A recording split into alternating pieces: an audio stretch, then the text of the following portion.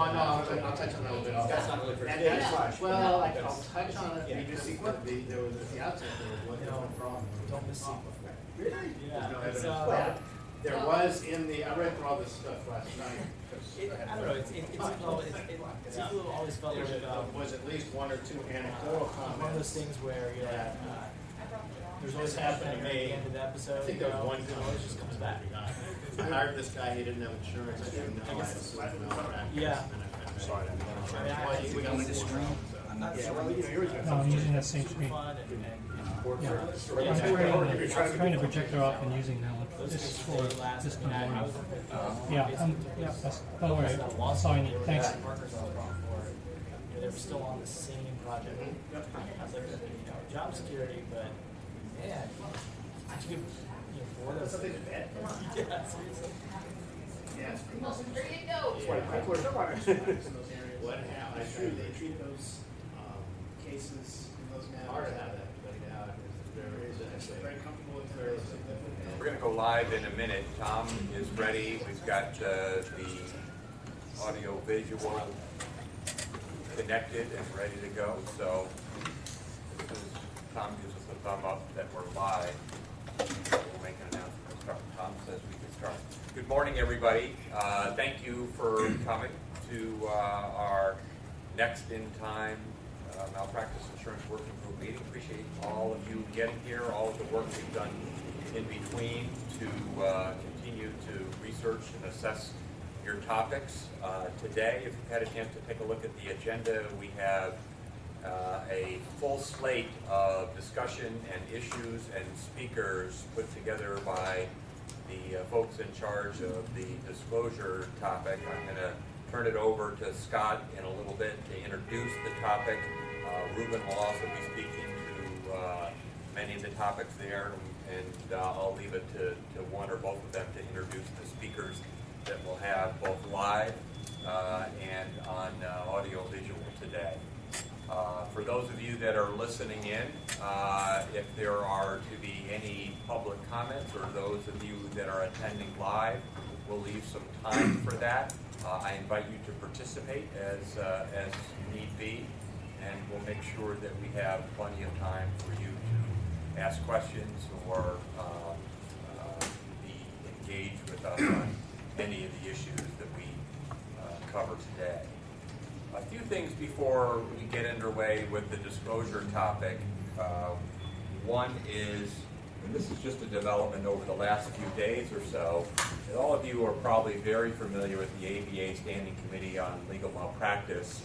And as you may know, there were several of us that attended a breakfast meeting earlier this year. It's sort of something that the Legal Malpractice Standing Committee has been doing for a number of years. At one of the meetings that the ABA has, I think it's always the spring meeting, they bring together folks like me and others in this room that have been involved in bar-sponsored insurance programs in their states. And it ends up being a group of anywhere between 20 and 30 or 40 participants, and it's a very lively discussion with respect to topics relevant to bar-sponsored insurance programs. Linda and I and others attended that meeting in the spring. They do it as a breakfast meeting on the Friday morning of the 3-day program. So we followed up with them because we thought that at the very least the folks that are attending the fall conference, which is coming up in September, might be interested in an update on the malpractice insurance working group here in California. And then as we got talking, we decided to expand that topic a little bit, at least as would be presented at the ABA Standing Committee meetings, to something that covers the topic more nationally, what other states are doing, not just mandatory malpractice insurance, but disclosure and other initiatives to encourage the purchase of legal malpractice insurance. We were going to be put either as a breakout session or another breakfast meeting because they are very, very interested in this topic. And actually this year it's going to be, this fall it's going to be in Las Vegas, so it's sort of more California oriented, or at least will draw more California participants. And just last week, they called and said we have a spot open on Friday morning to do a plenary session, which would be the opening session for all the attendees. And Linda and I are now putting together a panel to make that presentation. So it's good for us in the sense that it's nice to have us with an additional podium to be able to speak with others from all the other states that are considering this issue or that are just thinking about these issues. But it's also part of our process of making sure that we're engaging with as many people as possible. I mean, ideally those from California, since they're the ones who are going to be looking at these issues very closely at some point and examining with a high degree of scrutiny how we come out on various issues and how the Board of Trustees processes all these. So we need to make sure we're reaching out to California licensees on all of this. So this is just another opportunity to do so. So probably in the next couple of days or so, we will have our panel formulated and be ready to put on, I think it's about an hour and 15-minute or an hour and a half program on Friday morning at the ABA in Las Vegas. So that's a good development for us. Linda and I also been talking about other means to make sure that we're reaching out to everybody who would be interested in this topic.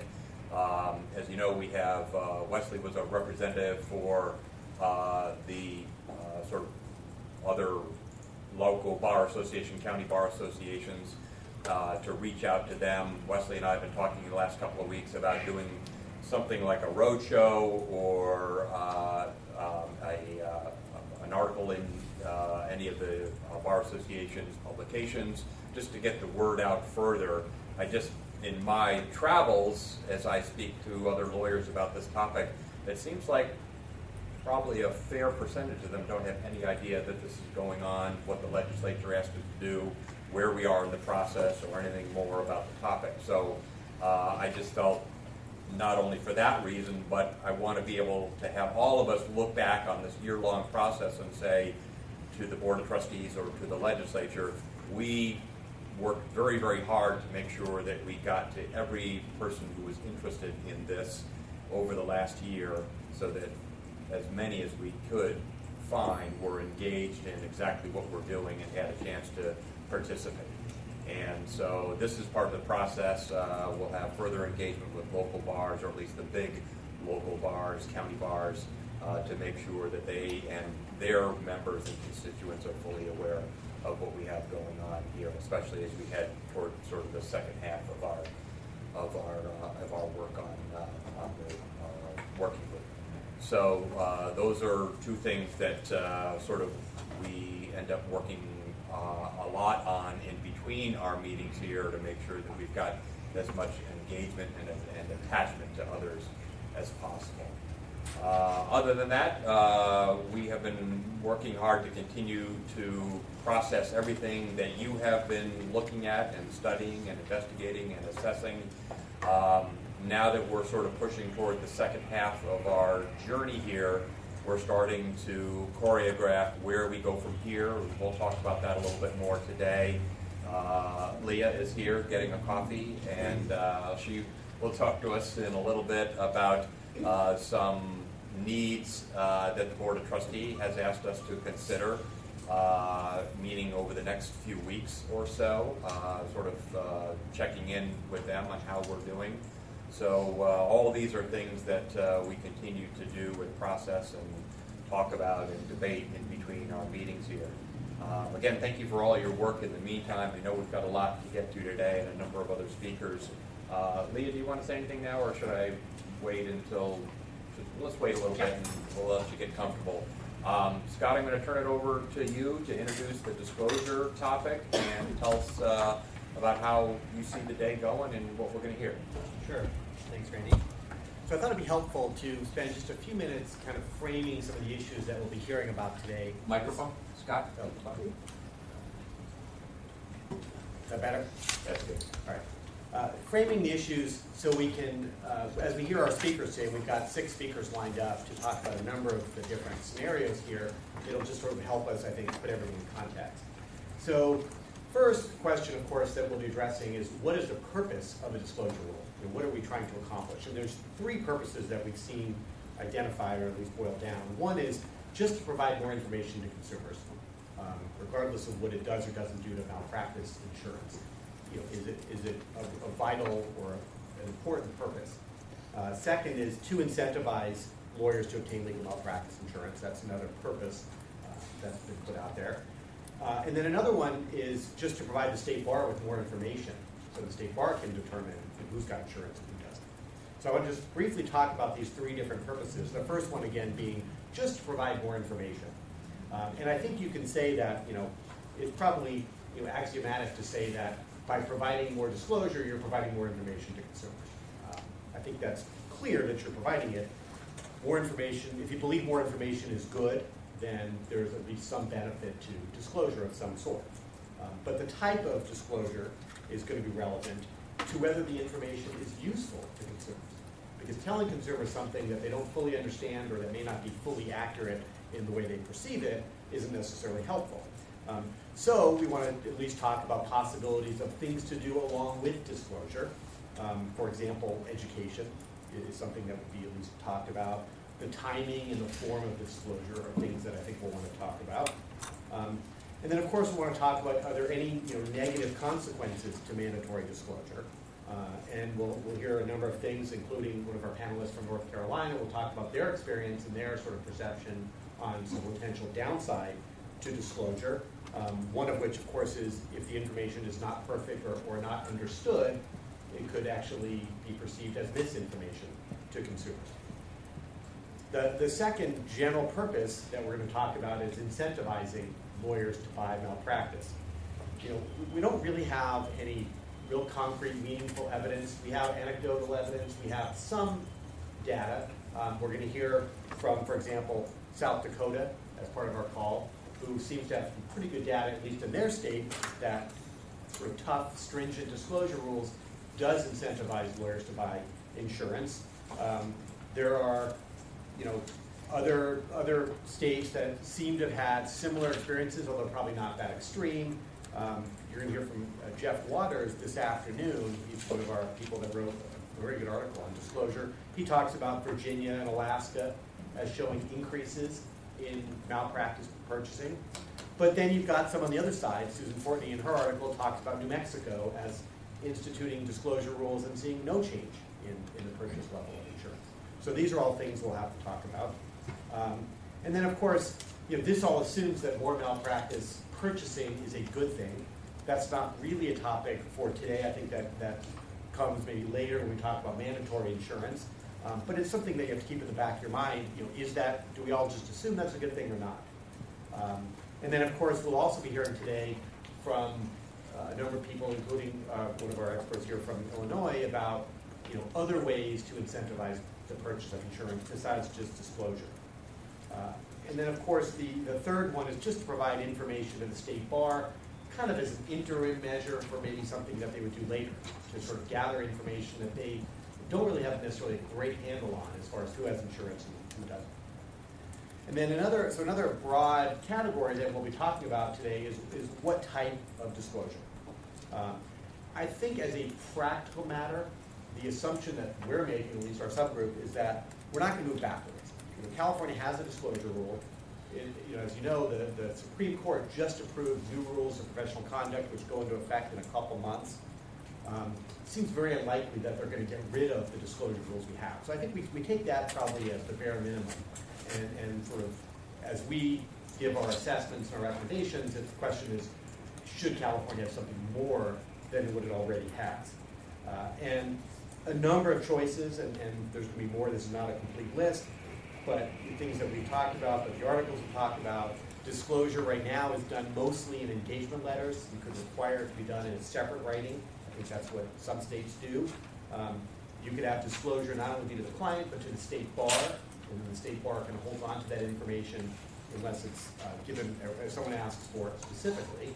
Or the state bar could publish that information on the website, the profiles of the attorneys, whatever it might be.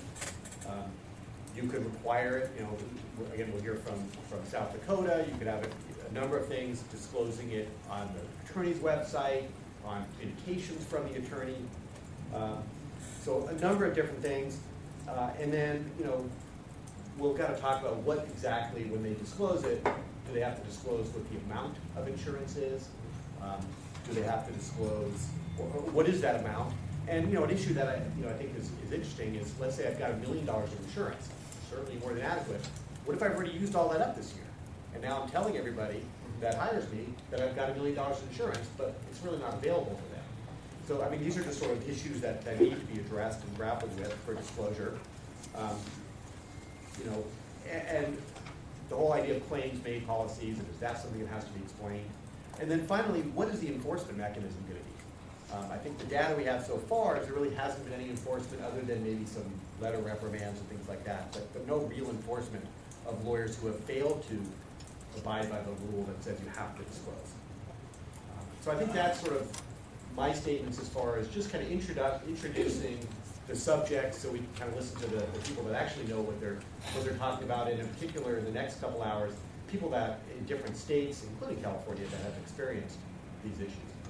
Thanks, Ray.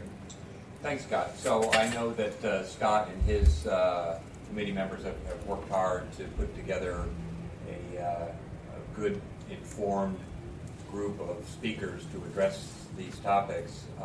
Scott, should we start with Mary since she's first on the list? Yeah, first on. We had a pre-call, and Okay. I was going to just because historically on the oldest. Does everybody know Saul? Does everybody know Saul? Age before beauty. Saul, introduce yourself. We all know you, but I want you to I introduce do yourself know to you. those who are following us and those who don't know you. Yeah, I'm Saul Berkovich. I worked for the State Bar for about 16 years. I was the lead staff on the insurance disclosure proposal when I was at the State Bar, and I'm sure all of you have read every agenda item. I wrote just about everything in there except the very last one on reconsideration. Did not look familiar, but everything else I read again. It brought back fond memories. When I was at the bar, I mostly worked on legislative issues, mostly with the sections, but also with the State Bar itself. When the sections split and the CLA was formed, I moved over to the CLA. So as of February of this year, I'm Director of Governmental Affairs for the California Lawyers Association. So I'm not here representing the California Lawyers Association, and I'm not going to give you any secrets about what happened at the State Bar. For the most part, these were open public meetings. So I'm going to talk about the history of the development of the proposal at the State Bar and some of the issues that came up that are directly related to what Scott just said. We have 4 people on our panel. You have a PowerPoint, I don't. If anyone has any questions, feel free to interrupt. I'm really not scripted. I have a general idea what I'd like to cover, but Q&A is just fine by me. So I think, ultimately, I think one of your charges in the statute is to answer the question about the adequacy and efficacy of the existing California disclosure rule.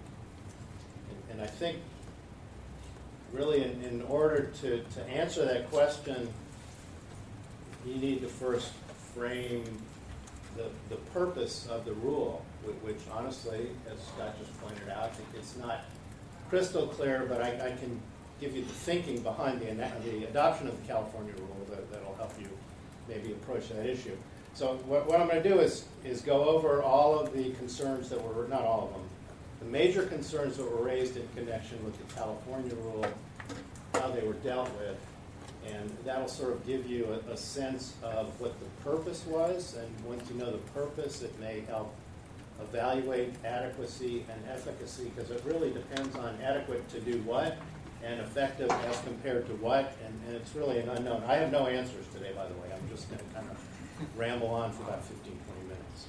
So one of the main concerns that was raised at the outset, which really is a concern that's always raised when everybody wants to do something, is there's really no evidence of a problem.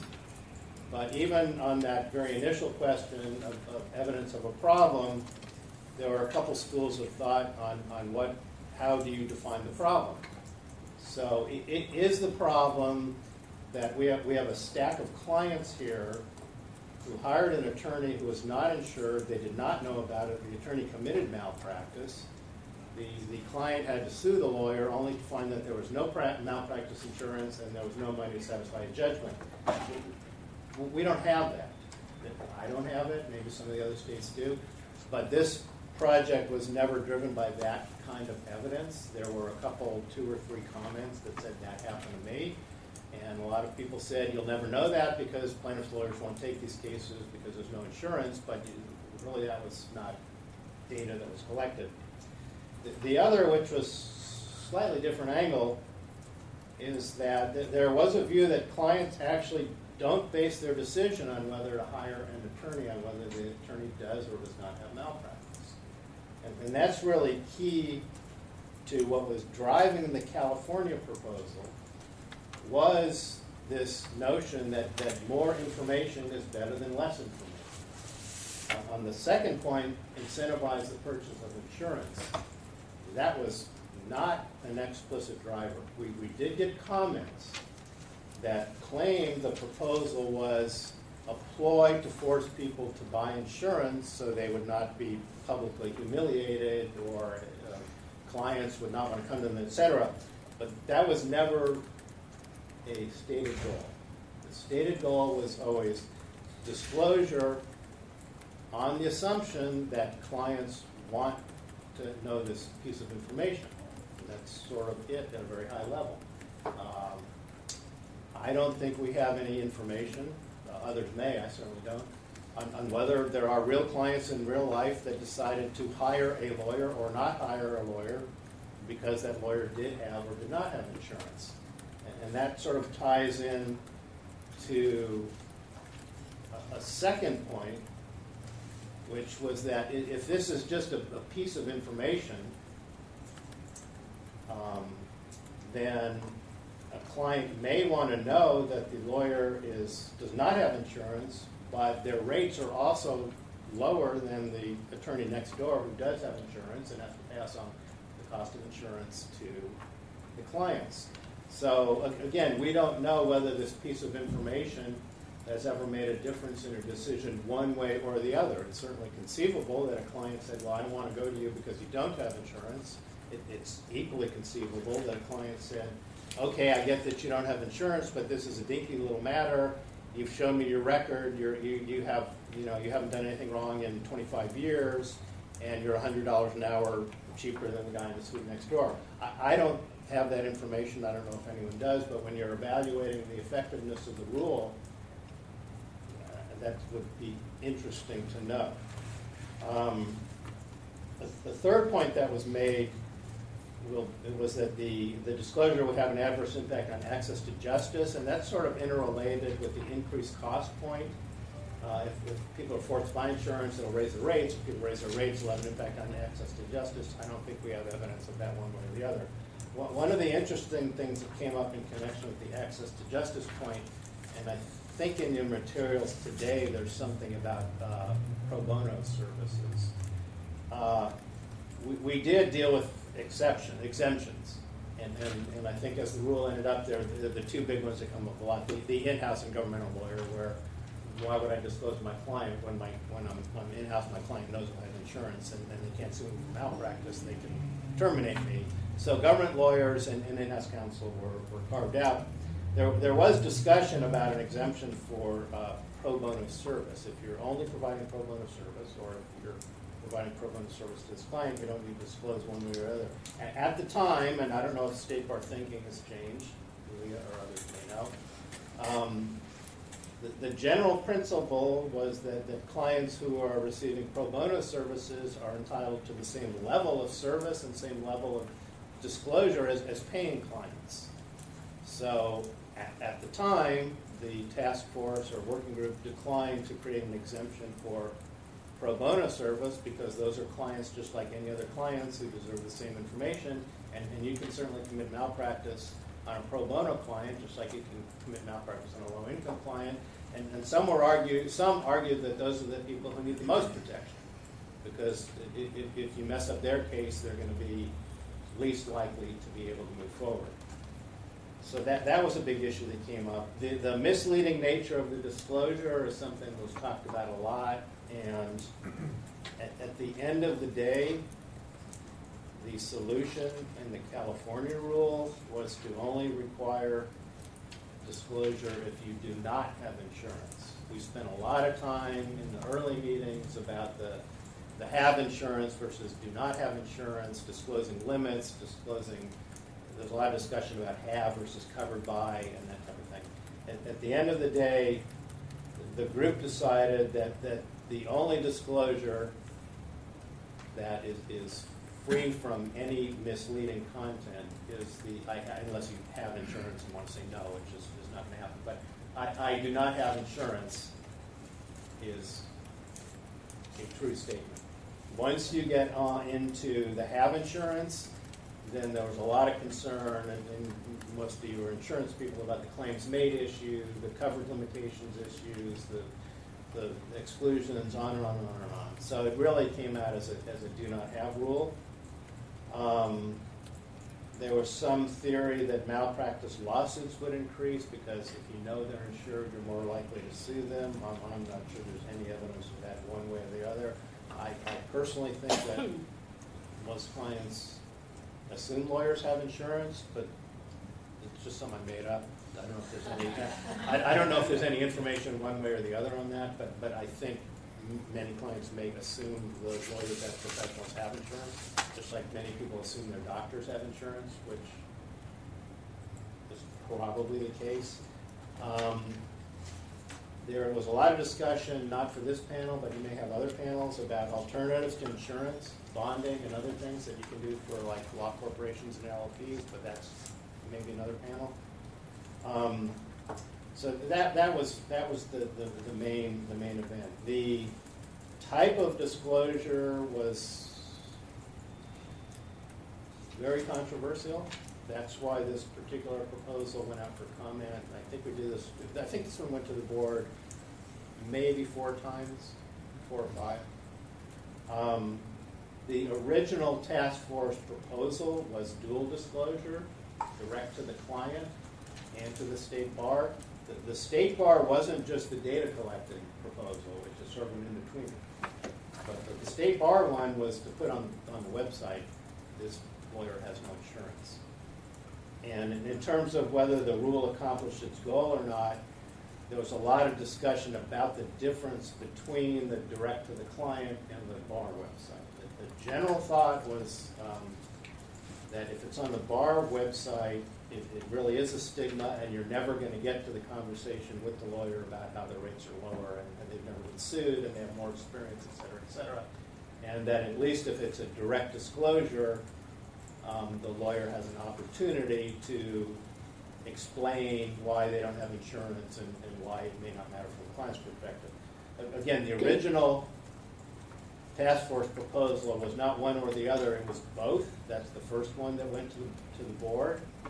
And that one did not happen, but on a very close vote. It was an annual meeting down in, I think it was Monterey or San Diego, whatever it was. It was Shelley Sloan was state board president at the time, and he cast the tie-breaking vote against as this being poured over the top. So it went out again and again and again and again. So that was it. The comments in support were in ways a mirror image of the comments opposed. There were people who just flat out asserted that the absence of insurance is a material fact, and the client has a quote-unquote right to know, and more information is better than less information. Clients of uninsured attorneys often have no remedy. That's the sort of flip side of what's the problem, what are we trying to solve, are there uninsured claims not being covered. Enhances consumer decision, it's just a relative of right to know. Here's one that's sort of interesting, and I hadn't read this until recently. So there were a lot of comments that said disclosure is appropriate to protect the public. I'd sort of be interested in what everybody else thinks about this. I'm not sure how disclosure in and of itself either protects the public or doesn't protect the public. I get the consumer right to know and to make an informed decision. Whether requiring disclosure protects the public or not, when I read this again, I just started to think about that, and I'm not sure whether, obviously, if you get to the point of having to sue somebody on insurance and there's no money there, then the public's not protected. But disclosure in and of itself, I'm not quite getting as a public protection measure. Well, I guess it's sort of how you define the public. I mean, if you look at it in the greater good sense of things, it's probably not quite as good a connection between disclosure and protecting the public at large. I always interpreted protection of the public to mean the legal services consuming the public. Right. But maybe there's a picture out there where that is, some broader view of that is a byproduct of a disclosure rule. So anyway, so those comments came in, and in an effort to deal with those comments, the task force surveyed the states that had adopted an insurance disclosure requirement. And it's a little bit of a interesting survey. It didn't really necessarily focus on effectiveness of the rule or quote-unquote positive things that have come out of the rule. What it did was surveyed the states that had adopted a rule and asked a series of questions directed at the predicted negative consequences. So there were 6 questions. One is whether there had been increase in assertion of malpractice claims, whether there had been increase in cost of legal services, whether there had been decrease in access to low-cost legal services, whether there was any impact on ability of lawyer to maintain practice as it existed before because they purchased the insurance, whether there was any decrease in percentage of uninsured attorneys, and whether there was any impact on the private insurance market. The responses that came in, not surprisingly, were this, and there may be more current data, and we have other speakers today. There really wasn't any scientific data or empirical evidence. There was no hard factual basis to confirm or deny any of those questions, either because they hadn't been studied or because to really get a true scientific study of increase in cost of legal services. I mean, I know this is like a lawyer's exercise and not a science exercise, but you would have to isolate the variables, which would be impossible. So for the most part, I mean, I've done this for a while. If you're trying to drive policy by pure empirical data, then in my experience, you're never going to get anything done. Because it's really difficult in most cases, and I know Lee and others do deal with areas where there is true data, but a lot of this stuff, it's just not data driven, and you really can't isolate the thing you're looking at. So you just determine policy based on what sort of feels right or wrong, and then hope that what you're doing has more upside than downside, which is why this sort of got flipped around into predicted, there's no problem that needs to be solved, and not only that, you're going to create these new problems, and therefore you shouldn't enact this disclosure rule. So that's sort of the lay of the land on the California rule. At the end of the day, on the 2 big issues, as I mentioned, we ended up with the do not have only and direct to the client only. And then at the very literal end of the day, there was that 4-hour carve-out put in the rule that if your anticipated services will be fewer than 4 hours, you don't have to disclose one way or the other. I know why that happened. I don't want to get too deep into it, but it's not 100% rational. I mean, you can malpractice in 4 hours just like you can malpractice in 5 hours. But there was some view that some small practitioners have a lot of people coming in all day with small one-offs, and they deal with them off the cuff, and they don't want to have to deal with I don't have insurance. So that's it for the California rule. I have not followed this since it was adopted, except for, I don't know if you all have read the material, there were a number of follow-up things that were supposed to happen. There was one that did happen, which was a follow-up task force on, this is the one, Kathy, you were on this one, right? Insurance affordability, whether we can get the private market to write cheaper or lower cost policies or some such thing. I think that group met once, and determined that the private market is a private market, and there's really not much you can do to create affordable insurance, let alone define what affordable means. There were a couple other follow-up things that were supposed to happen, including a follow-up study, which I don't believe happened yet. Y'all are doing it now. And education, there was a notion that we really need to tie any disclosure rule to an educational component so the public knows you should be asking your lawyer all of these questions. I don't think that ever happened, and I'm not sure how you would implement and where this public would go to get that information to ask the lawyer. So that's all I have. I have some questions, and we got 3 other panelists. I have a couple questions. So I don't know if you remember, but is there a way you can relate to us what groups you heard from? Oh, yeah. And also what was influential to the trustees or the Board of Governors then that ultimately voted the way they did on the various proposals? On each of the various ones? Well, I mean, let's start with the first one, you know, with respect to what the nature of the disclosure was going to be and who it was going to be to. So on those. Sure, let me do it in pieces. I think probably a lot of the comments came from solos and plaintiff's counsel, who also happened to be a lot of solos. And I think we have done some surveys, and I think there's more recent surveys.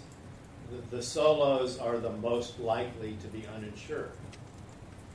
That doesn't mean it's all about self-interest, but this particular issue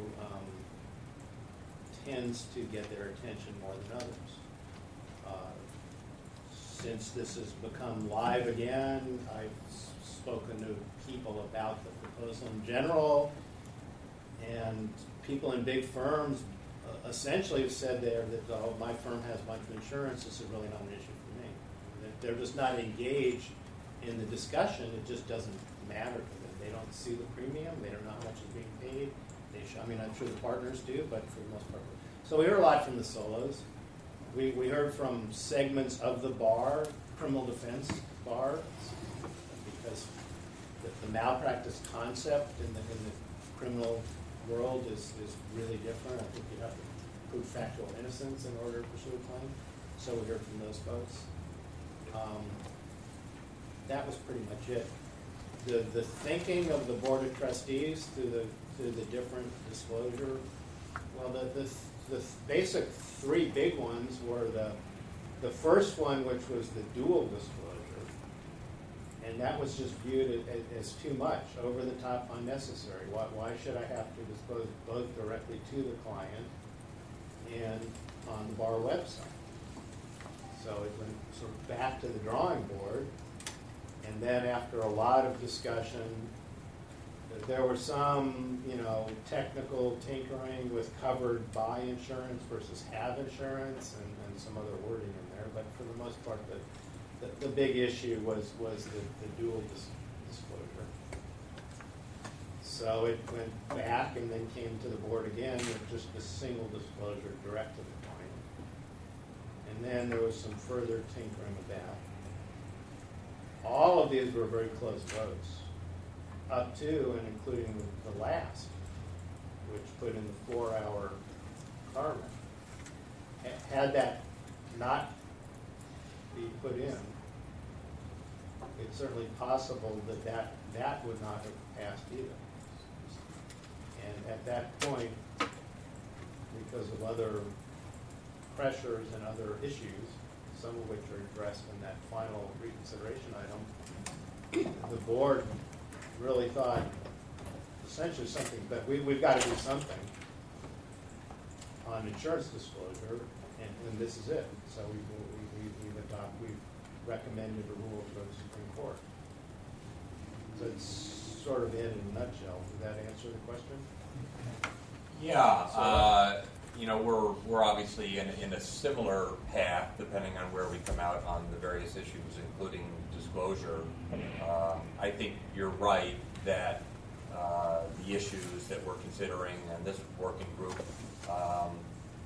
are important to all, but have a fairly acute consequence to small and solo practitioners, the idea of insurance and disclosure, those sorts of things, I think has a particular significance and impact on them more than others. Right. Just as you've said, I have the same sensibilities about, whether these are issues, with lawyers in big firms. They're simply not. So I was just curious to see, who was vocal about that, what groups were vocal. I can understand the process of what was originally the task force recommendations and how that sort of changed through the various Board of Governors, Board of Trustees voting, through to the end. Do you have a viewpoint as to whether our current disclosure rule, captured in the Rules of Professional Conduct or elsewhere, it needs further tweaking? My personal views are irrelevant. I don't know, again, not to be too cute. It really depends on the goal that you're trying to accomplish. If the goal is, as stated in a lot of the material, consumer right to know and consumer decisions based upon whether a lawyer does or does not have malpractice insurance, then the current rule has been a rousing success because the disclosure was made. And the client now can make the decision based on that piece of information. So again, it depends on how you define the issue. But if the issue is consumers' right to know, and they know, then that's sort of the end of the conversation. 100% success rate. Other than those who violated the rule and didn't disclose when they're uninsured. That's a separate issue. I'm saying, assuming everybody does what they're supposed to do, and the goal is choice, then it's kind of hard to argue it didn't accomplish its goal. Again, what we don't know is what clients did with that piece of information. That's sort of what I would like to know in order to evaluate quote-unquote effectiveness. Whether the theory that the lawyer was hired notwithstanding the lack of insurance because they were cheaper is or is not valid. I mean, I know in different here, I'm not going to ask for a show of hands, but I suspect some of you have used unlicensed contractors to do that dinky little fence job because they cost about half as much as a licensed contractor. The same thing. Maybe not this group. But we're going to go in closed session now. Yeah, but there are people who choose lower cost alternatives because the risk is lower and because they honestly, even knowing the person is unlicensed, unbonded, uninsured, will make that choice with eyes wide open. So that's that. The others we heard from a lot, and again, it's not this group, but it is, because you asked my personal opinion, you opened the door, Randy. I think the alternatives, it really was not facetious and a legitimate issue, because there are other ways that you can secure enforcement of a judgment other than an insurance policy. And some argued, and I've seen in some of this recent material, that liability policies, they're not really there to protect the client. They're there to protect the attorney, particularly the defense cost part. And another little bit of information that we don't know is whether the uninsured attorney on a relatively small claim, and maybe some of you have information on this, is more likely to settle quickly than the insured attorney, who can just, have this pot of defense costs and make it difficult for the client to get anything. I don't know whether the uninsured lawyer is just paying out of their pocket to get rid of the smaller claims or not. So it's another little piece of information, but there was a lot of people just don't like insurance companies. Okay, let me just get that out of the way. So anything that touched upon I have to buy insurance, I have to just. We got a lot of comments that said not nice things about people's carriers. Okay, and that's neither here nor there. But certainly the concept of insurance versus other stuff versus nothing kind of was interwoven with this, why am I disclosing this thing and why? Okay. Mark? It's on the bottom.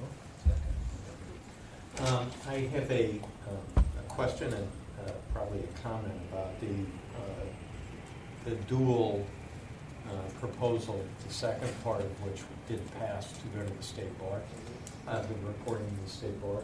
About what year were these votes taken? 07, right? 07, 08?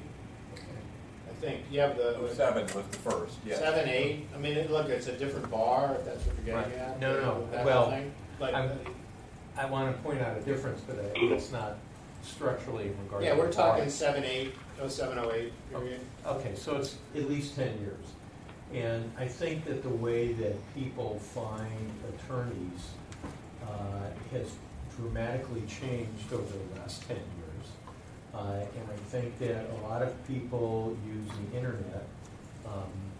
And I would also guess that those are the people who hire solo practitioners or small firm practitioners. And I think that those people, because of the increase of the use of the internet, some of those people do look at the individual lawyer's state bar registration. For a lot of lawyers, that's the first thing that comes up on the search. And my comment would be that if if we want to increase the right to know by the consumer client, that it should be on the state bar site, because so many people use that as their initial step to make a decision about which lawyer to contact. And we all know that once the client is in the door and across the desk from the lawyer, they're not going to be as thoughtful about the criteria about whether or not to hire the lawyer, but rather they'll make that decision. That'll be a decision point before they even get to the lawyer. So I think it would be a very important piece of information to be put on the state bar website, just the way it is in the contract, which is not an explanation of the insurance, but if a lawyer doesn't have insurance, that information is helpful, and it really increases a consumer's right to know. Yeah, can I comment on that? And then, because a couple of things. I think, and the bar folks may know, my sense is that folks, just because of the way it's set up, I think once somebody has it narrowed down to an attorney or a couple attorneys, they may go to the website to look at that specific attorney to see what their discipline record, if any, is. I don't think the bar website is really a search tool that people use to find an attorney. I think, again, once they have a name, they may go there to see something about that specific person, or maybe they have 2 or 3 and they want to compare them. So I don't think it's a big search tool, but that doesn't really respond to the question. In terms of the putting it on the website, again, the notion was they're not ever going to get in the door because they're going to think there's something wrong with that attorney because they have no insurance. So even those who favored putting something on the website, and I think some of the other states that do have it on the website, we looked at this, there's a big old explanation that's linked to the lack of insurance that talks about how, in the scheme of things, lack of insurance may or may not matter. A lot of the comments that we got, and Randy asked me for my opinion, so I can cut this a little bit here. A lot of people said that is certainly a piece of information, but if you're looking for material facts, there are certainly other pieces of information that are much more important. How often have you dealt with this type of matter? How long have you been practicing? Have you ever been sued for malpractice? There's on and on and on a list of things you may want to know, and one of the concerns about putting the insurance, non-insurance on the website is that somehow elevated that particular issue to something that indicated something about the attorney's capabilities as an attorney. The mere fact that they did not have insurance was viewed by many to be a negative reflection on the attorney. Why else would the bar require me to put this on the person's record You got their name, you got their admission, you got their discipline record, and you got they don't have insurance. As the bar must be telling me there's something wrong with this person. So that was sort of how the conversation played out with the website disclosure. I know some of the other states have that. I know we're going to get to South Dakota. They got a big font on every letterhead and that kind of thing. So there was certainly a lot of discussion about the website. The main concern being they're just not going to get in the door for either valid or invalid or in-betweener reasons. Yeah, well, I think, again, we're both speculating, obviously, but the world has changed, and I know that I am contacted by potential new clients via the website, via our firm's website or another site that we have, and people do a lot of, I do plaintiff's legal malpractice work, so I'm like the second person who they are going to hire, right? Yeah. And so maybe they're a little bit more careful in terms of, looking at credentials, et cetera. But even in talking with my colleagues who don't do legal malpractice work, people do a lot of research, and it's a decision point. And it's I think it's an important decision point. I think we all do, at least hopefully. And I think it would be a great thing to add onto the state bar registration. And I don't think anybody, well, again, I'm speculating, I don't think that would be the determining point, because what's listed on the state bar registration now is what college you went to, what law school you went to, what section you're in, if you're in a section, whether or not you're specialized. There's a bunch of other decision points that are already on there for a consumer. So, Hey Randy, just to keep it moving, I know Alice Mine has a conflict at some point. I'm wondering if we could go a little bit out of order and turn to Alice, who also has some things to say on this very subject regarding kind of why North Carolina did what they did. Yeah, Mary, we sort of had you teed up next, but since you're here, let's switch over to Alice. All right. Alice, are you there? I am here. Can you hear me? We can hear you and see you. This is Randy Miller. I'm the chair of the working group, and we've decided to take you out of order, so you have the podium right now to share with us your experience in North Carolina. Very good. Thank you very much, Randy. I'm honored to be asked to provide you with some insight into North Carolina's experience in this area, and hopefully you will glean something from our experience that will be helpful to you, and will provide you with some learning points so maybe you won't go down the path we went down, because I think our program is an example of the question of is the game worth the candle, and we ultimately concluded that it was not. I am actually going to read to you my remarks because we stopped our malpractice disclosure program in 2010. So my memory on all this stuff is 8 years old, and I thought, well, it'd just be better if I write down everything, and then I'm going to read that to you, and I will email these remarks to Kathy Sargent after I finish, so you'll have them in writing. And I think what you're going to see is a lot of the things that you've been talking about were issues that came up in our program and really led to the decision that it was not worthwhile to continue. So, from 2004 to 2010, the North Carolina State Bar had a malpractice insurance disclosure rule. I'm going to explain the rule and then the reasons why the rule was revoked and has not been replaced by any similar program. Just a point of information for you, the North Carolina State Bar is a mandatory regulatory bar.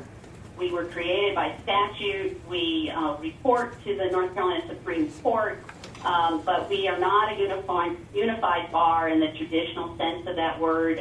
We perform regulatory functions solely. That is our mission. So the rule that we adopted in 2004 was a variation on the Virginia State Bar's rule. One of our presidents had gone to an ABA conference and heard the president of the Virginia State Bar talk about this great rule they had on disclosing whether or not a lawyer has malpractice insurance. And so we looked at the Virginian rule and really adopted a rule that was very similar to what Virginia was doing.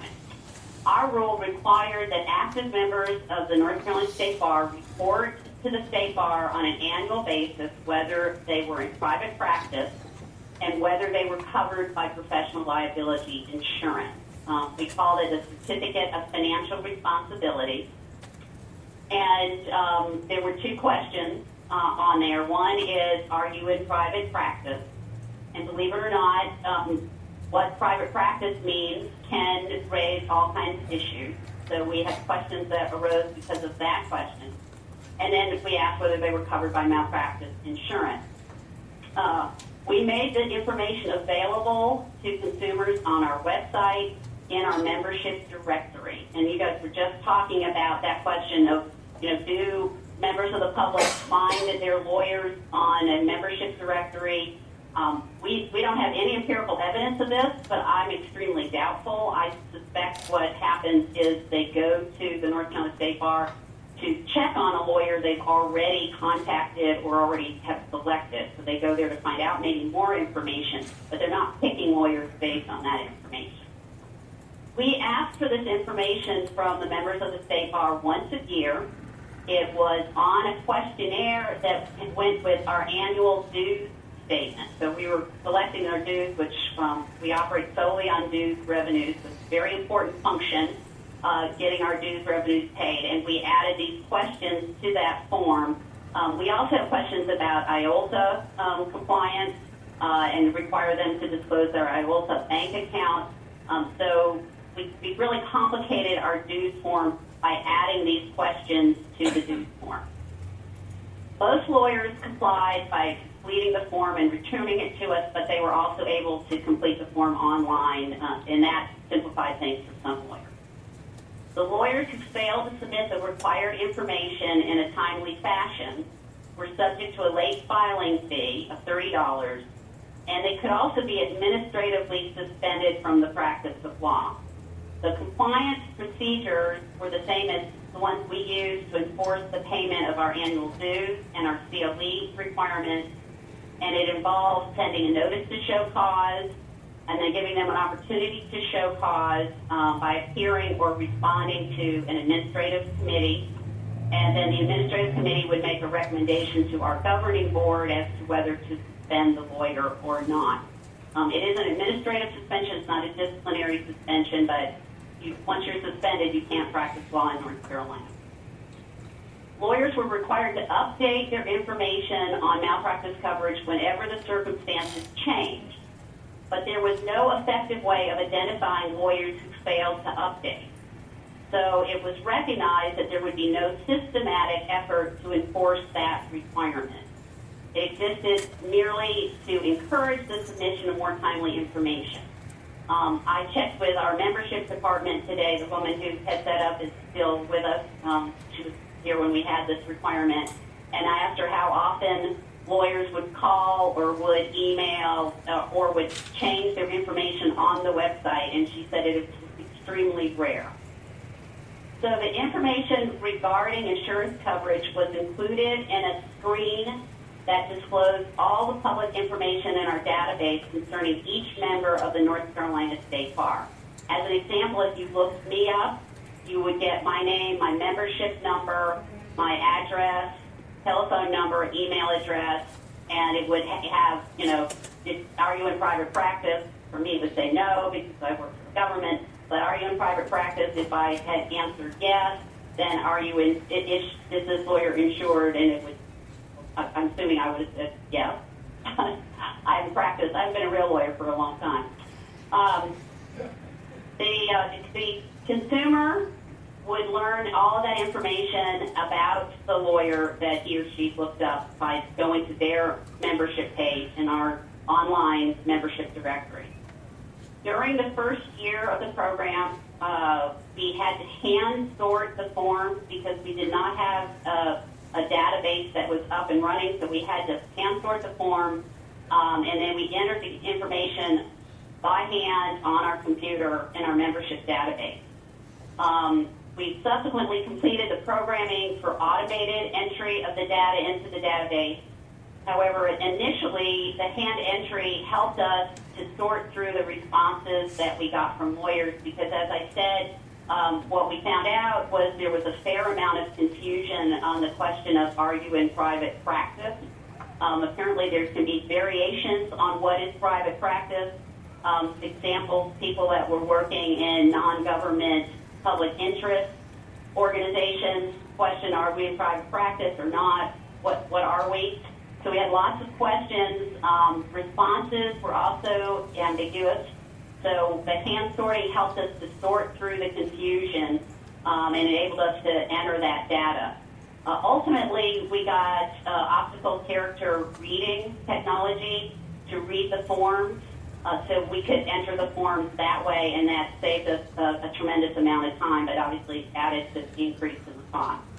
With regard to cost, in the first year, we had a part-time employee, and then we bought the optical scanner, and we had to do programming specifically in order to be able to capture this information.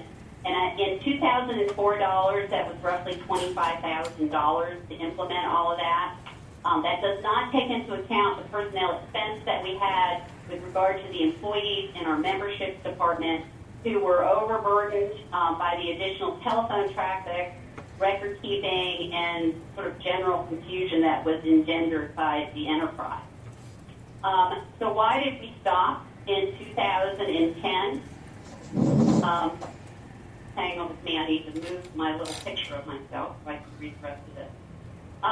We went through a process in 2010. We had a new state bar president, and his goal was to go through all of the programs at the state bar and to look at them with a critical eye and to get rid of programs that really were not performing any useful function. And so as a part of that study, this program on disclosure of malpractice insurance coverage was examined to see whether, as I said earlier, the game was worth the candle. And what we concluded was that the information being provided to the public was not sufficiently useful or reliable to justify the cost of its collection and publication. We had invited reliance on this information, but we knew from the beginning that the value of the information was questionable because it was really only reliable one day a year, the day the lawyer reported to us. And then after that, the lawyer could discontinue the insurance coverage. We were never asking for coverage amounts, but they certainly could, carry the lowest possible coverage amount. There could be a huge deductible. I mean, there was all kinds of information we weren't capturing. So the only thing that was accurate one day a year was whether or not they had insurance. Although, as I said, we encouraged lawyers to report changed circumstances, voluntary compliance was rare. And we were also concerned about errors that were generated by the responding lawyers, either misreporting or misrepresenting whether they had insurance or not. And then, of course, there were regular staff mistakes and computer mistakes. We were concerned that the information was unverified, and so we had to include on the website, and this was where we had a member's directory information and it had the malpractice information. It had a disclaimer right below the malpractice information. We included a disclaimer relative to the accuracy of the information at any given point in time. And then we became very concerned about the significance of telling consumers that a lawyer has malpractice insurance when we know it's claims-made insurance. We know there can be a deductible. We know that lawyers can have minimum limits.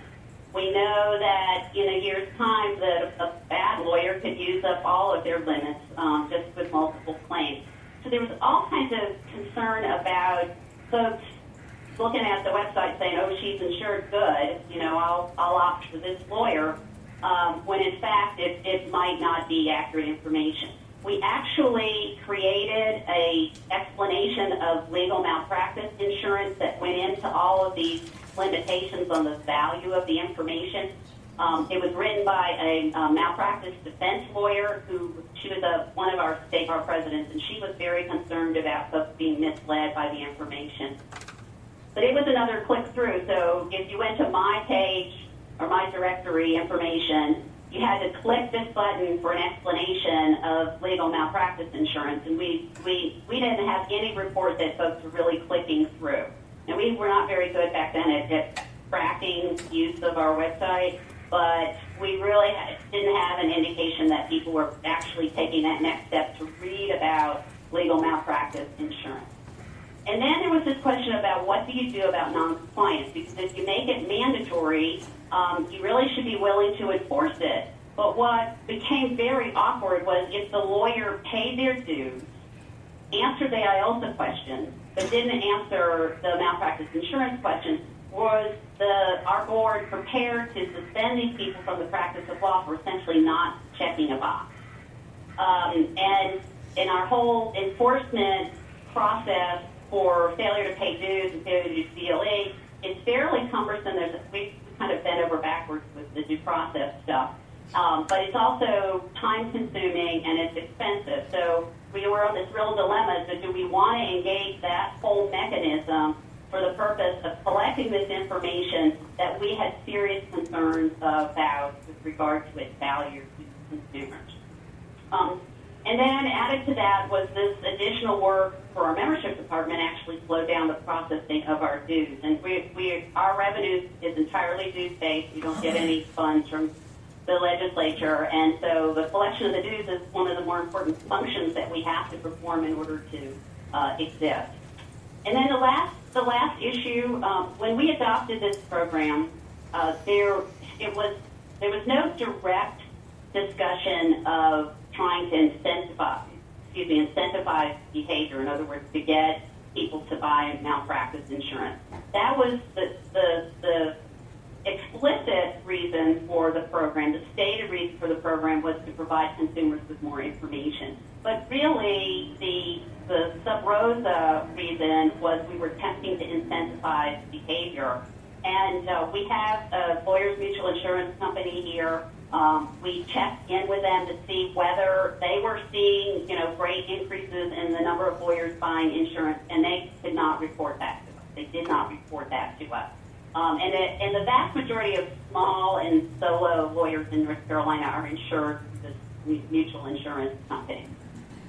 So the conclusion was, as I said, the expense, the hassle, the concerns that we had with regard to enforcement just didn't make the limited information that we were providing to consumers worth it. It essentially was sort of a half measure. Being unwilling to require that lawyers carry malpractice insurance coverage. We did this kind of half measure. Now, some of the things you all have talked about, we did not consider. We've never considered requiring lawyers to make the disclosure on their correspondence, for example, or on their website. We never went down that road, so I can't give you any insight as to, if we looked at that, whether we might have chosen that as an option. I think we felt pretty much like this program had not been a good use of our resources, and so we abandoned it. And that's all I have to say. I'd be glad to answer any questions you might have. Ruben has a question for you, Alice. Alice, hi, this is Ruben Duran. I'm just getting into the screen there. So you mentioned time consumption and expense with respect to the collection of the data and the reporting on your website and figuring out who had done what, and also with respect to the enforcement. And I know that, I think that North Carolina is one of the larger bars in the country, but certainly not as big as California's. How many lawyers are in your bar? We definitely are not as big as California. We have about 29,000. Now, our numbers, we are one of the bars that's really increasing regularly. We have a lot of people who like North Carolina and like to move here. Our economy is good. So between 2000, so we started in 2004, we stopped in 2010. I would say probably during that time period, we were more at the low 20,000. 20,000 or 21,000 or 22,000. Thank you. Glenn? I think I've got my microphone on. I wonder whether there was any discussion on this issue of information that might be misleading as to insurance about primers that the bar could send out to consumers. Here are the questions that you should be asking about claims-made insurance. Here's what you should be asking your lawyer about the insurance they either carry or don't carry. Yeah, we did do that in this page on the website. So in fact, as I said, we did this, it was like a short little primer on legal malpractice insurance that you could click to. On our current website, and our website has been completely redone since 2010. On our current website, we have a section that's for the public, and it includes how to find a lawyer, how to select a lawyer, and there is a section in that that talks about the importance of malpractice insurance and what questions you should ask your lawyer, or ask, not your lawyer, what questions you should ask when you're selecting a lawyer. So we've done it that way. We don't typically do, we really don't have the resources to do any kind of public advertising that would reach, consumers generally. All of that is done really through our website. Thank you. Alice, this is Randy. I was curious to see if you did any breakdown when you got the responses annually when the disclosure program was in place as to how many of the active lawyers in North Carolina were not insured, and whether you broke that down by size of firm or practice area or anything like that. Well, we don't capture that information about size of firm. We really treat our members as just as individual members of the state bar. We don't do any tracking on law firms. So, and the question didn't ask that either. I mean, we just asked about the individual lawyer. So we would not have been able to do that. But frankly, we did not do a lot of analysis of this information. It was really intended to be a disclosure program for the public, and wasn't really intended to give us a lot of feedback on, how extensive it is within the bar that lawyers carry malpractice insurance. Did you have a sense, maybe by percentage, of how many lawyers, when the program was in place, were uninsured versus those that checked the box that they were insured? I really don't. I would be really speculating if I attempted to answer that. I would be glad to ask my staff if they can go back and glean that, maybe from like the last year of the program, if you are really interested. Yeah, I was just curious at the size of the magnitude of the issue there, if there is or was an issue there with respect to uninsured lawyers. Sort of one of the big foundation elements we're dealing with here, and that is, and it's true in other states as well, that there is somewhere around a major fraction, 20, 25%, maybe 30%. Of lawyers that do not carry malpractice insurance, which I think this is why this is such a topical issue here in California. The numbers may be even higher when you look at just pure sole practitioners or small law firms. So the numbers are quite real. So I was just trying to gauge whether or not that was a phenomena in North Carolina or not. But I would be interested in that data if you have it handy someplace. Well, let me see how handy it is. Because my staff sort of freaked out when I started asking for stuff from 8 years ago. let me find out. I think they were afraid we were going to start doing it again.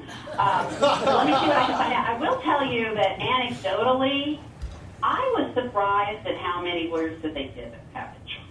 I mean, I was a real lawyer at one point in time, and I just assumed that, of course, everyone is insured. You wouldn't practice and not be insured, and I was wrong about that. And I would say that, again, this is just me, I'm looking at the responses that we received, but I think that 25% is probably fairly realistic. But let me see if I can give you some real information instead of just, what I observed.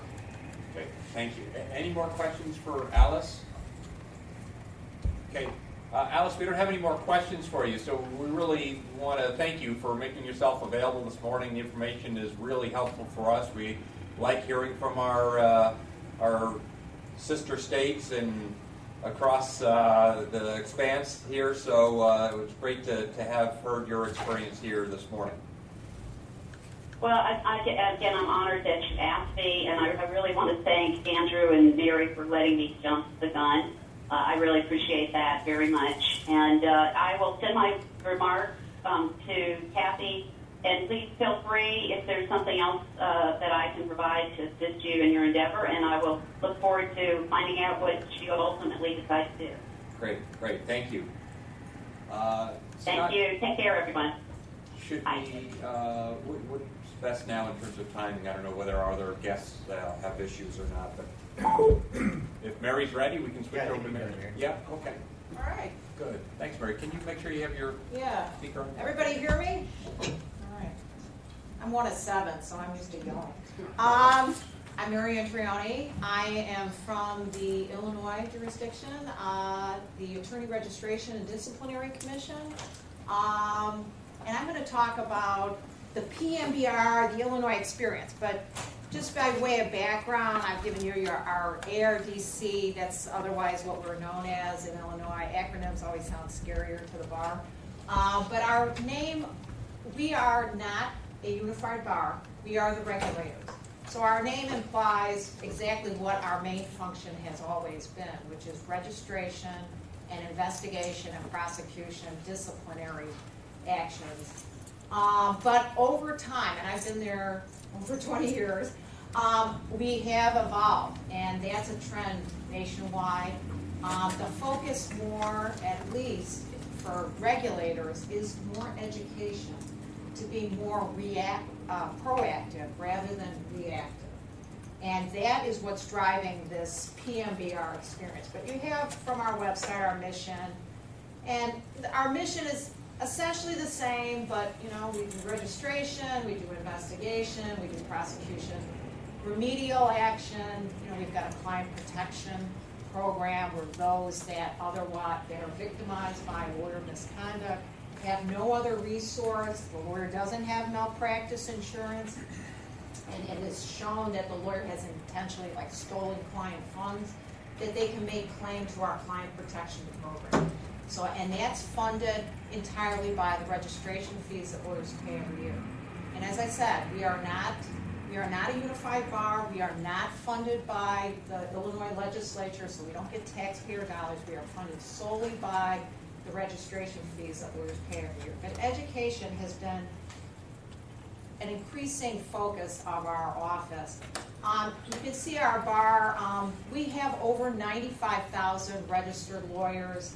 About 65,000 of them give their principal office in Illinois. So most of them are, but an increasing number of lawyers in Illinois are indicating that their primary business location is outside of Illinois. And it could be the weather, it could be the taxes, who knows? But that's a growing trend, unfortunately. But that doesn't take away from the fact that we are trying to focus more on education. But just to back up and not to gloss, and I don't want to spend too much time on this PowerPoint, be wedded by it, but this issue of what is at least disclosure in Illinois. Lawyers in Illinois, at least since 2005, as part of their registration, and you have our registration rule, at least an excerpt from it, but it's Illinois Supreme Court Rule 756. And every year, lawyers are required to disclose certain things. And since 2005, it's been, do they have a trust account? And it's the name of it, the financial institution that it's located at. Does the lawyer engage in pro bono service? We don't want to know where, just, do you, or do you contribute to a pro bono? Again, just to get lawyers, I think, primarily to focus on, am I doing something in terms of pro bono? Am I giving back to the legal community? And then malpractice insurance. That's been since 2005. And that is still the case where a lawyer is required, and they will not be registered unless they answer those questions, whether or not the lawyer has malpractice insurance. And it's just a yes or a no question, for the most part, since 2005. the lawyer would indicate why, in terms of, I'm a government lawyer, I'm prohibited from having an outside practice, I'm an in-house counsel, again, I don't have an outside practice. Under our rule, 756E, it does say that also, in addition to saying whether or not the lawyer has it or doesn't have it, just the dates of coverage, not the amount of coverage, not the carrier, just dates of coverage, and then the lawyer is required to keep a copy of their malpractice policy for 3 years.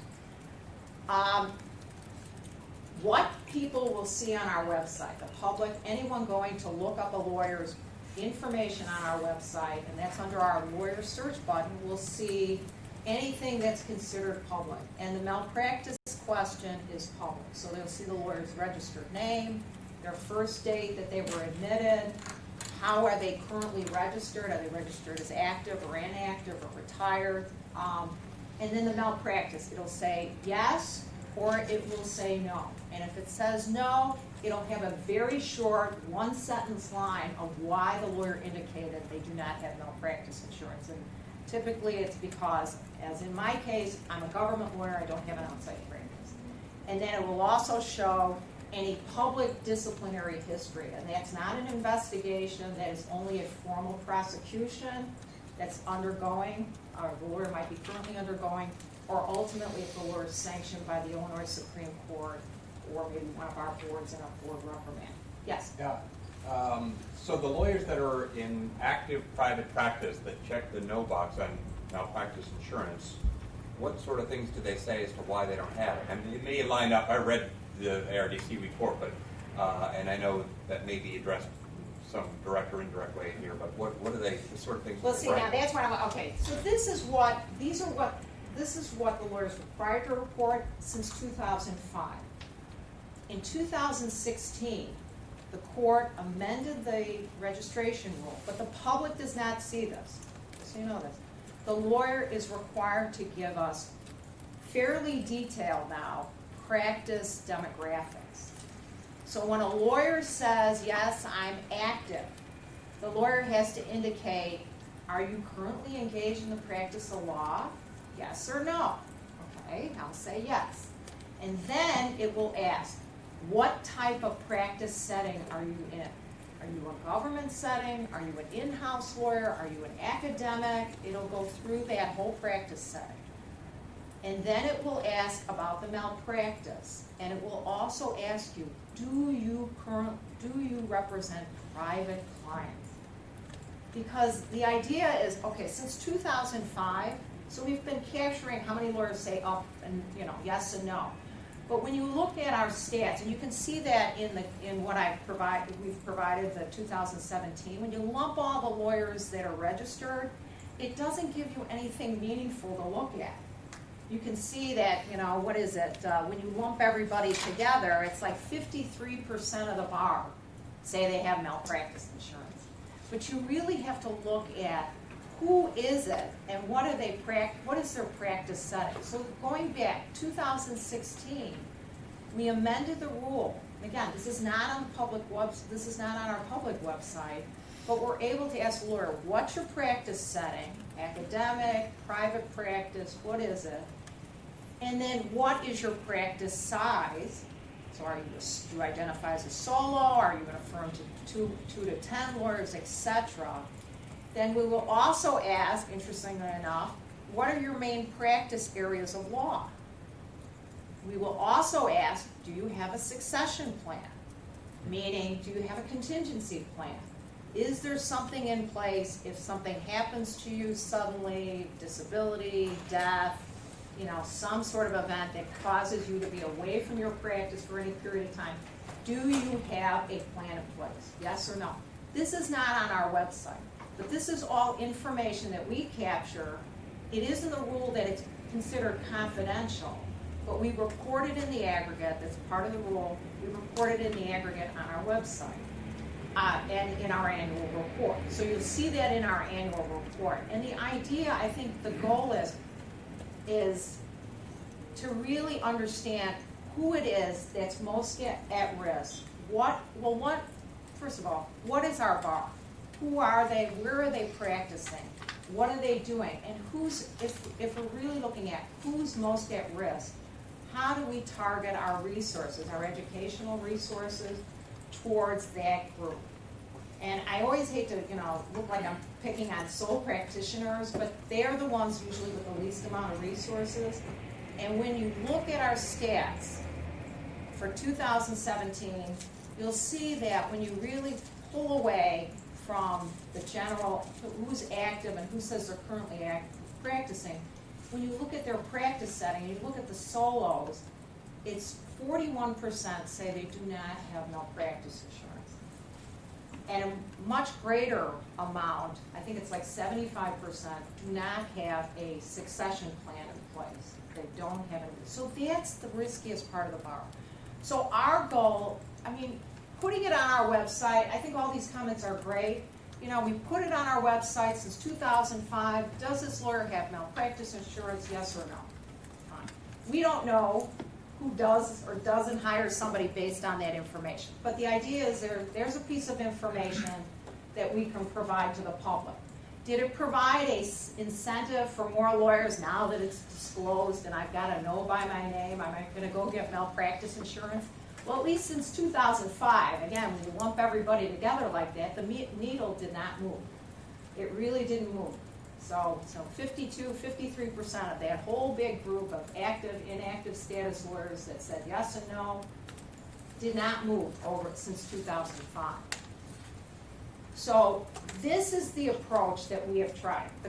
And interesting, one other thing I want to say about Illinois, we do have, under our Supreme Court rules, lawyers that avail themselves of the statutes to incorporate as a public service corporation, a limited liability company, if they want to avail themselves of limited liability and avoid vicarious liability, under our Supreme Court rules, they have to show, and they register their legal entity with the clerk of the Supreme Court.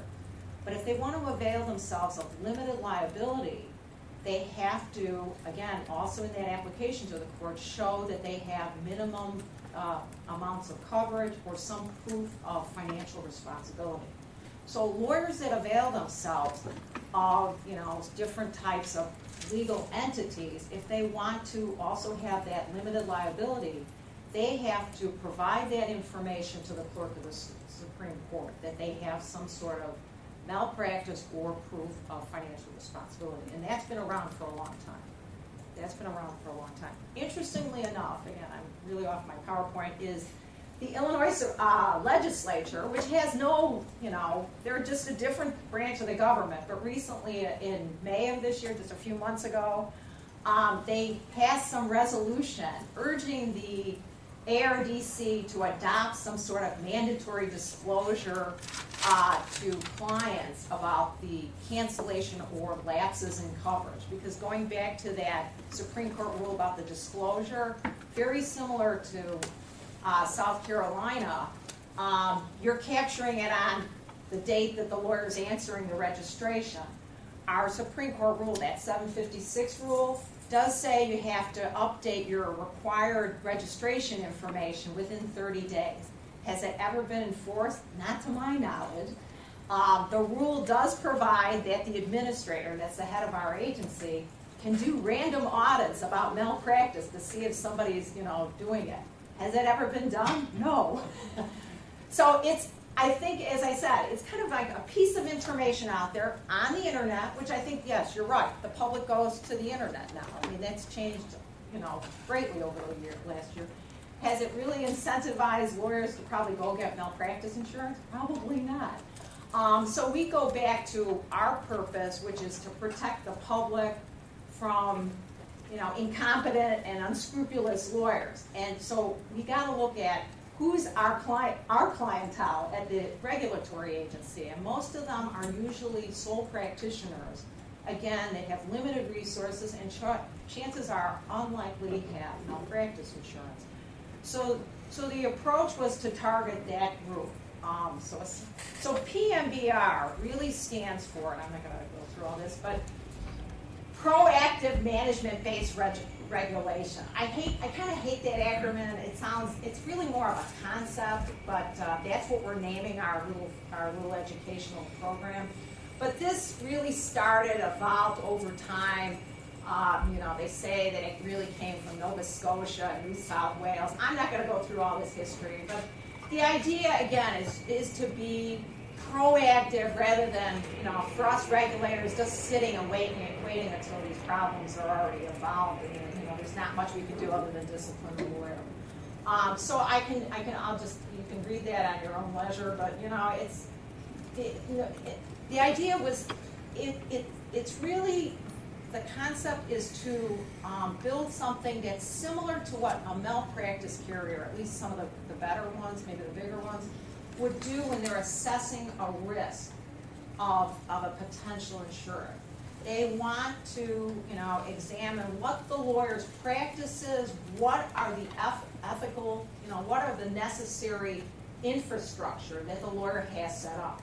Do they have, a properly open and properly maintained through records trust account? Do they have a conflicts checking system? What is it? How do they keep it? How are their records kept? So that is the focus, that a lawyer would go through this same sort of maybe it's not self-examination with an insurance company, but they're going through looking at their systems to say, yeah, maybe I do need to implement this, and the malpractice insurance company may not insure them or may charge them more in their premium, because they're not as good of a risk. So that was sort of the model, what insurance companies would typically do. So, it's not Kirkland and Ellis at risk, as I said. It's really the sole practitioner, and that's our deputy chief counsel's, sense of humor, broken law offices. But and it's going to be a growing issue because law students, there are more people going out as solos, and less work out there. But here, so 41%. The top reasons, that's the other thing. Again, this is not on our website, but this is required as part of the registration to answer this question. I thought this was interesting. It was the same last year. Top reason why a lawyer in private practice representing clients does not have malpractice insurance. Top, nature of practice involves minimal risk of liability. I thought cost, which is number 2, would have been the big driver of that. But in talking, and again, this is probably very anecdotally, but in talking to lawyers on the phone, it's lawyers that don't have a lot of clients. They have virtually no practice. We have, surprisingly enough, we do have a number of older lawyers, like lawyers in their 80s, maybe even 90s. They want to hang on to that active status. They want to have that card that comes in the mail every year that says, I'm an active status lawyer. And they may check private practice, and they may check that they are currently engaged in the practice law, because maybe they're hoping something will come in, or they're still hanging on to one client, like a relative. But I think that might be the reason. That might be the reason for that. So cost is not that. There's other reasons. Assets are insufficient, like I'm judgment proof, things like that. That falls down quite a bit. Top area, interestingly enough, real estate. Limited, usually these are very limited engagements. And they don't expect, again, they don't maybe expect clients to be coming back with a malpractice claim. Although estate planning, I thought was a little shocking. Does Illinois require attorneys for real estate transactions? It does. No, insurance, no, it is not required. And then succession plan, sole practitioners, don't have it. And again, estate planning was the top area why they didn't have a succession plan, which again, I thought was a little shocking. Is that priority? It's not me, it's somebody else. But the plan. And again, so PMBR. We talked with sister agencies of other agencies in the Illinois Supreme Court. That's the Lawyers Trust Fund of Illinois, which oversees the trust fund's the IOTA program, the Lawyers Assistance Program, assistance to lawyers that have either substance or some sort of impairment. as well as we have a commission on professionalism. So we talked to them, we talked to representatives of insurance carriers, again, what they ask their insureds, state and local bars, we also had their input, and other lawyer groups. And that's a picture of our Illinois Supreme Court. But the Illinois Supreme Court, we proposed this to the court in November, and they adopted it almost right away in January of 2017. So they said, yes, we're going to do this. Let's not wait for problems to happen before they come to us. And the idea is that if you make a lawyer less risky to malpractice, which is a much lower threshold to cross than discipline, which is up here, it'll make our lives as regulators much better because they've got the systems in place. So this is our amended rule, and what it provides is that it began for our registration year, so beginning of January of this year, and it's private practitioners who do not have malpractice. They have to complete a 4-hour interactive, and it's all online, self-assessment regarding the operation of their firm.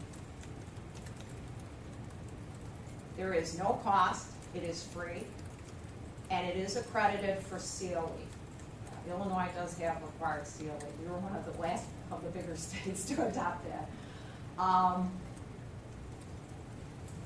And lawyers who take that, and so they have as much time as they have the whole year to take it. So they can take it at whatever speed they want to take it. But they have to complete it by 2019. Otherwise, they will not be allowed to register for 2019.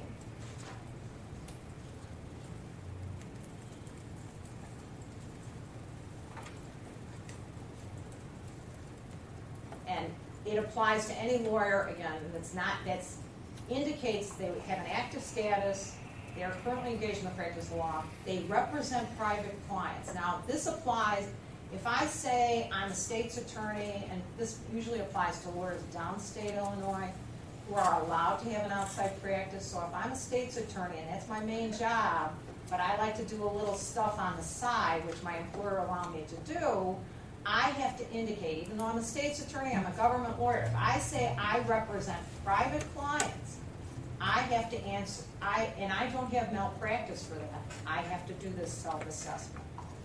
So it's not just lawyers who are out there full-time in private practice with no malpractice. It is also lawyers that dabble. So if they're allowed to dabble by their employer and they don't have malpractice, they have to take this self-assessment just like the other guys. Yes?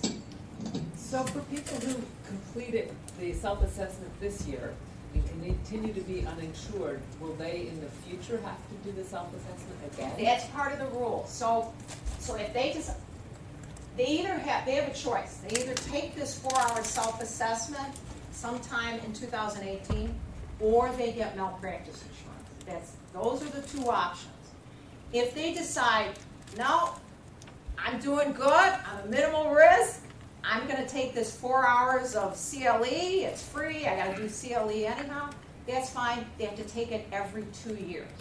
Every 2 years. Yes? Does this online self-assessment serve to capture more specific data for Illinois State Bar about the attorney and the practice and why they don't have insurance? The short answer is no. Because it is part of the rule that when the lawyer does this self-assessment, we can get into how it's structured, but a lawyer, it's a combination of lecture as well as, again, self-reflection, like a hypothetical on how would this lawyer answer this question, and the lawyer, somewhere in the little module, they call it, a lawyer has to take some sort of quiz, not only to just understand, take a knowledge check that, yes, I understood what I was just told information, but also have I reflected on it. Though that quiz and the evaluation are prohibited from being viewed by us. Because the idea is that lawyers are not going to be fearful that if they're doing this self-assessment, and you know how everything online is captured, and you get paranoid, you want to make sure that the regulators are not looking at this to see, oh, wow, I got a score of 30 out of 100, and I'm a bad risk. the idea is that, and I'll get into the structure, but basically when you take this self-assessment, and it will give you some sort of evaluation, hey, maybe you need to rethink, your conflicts checking system. It'll also, at the end of the program, give you resources and say, here's some forms that you might want to consider incorporating in your practice. It was a very ambitious program, and I can get into it in a second, but the result of that very firmly is prohibited from us. Can I just ask, before when you were talking, you mentioned that they want to have the protections of a limited liability company or a PC or something, that they have a certain minimum amount of insurance. What is the minimum required? I didn't bring that rule with me, but it's Supreme Court Rule 722. So it's Illinois Supreme Court Rule 721 and 722. 722 states what the minimum coverage is or what the required proof of financial responsibility. And those rules are posted to the agenda as material. Oh, okay, good. Yeah, I said that later. Yeah, I said that later.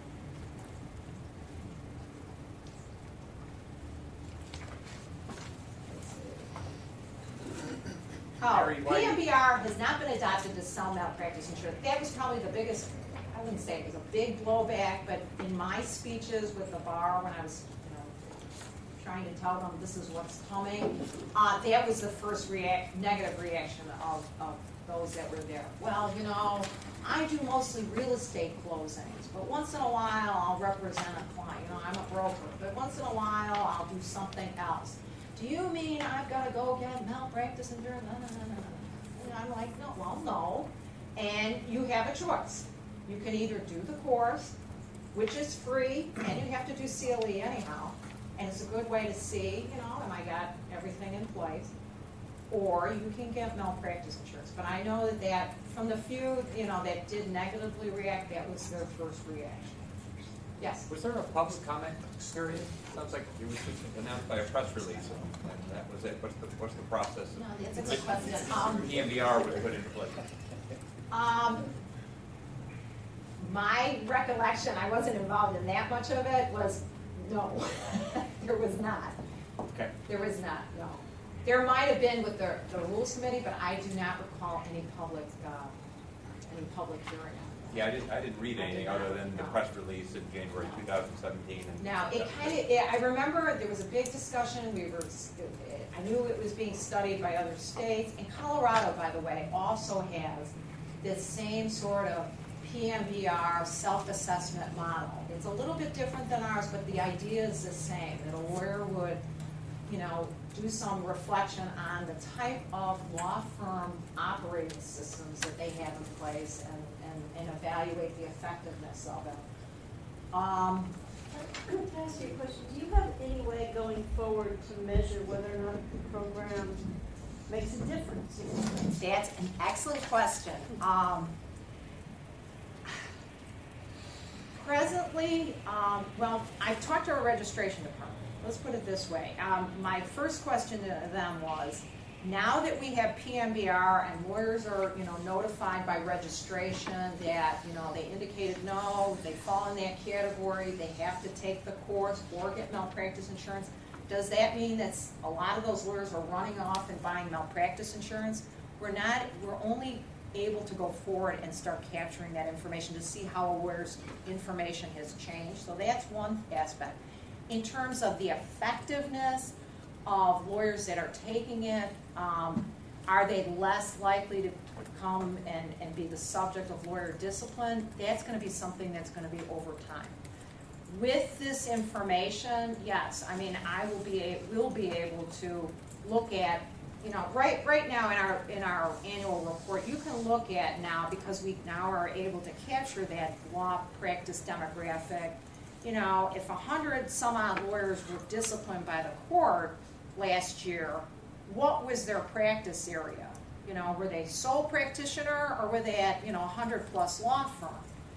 And the other thing is too, we're also, this is not things we ask people, but our prosecutors will capture information like are they subject, was there an issue or a suspicion that the lawyer was impaired? Because we also report that. Because that's that information you want to know, are we really getting at the root causes of why these lawyers are coming and being a part of the disciplinary system? So in answer to your question, yeah, over time, that will be something we're going to be able to capture. So, I mean, we'll know, did you take this course? I'll be able to know that. And were they the subject to discipline, say, in the last 3 years? Something like that, yes.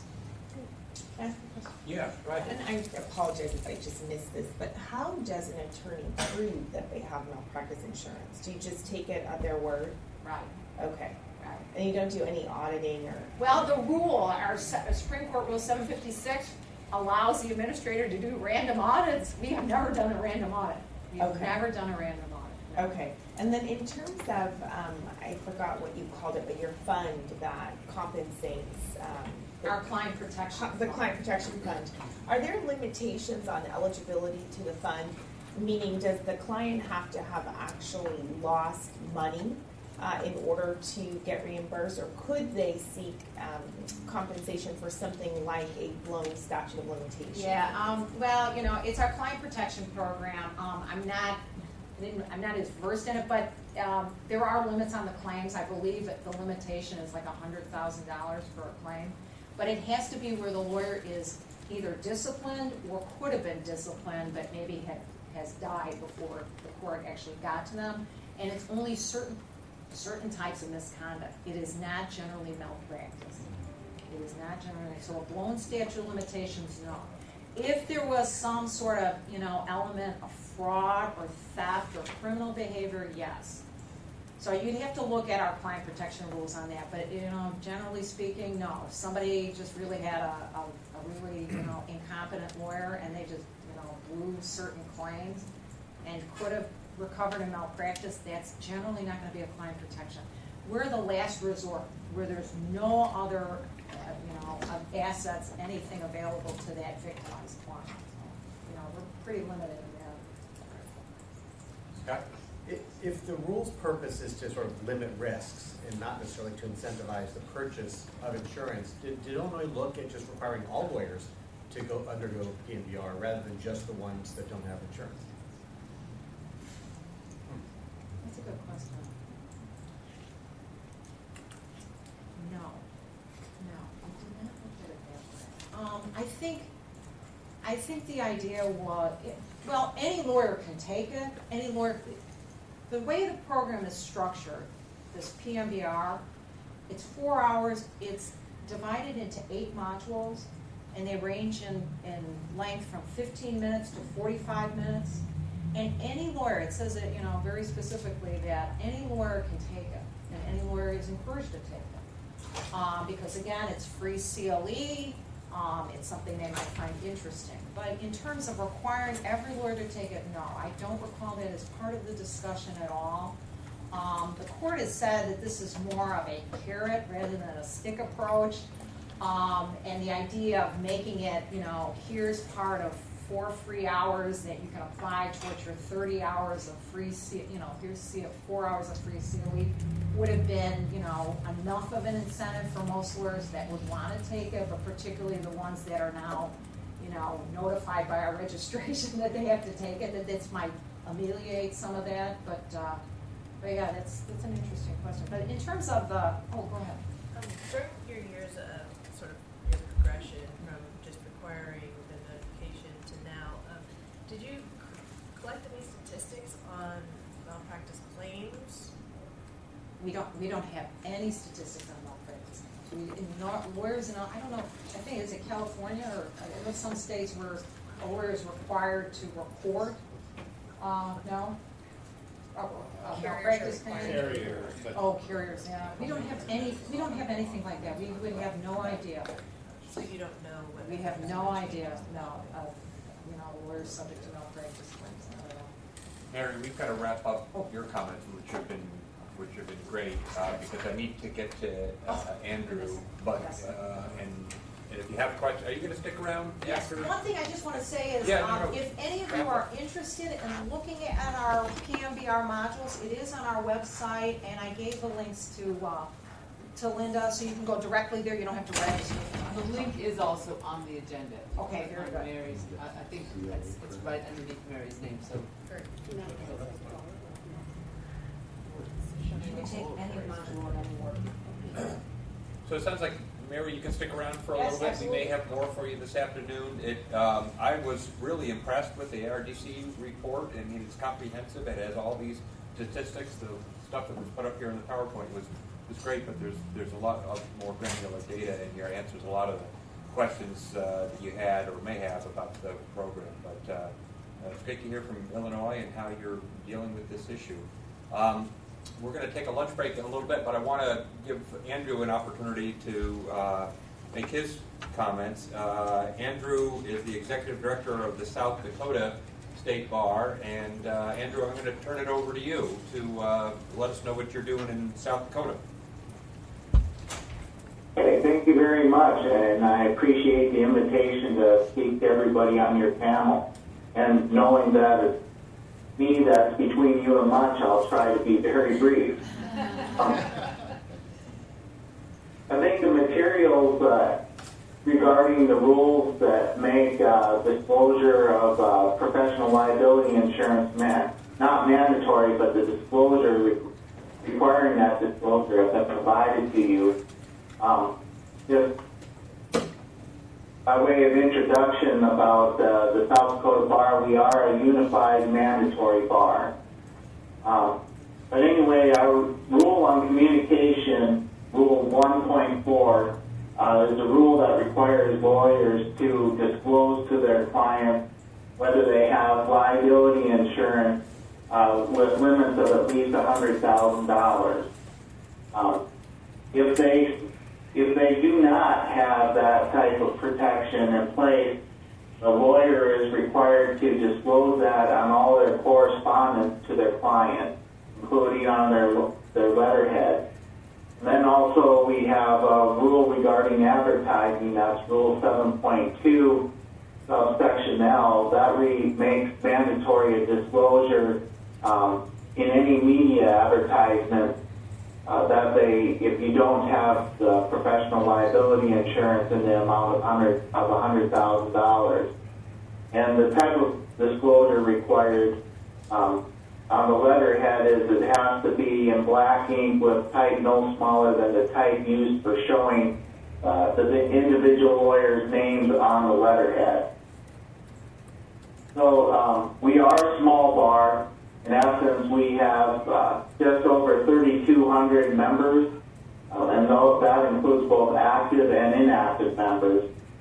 If you're just looking at active membership, our active in-state members are around 1,984, and our active out-of-state members are 690. Now, my understanding is when the Professional Liability Insurance Committee first began looking at this question in the late 1990s, they had considered whether to require mandatory professional liability insurance. And I think they quickly moved away from that, and the ultimate recommendation to the state bar and then to the state Supreme Court, which adopted the rule, was to require the disclosure pursuant to the rules I just mentioned. Back then, I think the committee assumed that the uninsured numbers were typically what was being reported across the country, that being 20% to 40% of attorneys not having any type of malpractice insurance. I don't believe there was any study done in South Dakota to verify that was in fact the case. But again, the rules were adopted that I mentioned to you. And currently, based upon our trust certificate of compliance, where we ask these questions about whether or not you're insured, and if you are insured, you're required to disclose the limit, who you're insured with. We have discovered that close to 96% of our in-state active prospective members who are required to disclose under the rule have professional liability insurance, and that only 4% do not. And so, even though the report, I think, that the Professional Liability Insurance Committee provided in our 1998, I believe, annual meeting program, or it might be the 1999 annual meeting program, I'm not sure, indicated that they would revisit the concept of mandatory malpractice insurance. That has not happened, and I think the reason it has not happened is because of the continuing high number of insured attorneys in our state. So with that, I guess I'll answer any questions that the panel may have, because I don't want to take a lot of your time. I only want to address those issues or questions that you might have, and if I can answer them. I will say, as a disclaimer, I've just been on this job since June 11th of this year, so I don't really have a lot of information regarding the historical aspect of how the rule was adopted and how long it took. But with that, I'll answer any questions you may have. Andrew, this is Randy Miller. I was actually just going to ask you a question about the motivations in 1998 or 1999 on why it was passed. If you've listened to some of the comments by the other speakers here this morning, there's any number of reasons why there's disclosure rules being considered or implemented in many states, incentivization to purchase insurance or public protection. I know this is perhaps without a lot of personal knowledge about what happened when, but do you know what the South Dakota motivation was to pass this disclosure rule? To me, it's similar to a few other states, but it's probably in the minority in terms of how different states have handled or structured their disclosure rules. So if you know about what the sentiment was or is, it'd be helpful to hear that from you. Well, in talking to some other attorneys that were on the Professional Liability Insurance Committee and talking to our old executive director, it was my understanding that there might have been a higher incidence of disciplinary problems during that time that they were looking at this, and I don't know if people were being harmed. But in addition to maybe client protection, I think the bar was also concerned at that time about attorneys adequately protecting themselves from mistakes. And so I don't think it was just that they came at it just from a client protection perspective, but I think that was the immediate driver or the most important one, or the thing that people or the committee thought was most important. Maybe the increase in disciplinary problems during that period of time, and then again, just protection for individual attorneys and firms themselves. And I assume there has been instances, if you know, where lawyers have been disciplined for failing to put in all their communications of the disclosure of the lack of insurance. Is that something that's regularly enforced or audited? How is that handled in South Dakota? Well, I will say that the bar is not actively auditing just for that particular violation, because the onus really here is on the attorney to disclose. And most of the time when any disciplinary action results because of a violation of this rule, it's because it's being discovered secondarily to some other disciplinary problem. And so my understanding is that since the rule has been in place, nobody has been suspended or revoked specifically for a violation of this rule, but attorneys have been admonished because of a violation of the rule. And that, to my knowledge, based upon inquiries, there hasn't been any separate or distinguished clients harmed because of attorneys who have been admonished because of them not following the rule. So I don't believe there's ever been a suspension or revocation purely because of a violation of this rule. And again, we don't do any spot audits. Usually we come across a violation of this rule as a result of some other disciplinary problem. And maybe I'm being picky about your rule here, but it looks like it applies to communications during the course of representation. Is it also the interpretation that it applies during the period where a client is doing their due diligence and selecting lawyers? Is that something that a lawyer would say, you know, thank you for contacting me, you haven't hired me yet, but just so you know, I don't have any insurance. Does it apply to those circumstances? Well, I think that is implied in the rule, but I don't know that it is explicit in the rule. Okay. We do not provide on our website information related to how attorneys have responded to their trust compliance report about whether they have professional liability insurance or not. So a client or a potential client isn't able to go to our website and get that information.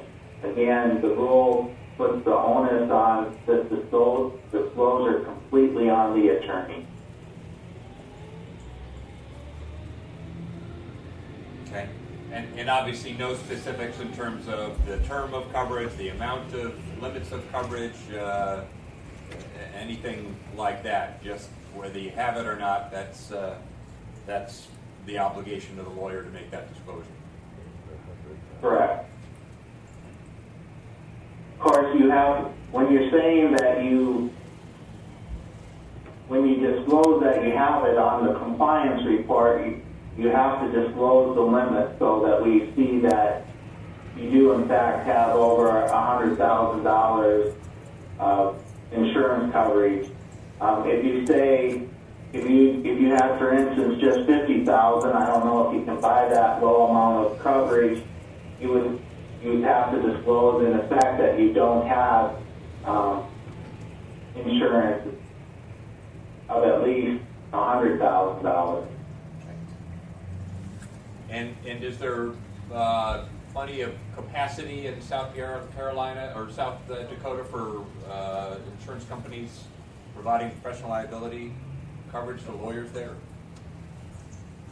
Yeah, and South Dakota is one of the states that got together to try to initially help create the ALPS provider system regarding professional liability insurance.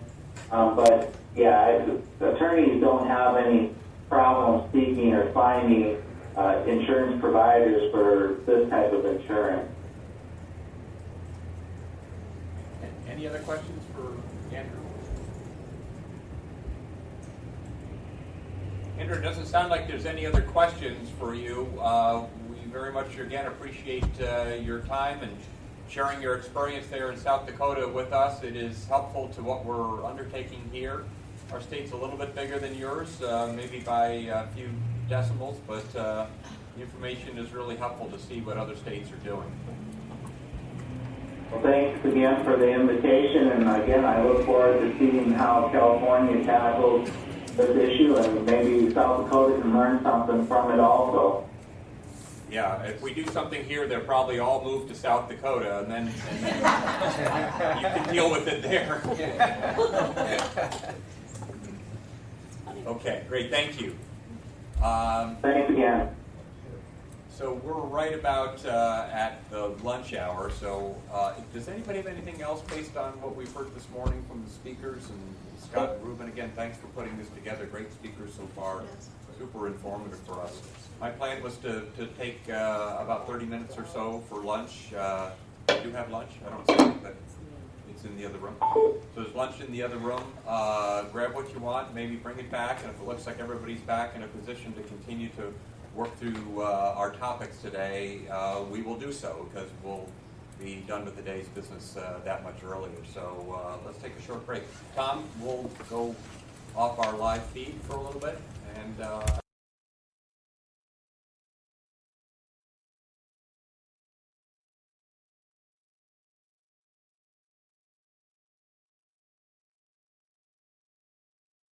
Melissa made all the cookies up there today. The macaroons with the chocolate bottom, the chocolate chip cookie, and the triple ginger.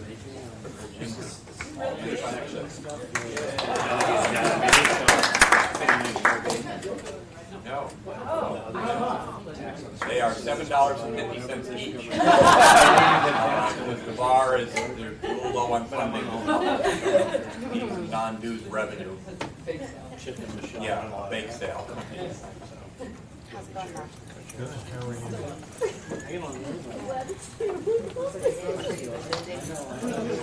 No, he's good.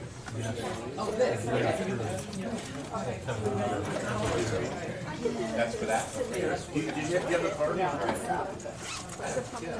All right, we are now back on our live feed, and we'll start our afternoon session.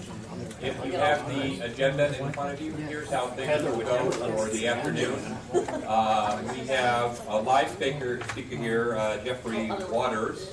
Welcome, Mr. Waters. His material was included on the agenda posting. I've read it, and I encourage you to take a look at it.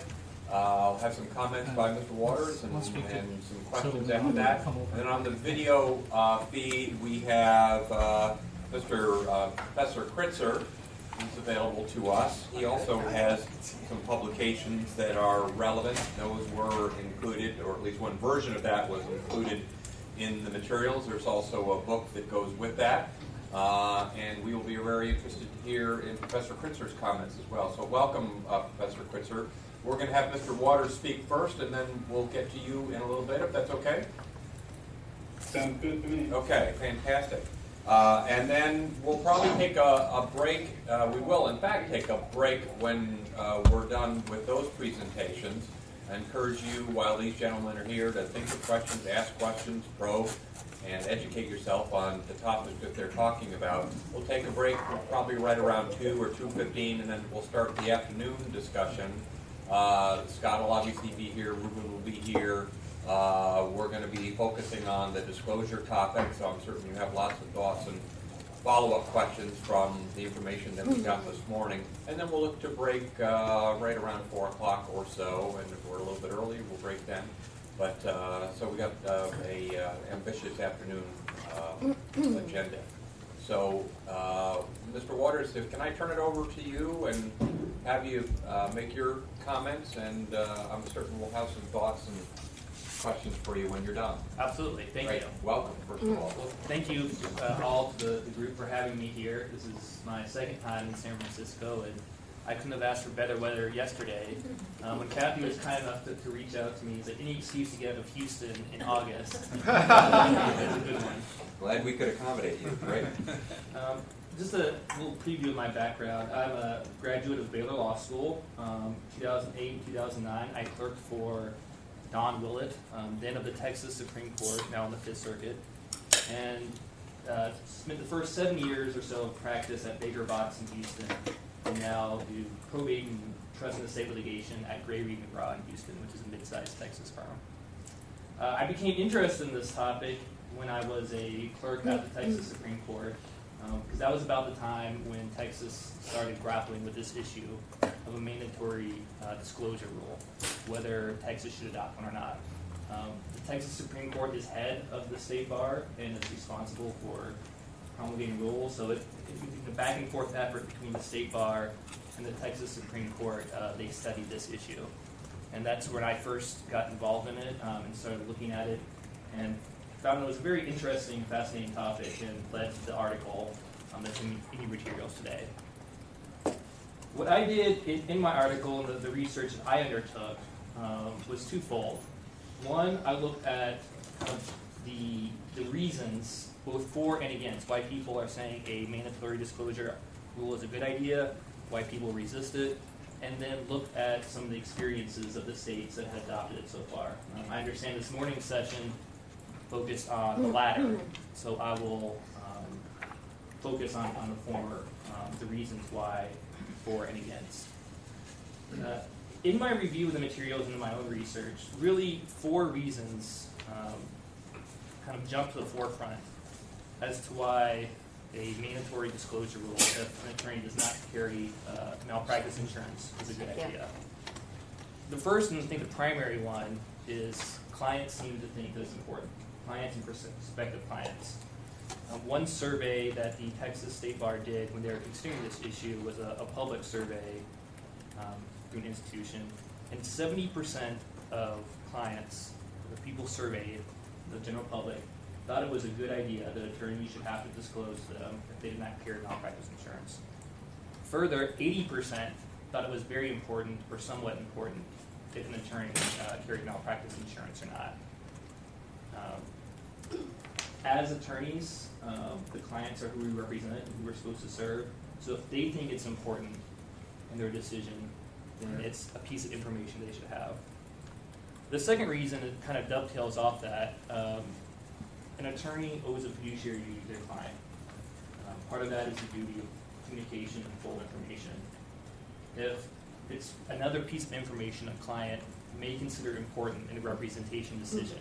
So it's a piece of information an attorney should disclose whether or not they have it. A third reason that popped up in my research is a disclosure rule isn't mandating all attorneys have insurance, but it's kind of the next best thing.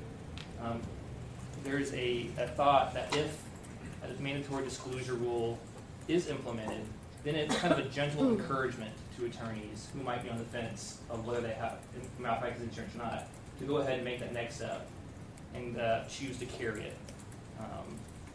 In fact, from my research, I noticed that several states, Virginia, Alaska, and South Dakota, noticed that after they adopted a malpractice disclosure rule, that the percentage of attorneys that did not cover insurance decreased after the adoption of the rule.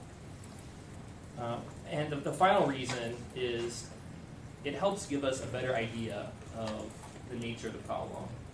In Texas, there was a wide variety of statistics from different sources about exactly the nature of the problem of how many attorneys did not carry insurance. One survey said it was 36%, other estimates said over 50%. There was just really no hard and fast rules or hard and fast data available. And so if a disclosure rule was implemented, then that would be an availability of at least some data so you could study the problem further. On the opposite side, the arguments that people advance against adopting a mandatory disclosure rule. First and foremost, it's not necessary. Attorneys would say that the clients aren't talking to them about it, they aren't asking about it, it's not something that comes up in their day-to-day practice, so why bother? The second reason, and it's kind of a hodgepodge of what I would call negative side effects. One of which would be it would encourage clients to focus in on that one variable in making their choice, when really a decision to hire an attorney is based upon a wide range of different factors, experience, success rate, personal rapport with the client. But by forcing an attorney to disclose that he does not carry malpractice insurance, it might get the client to just hone in on that one factor and making a representation decision. Another concern was that it would increase the cost of legal services. If an attorney does not carry malpractice insurance, they might have to raise their rates in order to afford the coverage of it. And a final reason, negative side effect, if you will, is that it might lead to an increase in malpractice suits. By alerting the clients to the availability that there is insurance out there, it might encourage clients to be more litigious.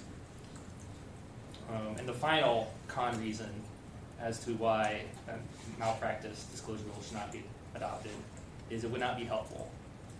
Because it's yes, no answer is what they're asking the attorney to disclose. Do you carry malpractice insurance or not? It doesn't speak to the nature of the coverage, and it doesn't speak to the amount of the coverage. So it's really could be misleading if you tell a client, yes, I have malpractice insurance, but that doesn't say anything about the nature of what their dispute might be, about whether there will be coverage or not. Those are kind of the pros and the cons. In my exercise, what I looked through, the experience of the states was really quite telling to me, in that none of these negative side effects really popped up from what I could tell. So really what you're looking for is you have clients in the surveys and the public, they're telling us that this is, if it's not the most important factor, it is a piece of information that they would find relevant in making a decision. And so if they think it's something that's important, I think then we as attorneys should help give them that information. And then the final part of my article is what kind of disclosure then would meet that goal.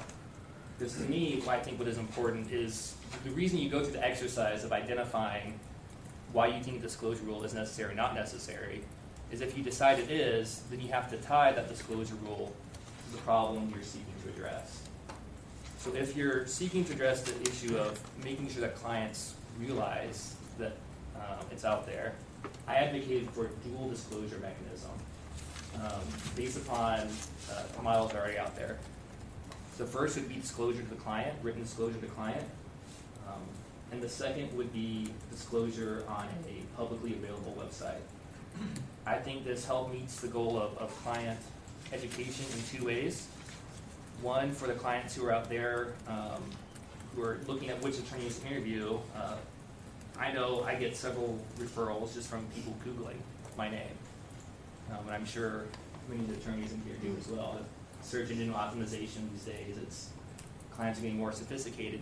Everyone Googles everything, and so if it's a piece of information that's out there when they're deciding which attorneys to talk to, I think that would be helpful. And the second, for the clients that aren't sophisticated enough to realize that information is out there, it provides them with a way to understand and that information out when they are meeting with the attorney. So that's the article I went through, that's the exercise I went through. Unfortunately, in Texas, my argument did not win the day. We eventually decided not to. And I think the interesting exercise is why. There's a very strict dichotomy between the public and the attorneys. The State Bar of Texas did a similar kind of study for its members. And while 70% of the public thought it was a good idea to have a mandatory disclosure rule, only 29% of surveyed attorneys did. Part of what they did, the State Bar of Texas did, in ultimately recommending to the Supreme Court of Texas not to adopt a rule, is they went on tours. And they had seven different cities where they held informational forums for attorneys to come out and speak. And the vast majority of the attorneys who spoke out of this spoke out against the adoption of the rule. I think, and this is just me going off on my own personal opinion, is my perception is there is a big firm versus solo to small firm divide on this issue. Almost all big firms, almost all mid-sized firms already carry malpractice insurance. So it's really whether to require disclosure or not doesn't really affect them. But to the solo or small firm attorneys who do not carry it, it does have an impact, or could potentially have an impact on their livelihood. So they get very passionate about it. So you have a small percentage of people who are passionate about it versus maybe a majority who doesn't care one way or the other. And so my perception is in Texas, it was the smaller but more passionate group that won the day.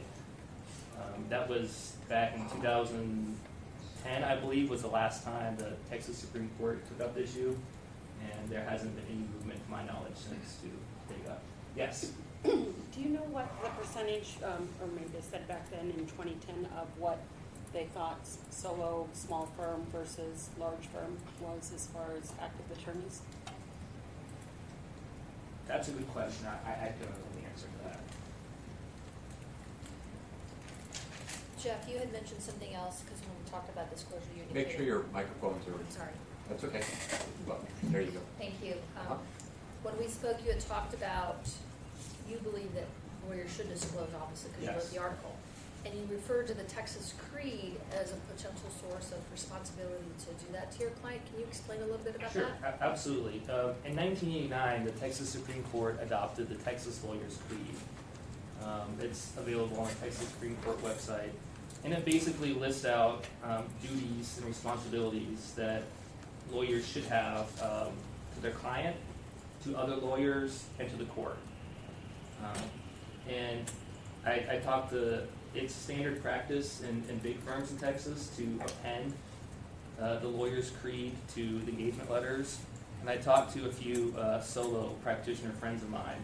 And I said, hey, I know this is standard practice at my firm. And they said that they do it as well with theirs. It's non-binding, there's no enforcement mechanism, but it is a statement of principles of professionalism and dignity, and kind of lays out, these are the duties I owe to the client, these are the duties I will owe to the other attorney, and these are the duties I owe to the court. So it's a good way if clients are looking at the engagement letter, they're reading this, the terms and conditions, and then they have this lawyer's creed at the end, which kind of gives them an idea of what their reputation will be based on. Which, by the way, is similar to our California civility code. Okay. A lot of the same concepts. It's nothing groundbreaking, or out there, but it's just a simple statement of you owe the client your best representation, you owe the other attorneys the duty to prosecute your case fairly but not onerously, and you do owe the duty of candor to the court.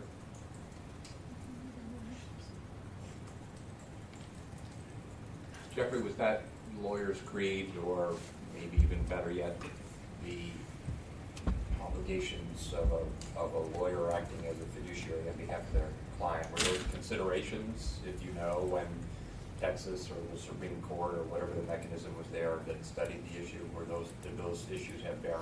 I know when I hear a breach of fiduciary duty, jury instruction in California, I just want to go and hide, because I think it's like we have an obligation to everybody for everything. And highest duty known to man, I just want to hide when I hear that. So to me, and I'm glad you wrote on it and you addressed that in your articles. That's something that came to my mind as well, that, forget about the idea of incentivizing lawyers, and it's just the information that you have an obligation to provide to your client or prospective client, because that's the nature of fiduciary duty. So anyway. Absolutely. And to answer your question, no, I don't think any consideration was given to that. And part of it too is I've practiced the last 10 years in probate, so I deal with executors and trustees. So fiduciary duty is always in the back of my mind. Right. Yeah. Heather.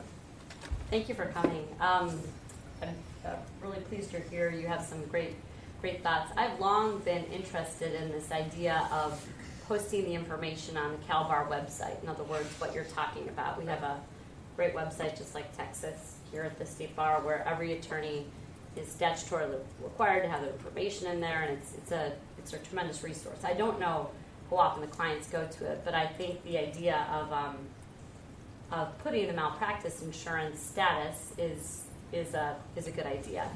This may be kind of a niche question, but I'd like to get your thoughts on it, because I've raised it before and the insurance professionals in the room will appreciate it. One of the issues that I've long had with our current disclosure rule is you have to disclose if you don't carry a 100-300 policy, and then the presumption is if you don't make that disclosure, you do have a 100-300 policy. But these are claims-made policies. So in other words, you hire me as your attorney. I don't say that I don't have a 100-300 policy. You think that I have a 100-300 policy. And in fact, at that time, I do have a 100-300 policy. 5 years later, you sue me for malpractice. And at that time, 5 years later, I have ceased to carry my 100-300 policy. The policy that was in place at the time of the disclosure, or the lack of disclosure, is meaningless because it's not an occurrence-based policy. So, and then you're told that I don't have malpractice insurance, and you're wondering why that is. And it's this whole complicated answer about the nature of occurrence versus claims-made policy. So my question for you is, it looks like you have a note on that, so I'm pleased, because no one's really been able to answer this for me, what your thoughts are on that, how you handle it, and specifically if we were to put that on the CalBAR website under our individual attorney profiles, what that would look like so as to foreshadow the possibility that years down the road, when the claim is made, that insurance may not be in place. Right. Yes, I do have a note on that, so I'll start there. One of the things I note in my article is that the ABA Client Protection Committee did a study on this, and they found that almost all attorneys who have malpractice insurance currently will be most likely to carry it in the future. So that's something that they looked at. So it's kind of a general, if you go past the hurdle of whether to purchase or not and purchase it, you're more likely just to keep that as a habit. So I think it's less of a practical issue, but it is, I think, an interesting one to think about, because you're right, it is a claims-made policy. And just because you have it now does not guarantee you'll have it in the future. One possible way to do it is when you have that, does your current attorney, is it currently carry malpractice insurance? And then the other thing I suggested in my article is if you do it in a separate website, you can include additional information about malpractice insurance. So it's not just a simple one-sentence disclosure, yes or no. So that way you can include things like, this is the nature of a lawyer's malpractice insurance, it's claims-based versus occurrence-based. And you can include additional language that says, this is not the only thing to think about when making a representation decision.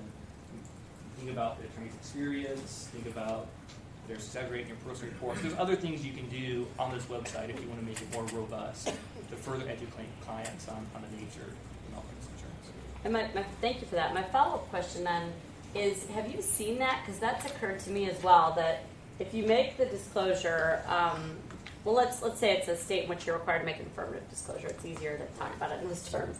So I carry a 100/300 policy. Have you seen the states that require that affirmative disclosure in a fee agreement or on their website to, on the context of that document or web page, give an explanation of a claims-made policy, which is kind of what you were just alluding to. Right. But I'm just wondering if anybody does that, because I haven't seen it yet, but I haven't studied all 50 states. No, I haven't seen it either, and so I think that's one area where I was trying to push a little bit in my article to take the next step. But that's what in North Carolina, a woman that presented to us earlier this morning about their now revoked The one that they got rid of. But their disclosure Right. rule did have that additional information available regarding malpractice insurance generally. It's really, Heather, and when we did the California rule, I mean, as you know, there's a reason they came out with a have not as opposed to have. Right. A lot of deep thinkers who thought if you don't say have not, it must mean you have. But there was concern about misrepresentation by the lawyer. So, but it's not only the claims made; it's the limitations, it's the exclusions of all sorts of stuff that could have an impact on the recovery. And at the time, we did look at other states that I believe had the affirmative, I do have, and collect, I don't have it anymore, but there are pages and pages of explanation you can provide, both about claims made and exclusions and declining limits, right, et cetera, et cetera. So there are models out there, and right. Well, the other big one is, it's the retro date issue on policies. You can say I have insurance, but your retro date may be 6 months, maybe the day that policy started, which means negligent acts that occur before that date aren't covered. I've just seen it, to be honest, because I'm a legal practice defense attorney. I've seen this come up where people are confused why there's no insurance because they felt that something was represented to them. And in fact, it's interesting because the representation was truthful at the time it was made, but it just wasn't enough information. So I appreciate your insights, and I'd be interested in any additional insights you have, because I think that's a big issue for disclosure. What are you actually disclosing? And I'm sorry, my flight was late and I missed this morning, but the North Carolina people sound like they have some information on that. Oh, I was just going to add, the big thing is having a policy versus having coverage, right?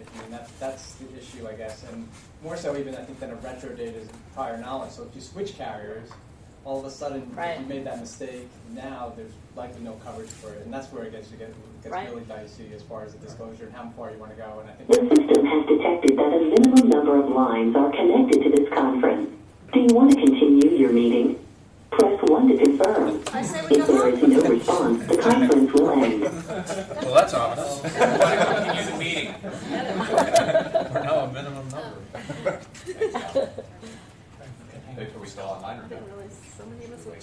I'm still here. Yeah, okay, good. Can I just make one comment that somebody has a mic on when they're turning pages, so a lot of the times I'm having trouble hearing. Okay, thanks. So if you're not- It will pick up that. So folks, mute your mics until you're asked to speak, and that way we won't interrupt Professor Kritzer. So I guess I was just to finish up. I was just saying that depending on the coverage you had and how it changes, that could alter stuff. And I guess as far as that information goes, I don't know how robust you want it to be on a website about exclusions and coverages and all those things, because you could go on for lots of pages. At least I know.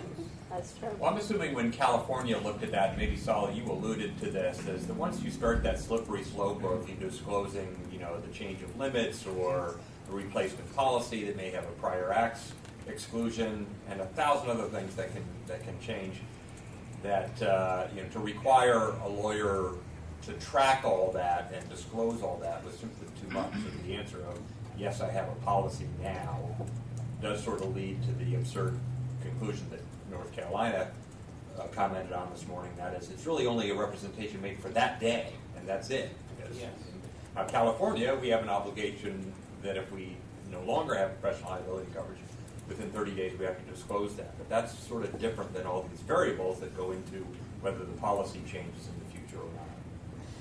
Yeah, and all that was mooted when we went to the only need to disclose if you have no insurance. Right.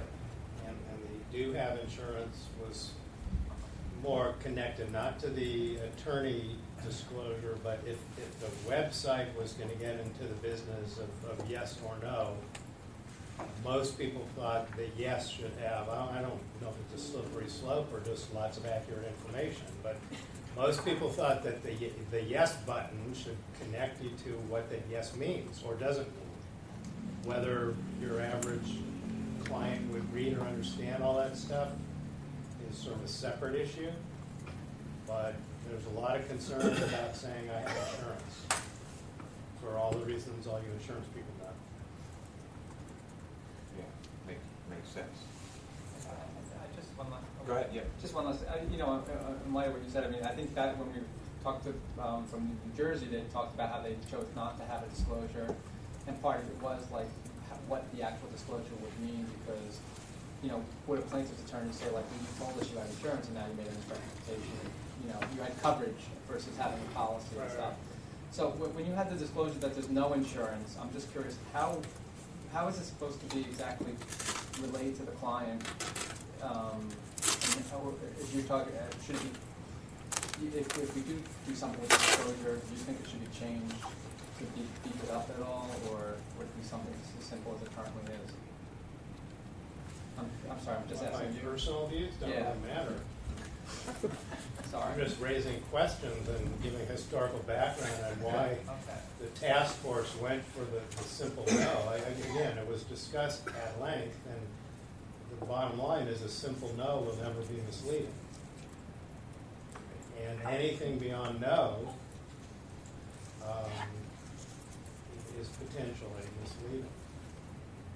That's why, I don't know if I have the current one in front of me, I think it says have and not covered by. Spent a lot of time, the original one that went out for comment had covered by. And we changed that to like have insurance. Because there's no winning that game, we just picked one or the other. And the reason is that when we did a subsequent survey to find out, this is after the disclosure rule, we did a survey to find out who had insurance or not.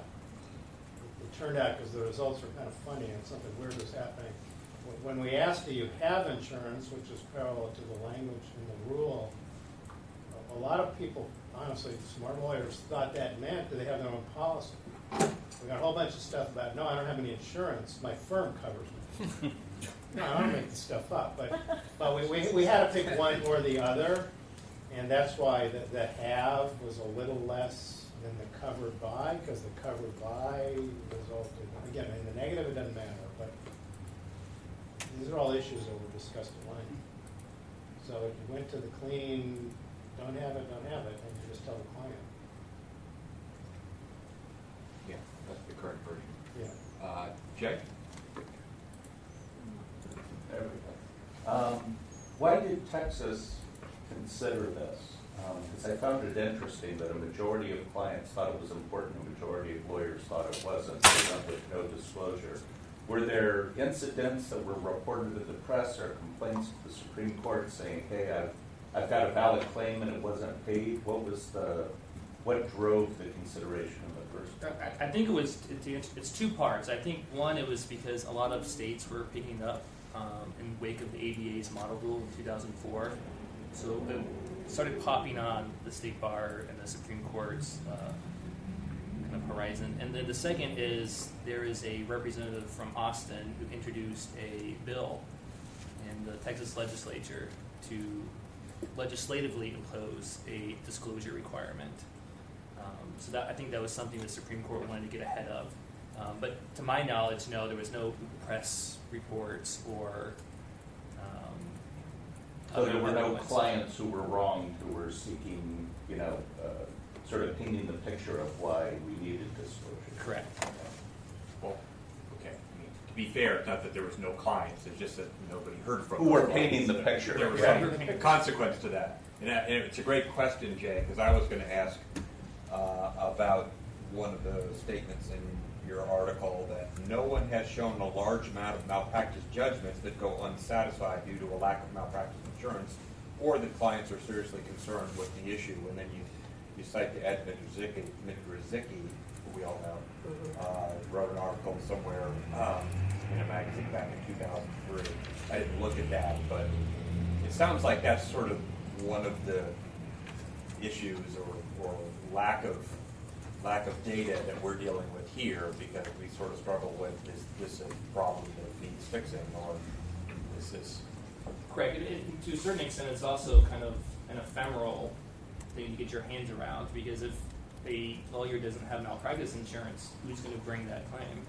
And that's one thing that was mentioned by one of the legal malpractice attorneys on the task force. Is like, if they don't have, if a client comes in and says, I have this malpractice claim, I don't even get the next step. Do they have insurance? No, sorry, I can't help you.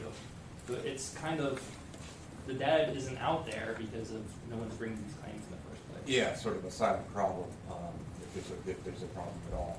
So, okay. Yeah. I know this is kind of about disclosure, but just wondering if, as part of this conversation, the question of whether or not malpractice insurance should be mandated came up. Because disclosure is one thing, and then mandatory malpractice is another. Did that come up at all? It did not. Texas is very independent for and stubborn. It's sometimes stereotypes are true for a reason. So the fact that we couldn't even get to disclosure rule, much less mandatory insurance coverage itself, we didn't even get there. I mean, do you think that mentality played a role? I mean, we all know Texas can be Texas, and all kidding aside, did that that sort of idea of independent thinking, do you think played a role in some aspect of the bar, probably different between the big firm lawyers and the small lawyers? Say, we just don't need this sense of oversight and absolutely.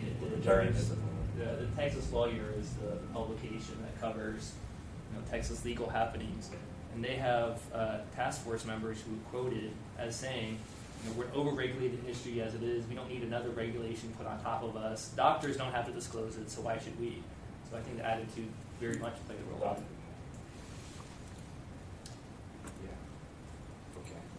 But there were other questions. Joanna, did you have a question?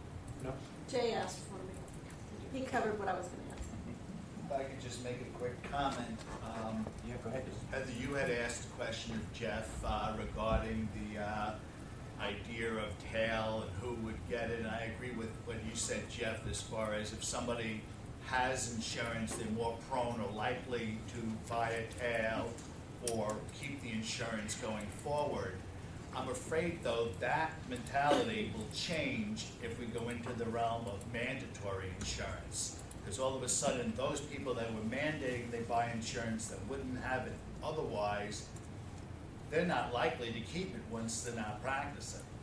So somewhere that needs to be addressed or at least recognized.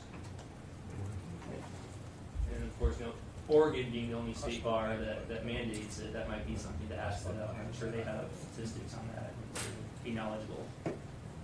Yeah. Yeah, we spent a significant amount of time discussing Oregon's program here in California. So, Kathy? Jeff, can you tell us how many lawyers are actively practicing in Texas? I think it's, gosh, I should have looked up at this, the precise number. I think in the last, like 57 to 70,000 in that range.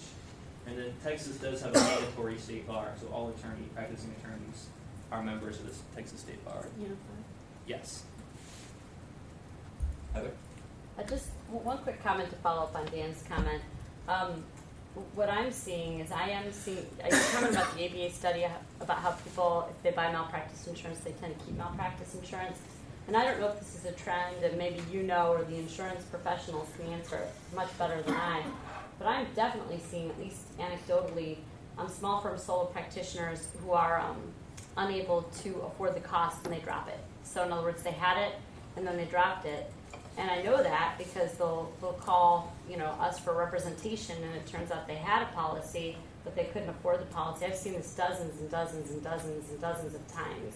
So I don't, I see Dan's nodding. I too wonder if the dynamic that you mentioned in your letter, based on the ABA data, is changing or will change in California. And you may not have the answer. Maybe one of the insurance professionals has the answer, but I think it's something we should think about. Because I do think people are dropping it because it becomes expensive. And California has higher premiums than the rest of the country. Much higher. So it kind of makes us different in that respect.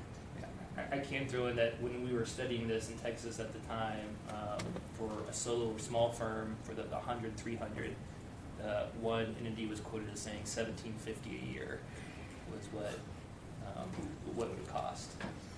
So I'm imagining from the sounds I heard, it's slightly higher here. Just a little.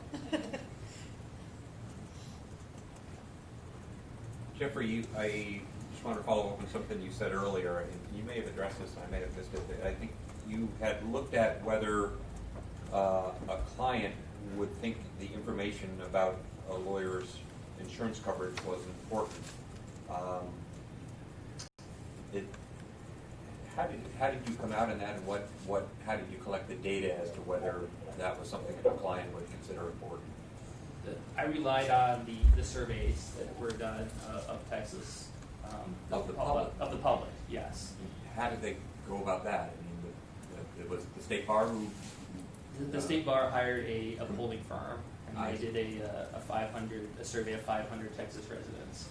So that's the 70% of the public thought it was a good idea to have a mandatory disclosure rule, and 80% thought it was very or somewhat important in the representation decision whether an attorney carried malpractice insurance or not.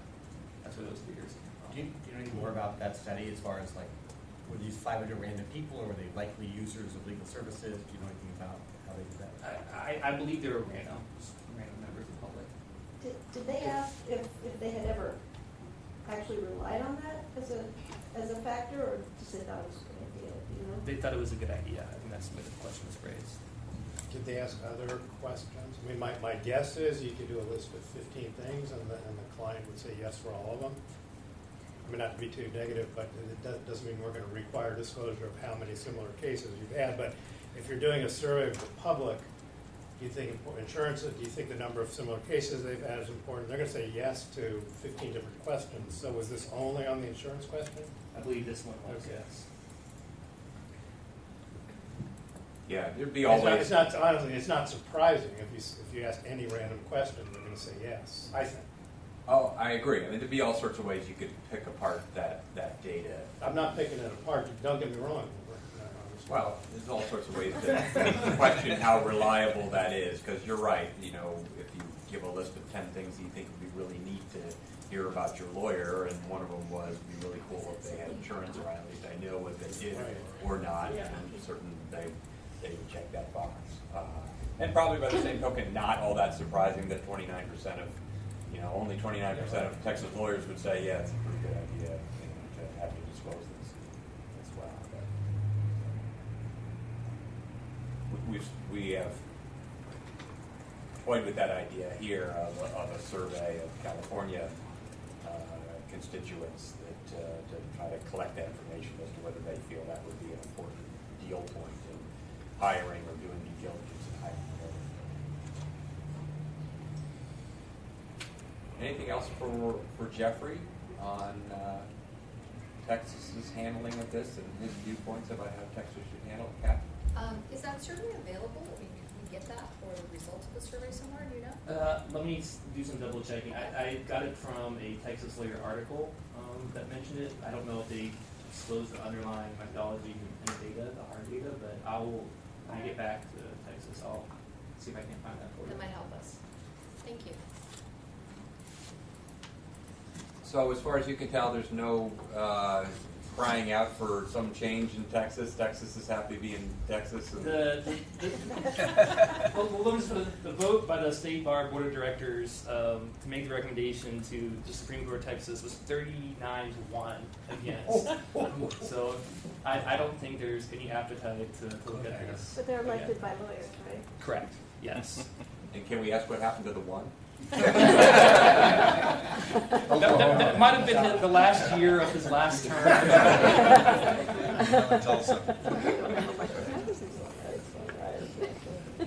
Well, it gives us a great comparison point. It's actually super helpful, Jeffrey, to hear about how Texas has handled these. Kidding aside, that's certainly one way to do it. Many other states have followed that pattern. We heard from the North Carolina folks this morning that had a similar mentality, and we're obviously trying to do the best we can to figure out all the different viewpoints and make some recommendations on how we think California should deal with these issues. We do have a disclosure rule, as you know, so it's a matter of whether that needs some further modification, and then a few other issues we're looking at, including mandatory insurance. So really helpful to have your perspective on this. And great work on the article, and I'm glad you're enjoying a fruitful career as a Texas lawyer. Thank you very much, and thank you all for having me. I love the work you're doing, and it's great to have been a part of it, so thank you very much. Yeah, well, keep following the action here. We'll see where it comes out. We'll do. Thank you so much. Thank you. Yeah, thank you. Is there anything more from Scott or Ruben on this? We'll turn it over to you, Professor Kritzer, to make your comments about it. We've had your materials included in our agenda, and have a copy of your book here, which I will hold up for everybody.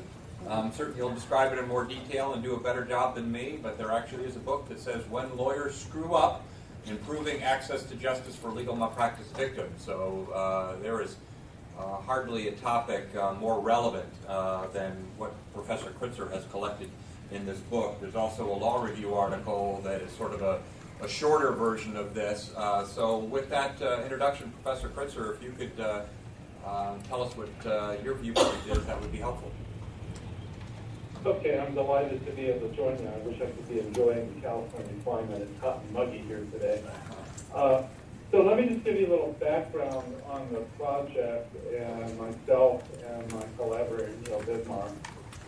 Neil is somebody who, through much of his career, he is a psychologist, not a lawyer, at East Duke Law School. Much of his work over the years is focused on medical malpractice litigation. I'm a non-lawyer teaching at the University of Minnesota Law School. Much of my research over the years has focused on legal practice, empirically studying legal practice, particularly in the litigation context. Neil initiated the idea for this project in thinking that it would be interesting to combine his interest in malpractice and my interest in legal practice. And so that's sort of the genesis of the project. When we started this, maybe 8-9 years ago, we didn't start with any particular hypothesis because there was so little known about legal malpractice claims and the like. And so we basically set out initially just to see what we could find. Through that process, two things emerge. One is the distinction that we draw, what we refer to as the two worlds of legal malpractice, which mimics research broadly about the legal profession, that talks about the two hemispheres of the legal profession. The corporate large firm type practice, not necessarily large firm, but corporate client practice. And the personal services, family business type practice. And what we realized as the project went on is that the situations were very, very different, both in terms of insurance, in terms of types of claims, size of claims, and the like between those two worlds. And eventually what evolved was this argument that the system seems to work reasonably well on the corporate side, as now exists, but there were major problems in terms of access to justice for individual small business owners when they were harmed by the actions of their lawyers, typically some kind of failure, whether it's failure to meet a deadline, failure to adequately investigate the law, drafting errors, and the like. So that's sort of the thrust of what we argued ultimately in the book. The book is based on a combination of whatever statistical information we could find from various sources, insurance regulators, insurance companies that published annual reports, studies of litigation and the like, and a set of interviews that we did with people working in the area, typically either insurance defense lawyers handling legal malpractice claims, or plaintiff lawyers who had lawyers' professional liability as a major area of their work, and in a few cases representatives of insurance companies that wrote malpractice. One of the themes that emerged, just sort of every plaintiff lawyer that we talked to that did this on a regular basis said, if the defendant lawyer doesn't have insurance, I don't care how big the case is, I'm not taking it. It's just too big of a risk from the viewpoint of the lawyer. Most of them would be handling the case on at least some type of contingency basis.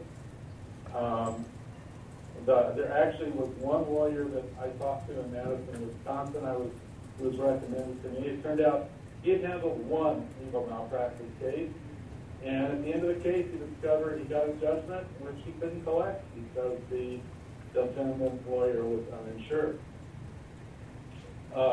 So the insurance is one of, or lack thereof, is one of the huge elements in what we call the access to justice problem. So what are the solutions? You've been talking about the two main solutions. One is disclosure, and the other is mandatory insurance. The only state with a general, as you noted, requirement is Oregon. Interestingly, there are a number of states, a small number of states, I think 8, that have a requirement so that lawyers who are practicing in some kind of limited liability setup, that there be insurance in that for them. Wisconsin is one example, but there's several others as well. One of the intriguing things, people talk about this issue of does the public really want lawyers to have insurance? I don't know of any survey that asked the public, are lawyers required to have insurance? Interestingly, if I ask the question of lawyers, how many states require malpractice insurance? Most of them estimate, they know their state doesn't, but they think a fair number of states do, even though it's only Oregon. But it would be interesting if you do a survey, before you ask people whether lawyers should be required, just ask them, are lawyers required to have insurance? I would be really curious to see what the percentages look like there. I don't know of any research that's done that. The mandatory insurance, and you hit on in this discussion that I've listened in on a number of the issues.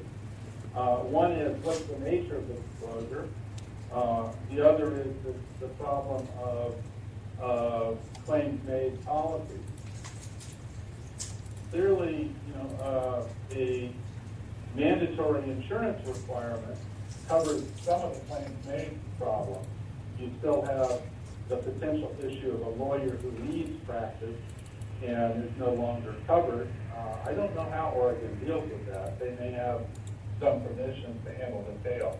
It's not a question that I pursued. The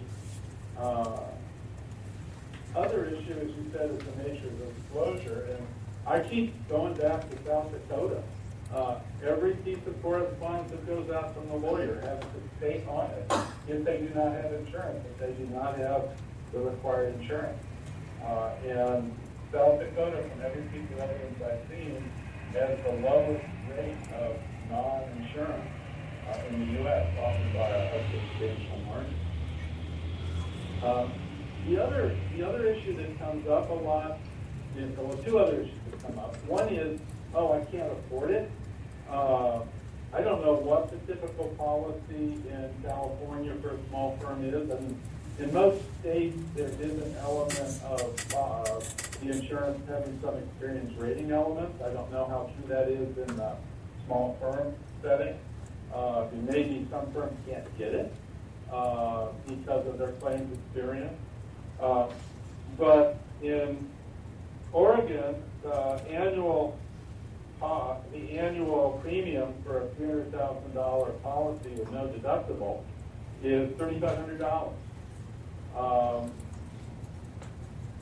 I find it hard to accept that that is so expensive that it's unaffordable for a lawyer who has got an active practice. They do have provisions in Oregon that reduce the cost for lawyers in their first few years of practice. I could see potentially, some element that in some other context in which you might offer reduced price policies as semi-retired lawyers and the like. Lawyers who devote a certain percentage of their practice to pro bono, there might be ways of doing that. But I find that the affordability argument a tough one to buy.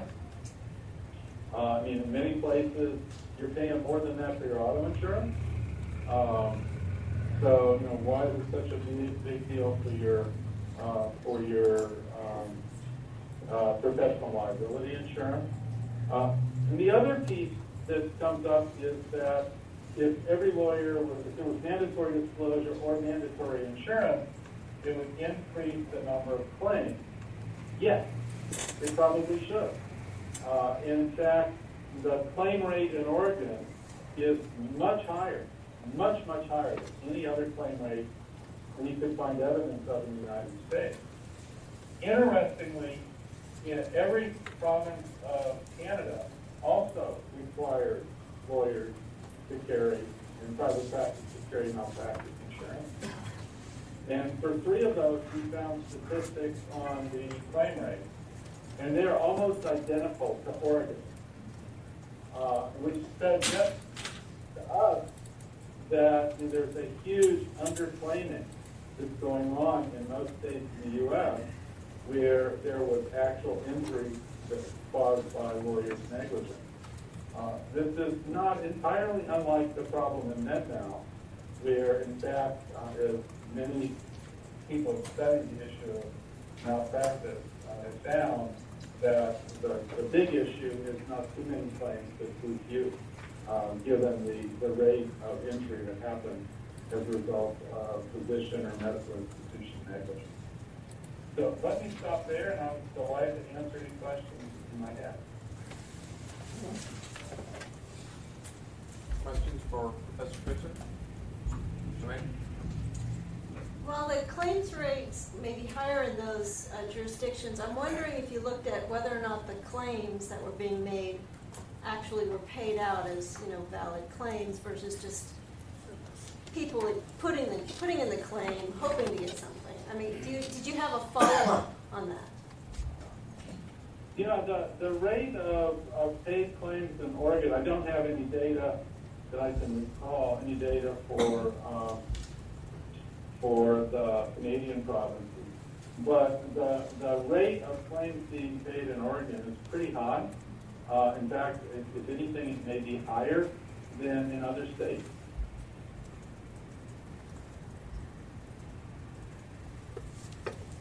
Glenn? Yeah, I'm just curious, Professor, if there's an underreporting of claims, do we have any information that would tell us what types of claims those are? I'm sure that the Oregon people can tell us how claims are paid in various, strata, but is the thesis that those are predominantly small claims that nobody wants to pursue for economic reasons? I can't, well, part of the challenge is we don't know about claims that aren't paid. There's no data. In the medical context, the way they've had a way of estimating, identifying cases where there was likely some negligence on the part of a physician or a institutional employee by very extensive review of hospital records. There's nothing like that available in the context of legal practice. Interestingly, they've done a little bit of something like that in England. They have provisions for lawyers that accept funding through the legal aid system to have a certain cases audited, and it's part of what they agreed to. But we don't have any way of estimating the incidence of legal malpractice in the U.S. And so knowing the claims that aren't made are very difficult. The Oregon data that I have, unfortunately, they do not have in it information on firm size, for example. So there's no way to assess from their data sets the frequency, relative frequency of claims by different size firms, or coming from different size firms. I don't recall the profile of claims there in terms of area of practice necessarily being very different than what is generally seen in legal malpractice claims. You might ask, whether the nature of errors that are being alleged are different. Unfortunately, the way they code that information doesn't really allow good comparisons to other states. Yeah, I was thinking about almost the narrower subset of just pure indemnity. In other words, claims paid between 0 and 50 in the Oregon program, and what that world would look like, say, in the private insurer world. I don't think the information is probably there for the private insurer world, but I wonder if that comparison's ever been made anywhere. It actually is available some for the private insurer world. And the Oregon, I would say, they tend to have more small claims, or smaller claims, than it's true that I found from other insurers, whether they be mutual insurers or private. I mean, you have the data on claim payment sizes that's collected by the ABA. The challenge is that includes Oregon. Oregon is one of the reporting entities to their study. But interestingly, where you've got extensive data, there's a surprisingly large percentage of small claims, even in the private area. So, there may be some claims that are so clear and dead bang that insurers just, they're not worth fighting. If you talk, at least the insurers I talked to basically made the argument that, we look at the claim, and if it's got some good validity, we try to fix it. So you have this whole notion of claim repair. Or, we just pay it and get rid of it. Often, it's just not worth, litigating from the insurer's viewpoint. This is a very different style than what you find in the medical malpractice world. Although a surprising number of those get settled without a lawsuit being filed as well, which you don't hear much Professor, one of the things you talked about just a couple minutes ago was this general lack of data about sort of the amount of harm that's out there. And I'm going to paraphrase what you said earlier pretty badly, so please correct me if I'm wrong, but I'm having a hard time squaring that with your statement that when it comes to access to justice and harm to the public, that there's clearly a problem out there. And so I'm wondering, am I missing something? Am I not connecting the dots correctly? Or what's the basis of your assertion that there is an access to justice problem and there is harm to the public that's not being addressed because of the lack of malpractice insurance? That comes largely from talking to the lawyers that handle these cases. And that at one point, several of the lawyers said, I think they asked maybe specifically, the cases that come to you, how often, what percentage of them, or how often was there some actual screw up on the part of the lawyer? And the typical response of, most of them, or many of them do, but I can't take them either because they're too small, they're not economically viable, or the defendant lawyer doesn't have malpractice insurance, or there may be some legal issue involved. There may be a statute of limitations issue, there may be a causation issue, and the like. But the very first thing that people tend to raise is, it's either not big enough or the defendant lawyer is uninsured. I can't take it. So we don't have quantitative figures on it, but it was just a thing that we heard again and again and again from the people who talked to us.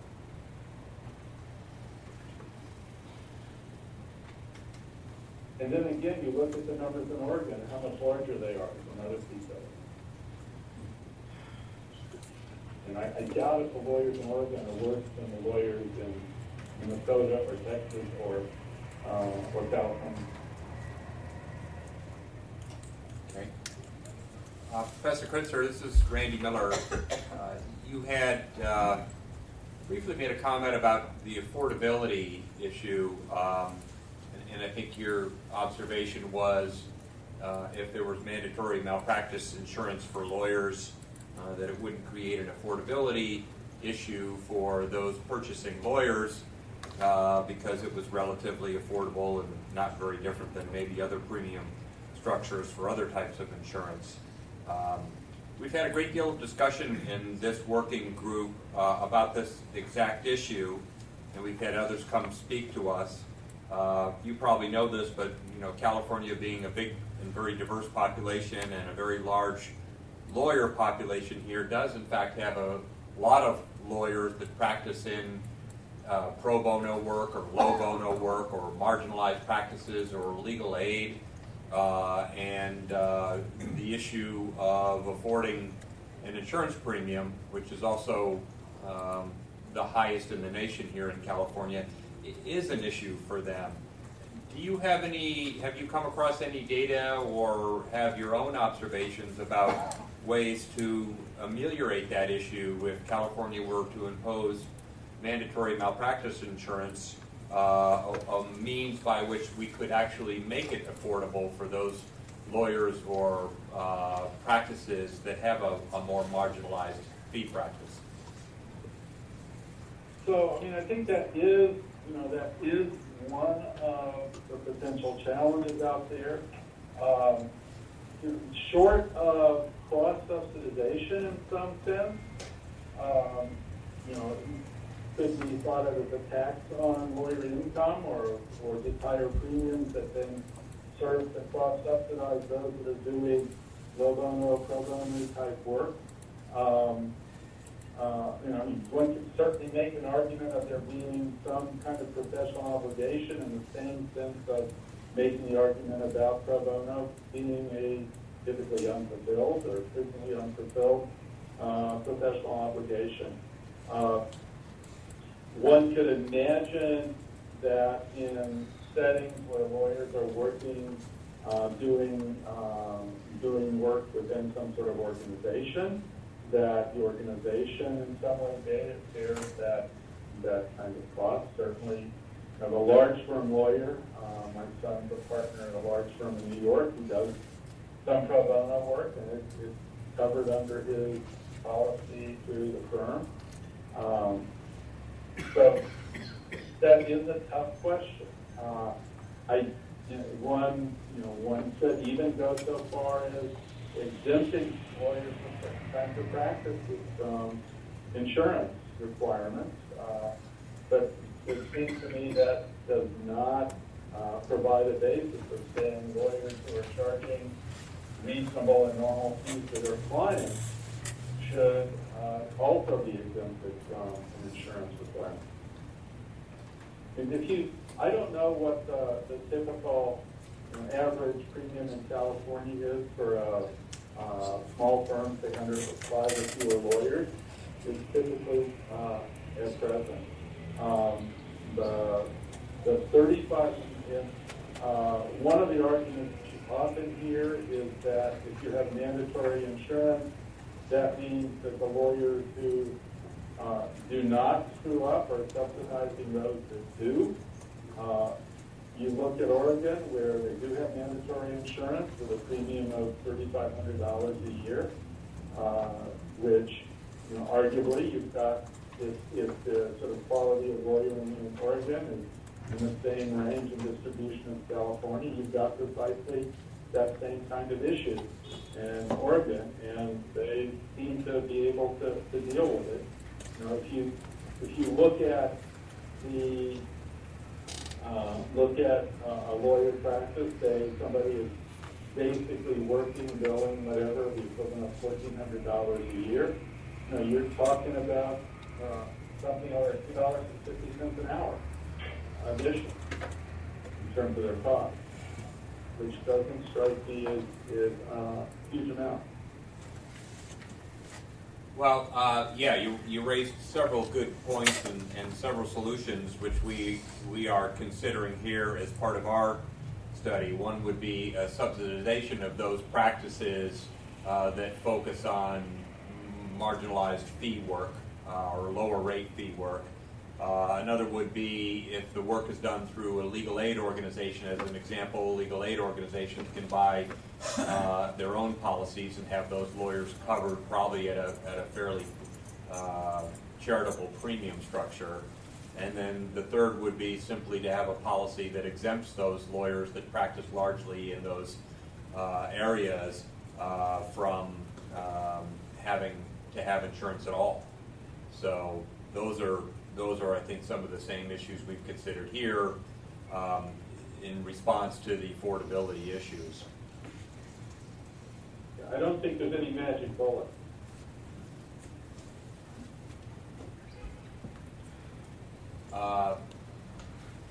Professor, you had made some comparisons, at least in the law review article that you wrote, between the medical profession and the legal profession. What are the similarities that drive some of the malpractice issues, and what are the differences?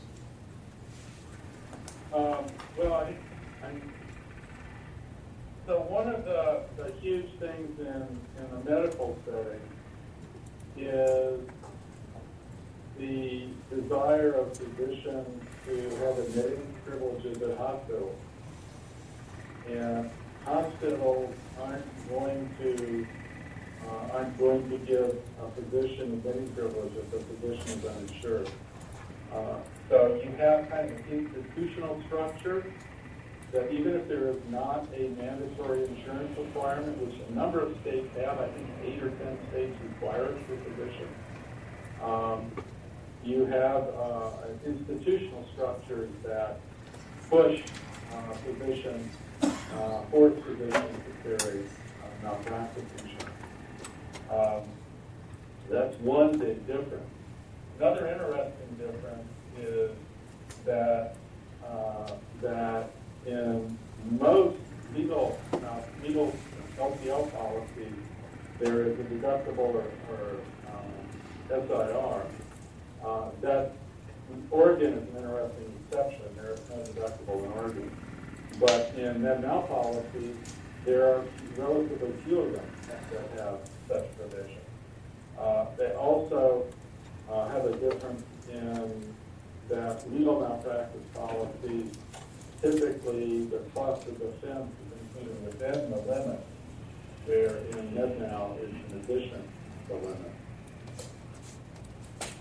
So one of the things I was getting at was, is there or was there a similar phenomena within the medical profession where victims of medical malpractice were without a remedy because of the lack of insurance? I don't, I'm not aware of that. One of the differences probably is that physicians are less likely to be in a financial situation where they would not be able to pay a claim of a moderate size. It's arguably one of the reasons why, even without a requirement, physicians are probably very inclined to carry insurance because they've got they will have some really serious assets and potential risks if they are involved in a major malpractice lawsuit. There are many more marginal practitioners in the legal setting who may take the view, go ahead and sue me, you won't get anything. Then it's going to be true in the medical world. So I've not seen any of the histories that I've seen on MedNow that's been raised as a problem. The problem in medical malpractice is twofold. One, patients don't realize they've been harmed. I guess threefold. One, patients don't realize they've been harmed. Second, that historically the insurers in MedNow have fought claims tooth and nail.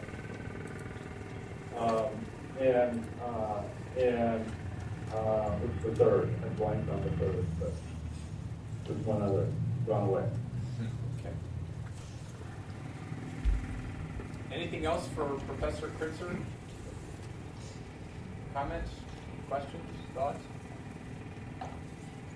All right, Professor Kritzer, I think it's been great to hear from you. We appreciate your intelligence and thoughtfulness on this topic. We've got a few more months of our study group here, but it's always really informative for us to hear from those that have studied it before us and have the ability to share their viewpoints, as you have, about this really important topic. And certainly we'll continue to conduct our study, and really appreciate the time that you've spent sharing your thoughts and observations with us. Very happy to do it. I'm interested to see what decision your committee comes up with. Yeah, thank you. We'll be sure to keep everybody informed on where we end up. Thank you. Thank you. Thank you. Thank you. Thank you. So I've got right about 2 o'clock, and why don't we do this? Why don't we just take a short break? I want to come back and open it up for public comment while we're still on our live feed. And you'd have some other folks in the back there, but I want to make sure we give the public an opportunity. So we'll do that when we come back, and then we'll launch into our afternoon discussion on disclosures or variation on disclosures and the efficacy of our current disclosure rule, and we'll go until we're done. So let's take a short break and come back in say 5 or 6 minutes.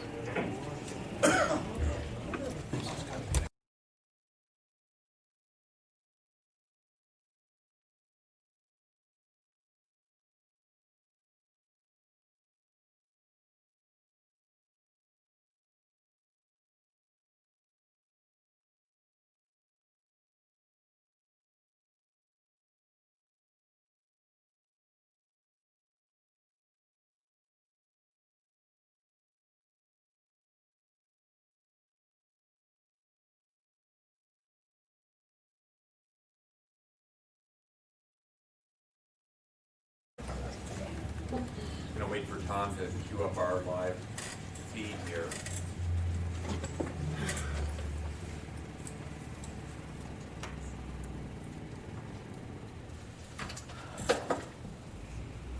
Okay, folks, we're live again, starting our last afternoon segment here. I want to first, as I stated before, the recess, that if there's any public comment, I always like to have a record that public comment is available to anybody now to speak. We don't have folks calling in, obviously, but we do have opportunity as part of our transparency on this committee to create opportunities for public comment. So hearing no public comment, Leah, can we start with just before we lose you this afternoon? As I mentioned earlier, we have had some discussions about lots of discussion, frankly, about where we are in the process, where we're going, and I want to make sure that you all have an understanding of what work remains to be done, how we're going to get that work done, start collecting and assimilating all the information and data that we've collected so far. And as part of that, we obviously know that at the end of the day, our ultimate mission is to provide the study to the Board of Trustees. And we've had discussions with Leah and as a sort of a liaison with the Board of Trustees as to what they would like to see in the meantime. So I'm going to have Leah address that, and then maybe we'll go back to how that fits into the greater picture of what our timeline is and some of the choreography from here on out. So one of the things that we've been discussing internally has been how to move between now and then the date of the final submission of the report to the legislature. And there are a couple of things that it seems really need to happen. One of those is to make sure that we are reaching outside or beyond of what may be a bit of an echo chamber that we have created around this initiative. And when I say that, I say there are a couple of groups of folks that many, I think, around the table and some of the presenters, at least at the meetings that I've been in, are talking about rather anecdotally, but we're having a lot of difficulty getting concrete and direct feedback from them. So one group I would put in that category are attorneys who provide reduced rate services or a significant amount of pro bono services that would be negatively impacted by the imposition of a mandatory malpractice requirement. And when I say negatively impacted, some of the anecdotal conversation I've heard suggests that these attorneys would no longer be able to provide services at these reduced rates, that therefore you would negatively impact access to justice, that attorneys would no longer be able to provide as much pro bono service because they need to work more to offset the cost of malpractice insurance. And so that is, as far as I know, it is all anecdotal at this point. We don't know how many attorneys fall into that category. The only information I've seen about even an average hourly rate that is charged in the people law market, so this is, an individual client goes to hire an individual lawyer who's not part of a firm. The information that we have is that's about $300 an hour. So even that, in my view, is not necessarily a reduced rate, an affordable rate for most, certainly no low-income people. So I think we need to reach this population of attorneys. So that's one. The other group, there's a lot of anecdotal conversation about is the public, consumers. How do they feel? Do they care? And how can we bring the voice of the public into the conversation? So to that end, I've been talking with some members of the board, certainly the board chair, about how to do a better job or a more effective job of outreaching regarding the conversations that are being had by this group and around the table. And certainly as part of that, we want to start getting some feedback around potential recommendations that might be forthcoming. And I think it would benefit not only this group, but certainly the board and the conversation ultimately that we'll be having with the legislature to get that feedback sooner rather than later. And so we do have the ability to do things like an informal public comment, request for public comment. So this is not, putting rules, post-state bar rules out for comment, but instead we could put out for public comment potential recommendations or options being considered by the malpractice insurance working group. That's something that we could ask the board to do. And I have spoken with Randy and with Linda about the advisability of doing that. I encourage this group to consider taking advantage of that option. The next board meeting is mid-September, and so we put options for consideration out for comment for a 4-week period. You would have some information, hopefully, back that you could use to inform the further development or refinement of your ultimate recommendations. In addition, I've asked Linda to draft an agenda item regarding a survey of the public. She's got information about, I think, we've gotten 2 different proposals and 2 different kind of cost models for what a public survey would look like. The dollar amount is not such that I would necessarily be required to go to the board to seek approval, but because of the significance of what we're doing here, I think it's important that the board really weigh in on whether or not we want to spend general fund dollars in this way, and what that survey would look like. And so those are the 2 things that I've been discussing in terms of bringing forward to the board sooner rather than later. And so I don't know, Randy, if I need to say any more, just that I would encourage you all to consider taking advantage of that opportunity to bring preliminary recommendations or options, or however you want to phrase it, to the board with a request that the board issue those for public comment well before, in advance of this group finalizing any of its ultimate recommendations that will be included in the legislative report. The last thing I would say is, as these options are being drafted and developed, part of my responsibility is to run them by our stakeholders. We obviously have representation by the court here, which is quite beneficial, but we've got our legislative stakeholders as well. So as soon as we have something fairly concrete, but not yet finalized, I will be running that by our legislative stakeholders to get a temperature read on that as well. So just wanted to let you know that that's going on. So, okay. Yeah. I just want to make sure that we're all clear on this. And it's a newer issue to us. Linda and I have been talking about it for a while, and Leah as well. So just so everybody understands, when's the Board of Trustee meetings? September 13th and 14th. Oh, okay. This would probably be on the new board agenda on the 14th. Okay. Okay. Is it 2 days then? It's the old board is the 13th and the new board is the 14th. Right, okay. Yes. Okay, got it. Okay, so anyway, September 14th. So the idea is to come up with sort of a current assessment of where we are. I don't know exactly what that looks like now, but it sounds like it would at least need to be informative enough so Leah is armed with information to let the Board of Trustees know sort of where we're at, and where perhaps we're coming out at least preliminary on these issues, and then to communicate with the stakeholders. So and then once that's published, do you envision whether you need authorization or not on a survey, the outreach to the groups that the sort of Access to Justice Legal Services group, and the survey to the public or consumers, those would take place after the Board of Trustee meeting? Is that sort of, I like the timing only because those are things that we've been talking about for a long time.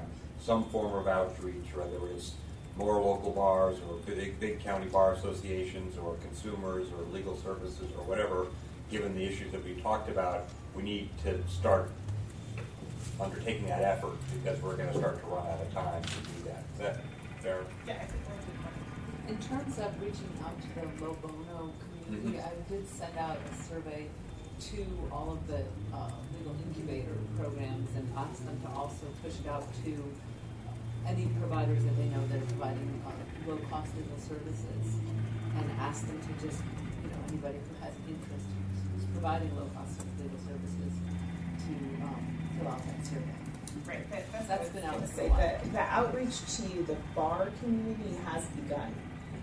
I think when we issue something for public comment, we have other ways that we sort of quote unquote advertise that, and so hopefully we would reach more attorneys generally, including the low cost legal services attorney providers. But we have begun that effort. There's also, we have a group of folks who qualify for fee scaling on their licensing fees. That is the group that we could specifically target. I don't know what their practice type is or who they're serving, but it's certainly a group that we know has a relatively low income. So there are some additional things that we can do. Okay. And is the idea that this informal public comment is a little bit easier to attain than commissioning some formal public comment under the normal procedure that we use there? Is that No, it's just we're not required to issue this type of report or recommendations for public comment. We're required to issue state bar rules for public comment. So let's say there was a recommendation to mandate malpractice insurance via rule, that would have to go for public comment. So it's informal, just in that it's not required. And because of that, we have tremendous flexibility in terms of the length of the public comment period. I think the question for the group is, do you think that your ultimate recommendations would benefit from sort of an interim public comment? I think Saul mentioned that in the latest effort, the last effort to do this, there were 9 back and forths with the board. I think he mentioned the word 9.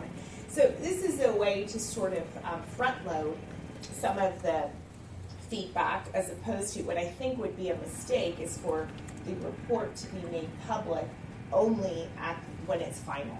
I think that would be a mistake. And then to have all of the feedback come in after the report is already final, you don't have an opportunity to take any of that feedback into account in finalizing the report. So hence I encourage kind of an interim comment period. Well, it's also a way to prompt, responsive information.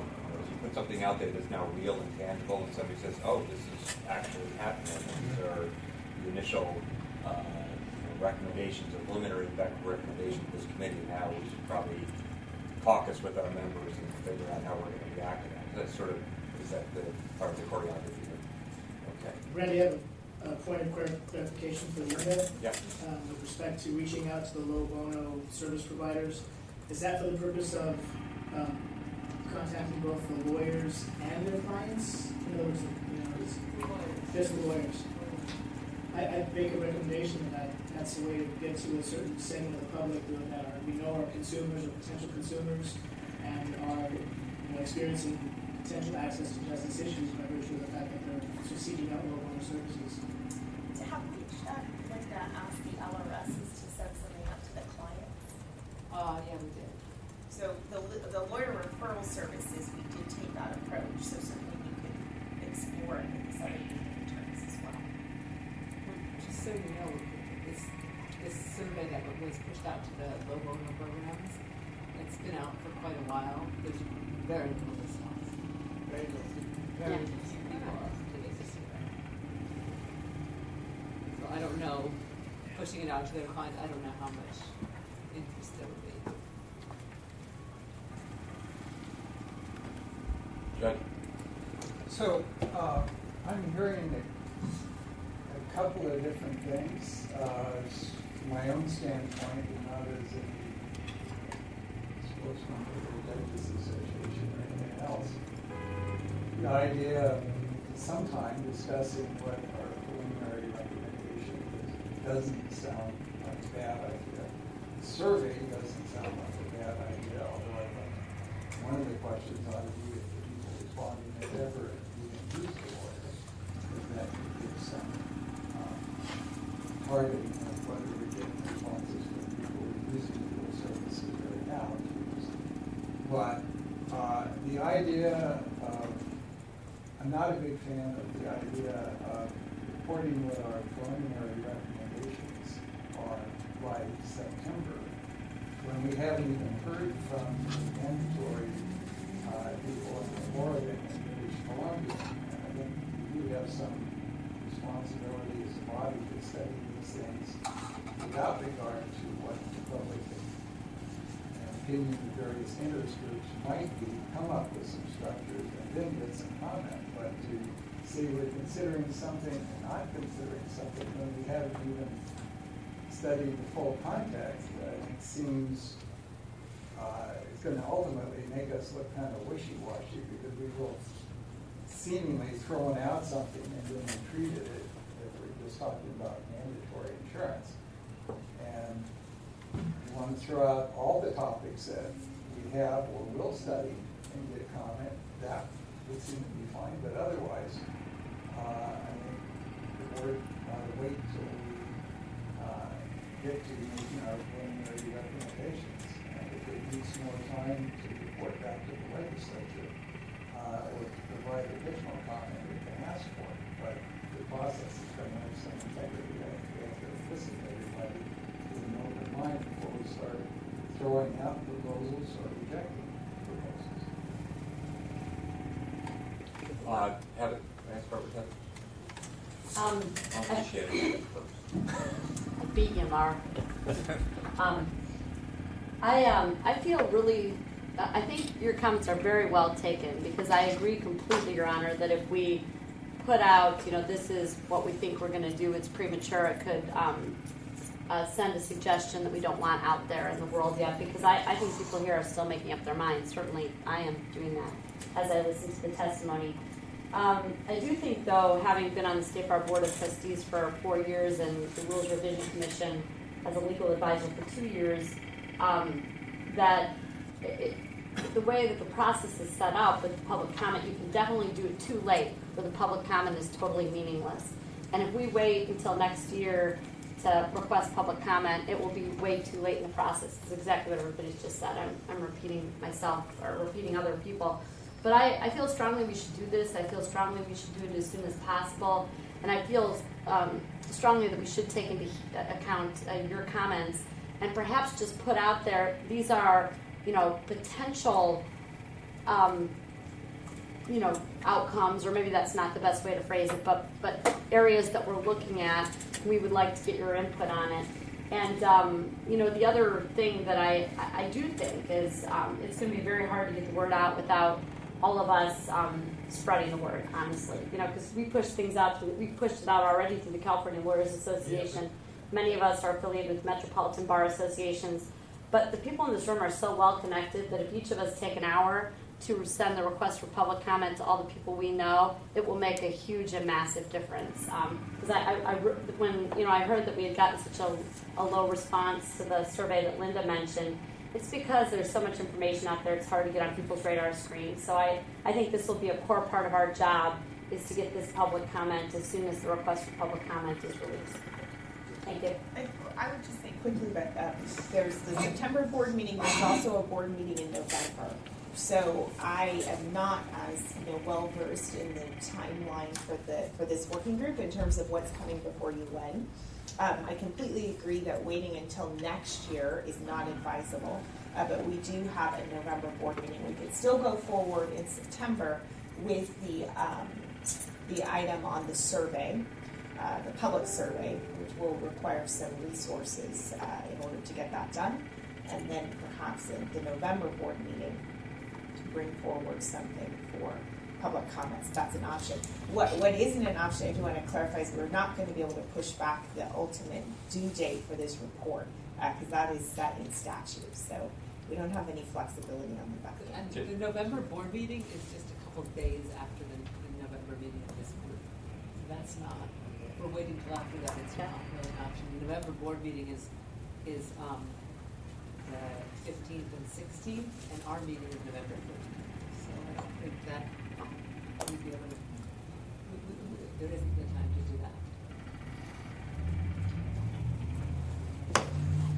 So, just a quick comment, so you bear this in mind. March 31st is when the Board of Trustees recommendations are due to the legislature per SB 36. So obviously, we have to work back from that so that we have time to get it to the Board of Trustees, and obviously just the drafting process and so on. So that's why we're talking about this today, as we work backwards from that date. We're probably talking about finalizing our recommendations, not the preliminary investigations, not what we're doing now or next week or next month, but the ultimate recommendations would probably be sometime in January, perhaps late January, if we want to push it. So that's what we're talking about here. So the year that we had to study this gets compacted, or at least the year from when we started until when the Board of Trustees has to report back to the legislature is getting compacted. So we're fine. We're doing great. But things like the surveys take time. Processing that information takes time, and we want to make sure that we've given everybody in the state who cares about these issues the opportunity to be heard.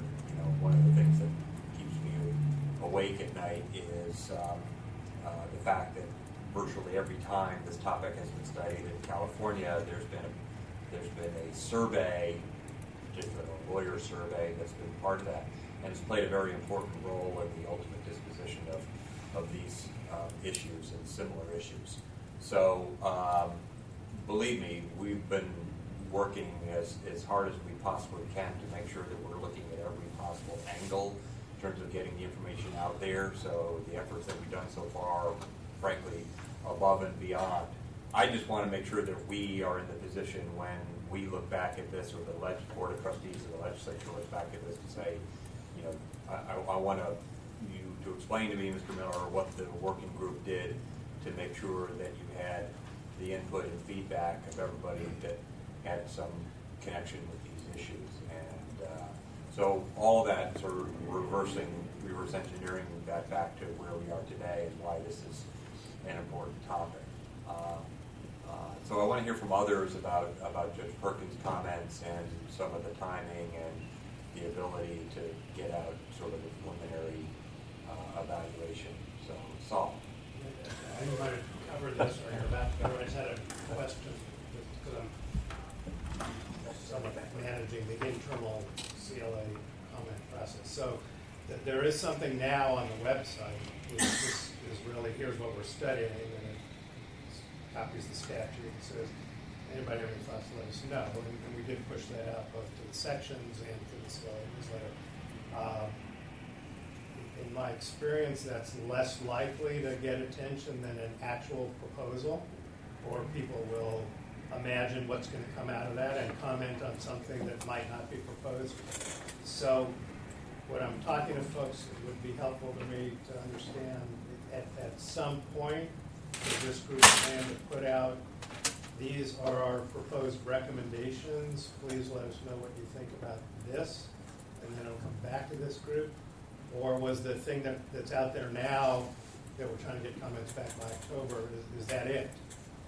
Well, that's what we're talking about. No, I know. I'm just trying to figure out timing-wise. I know, but is it pretty likely there will, at some point, there will be a piece of paper that says these are our proposed recommendations? Well, that is my suggestion, and not necessarily these are our proposed recommendations, but these are recommendations being considered. So something more specific than what's currently on the website. So for example, affirmative disclosure, mandatory affirmative disclosure, disclosure on all of your forms, and disclosure on your website, and posting it on My State Bar profile. So it would be options being considered with enough specificity that it can achieve the goal that you've identified. You are much more likely to generate a response and reaction when you provide that level of specificity. So that is my suggestion, that we do that at some point relatively soon. Okay. That's what I thought. So there's a right. It's a fair clarification, because it's not this is what we think we're going to do, or this is where we're ending up so far. It's here's some, with some specificity, some of the proposals we're considering. I have a question. Do we have to go to the board with it to issue these sort of preliminary recommendations, or sort of the options that are being considered, or can that be done independently of the board? It can be done independently. It's just a way to appropriately focus the board's attention on it, to have the board weigh in, and also it signals, I think, a sort of higher level of comment that we're asking for. It's just more formal, but it's not required. Leah, are you thinking about having the board weigh in on the substance? I'm sorry, I kind of jumped in. I apologize. It's okay, go ahead and finish your comment. Jump in on the substance of what we're asking, or just the notion of asking? Well, the board, certainly when this agenda item comes forward, it will generate discussion, not to change and not to modify anything that's going out for comment, but certainly it will generate discussion. The board really has yet to have the opportunity to have a discussion about the subjects, the issues or the options being discussed here, and I do think it's time for that as well. Just like I don't think from a public perspective or from an attorney licensee perspective, we don't want the first time for people to be considering these issues to be when the report is final and published. Similarly, the board should have more than one sort of bite at having a conversation about these issues. So we would generate that type of conversation, but not intended to modify what's being put out for public comment. Somebody had a comment over here. Oh, Mark left. Anything else on this issue? Yeah. Mark. The plaintiff lawyers get no respect. No, that's for sure. Nothing to do with that, as Yeah, far as I know. okay, so Leah, I heard different things from you. So will you clarify, are you talking about publishing options or tentative proposals? I guess I'm not seeing them as that distinct, but I'm really talking about options. So I recognize it's premature for this group to sort of put your weight behind any particular set of recommendations. But there are options that I think you're at a point where you could articulate some of the options that you're considering. And again, with the level of specificity such that they would provoke some reaction. That's the intent, right? So I think options is an appropriate word. Okay. So, options are fine, and I think we've heard a bunch of options. But Glenn and I are the mandatory insurance working group, and we haven't even finished our agenda yet, and we haven't even figured out exactly what we're going to present.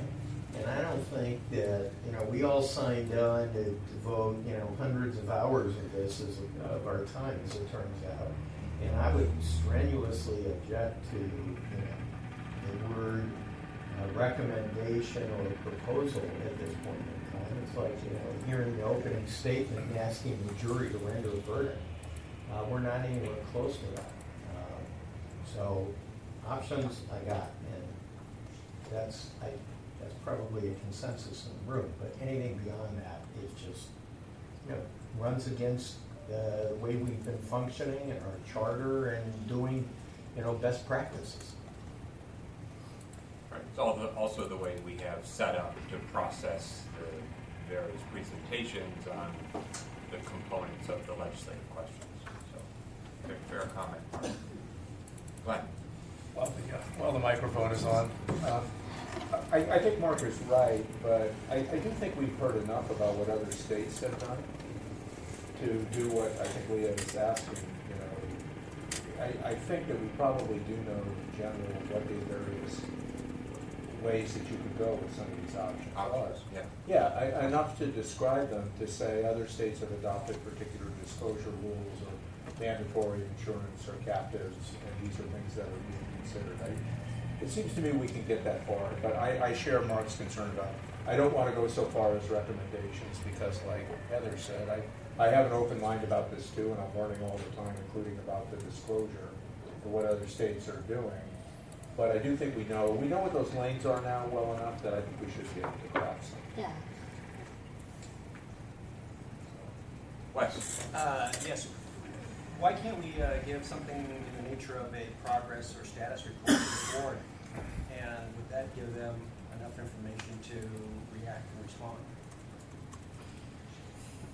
The board would, but I think what I'm suggesting is that we actually put something out for public comment. So I think we wouldn't putting a progress report out for public comment. I wouldn't advise that. There'd be too much narrative for people to have to get through just to kind of get to the meat of the recommendations personally. So I don't think putting a progress report out for public comment would be very effective. So progress report would certainly suffice for updating the board. Yeah, I think what Leah is suggesting is this would be the instrumentality, the vehicle by which we could sort of provoke more public engagement and public comment. We all agree we need that, and we can have it as part of our process, and we're working hard to ensure that. And so I think Leah's thought on this comes from a good place, and understanding the process may be a little bit better than us about what needed to make sure that we have the input, feedback, and information from the folks where this issue is meaningful. Jay?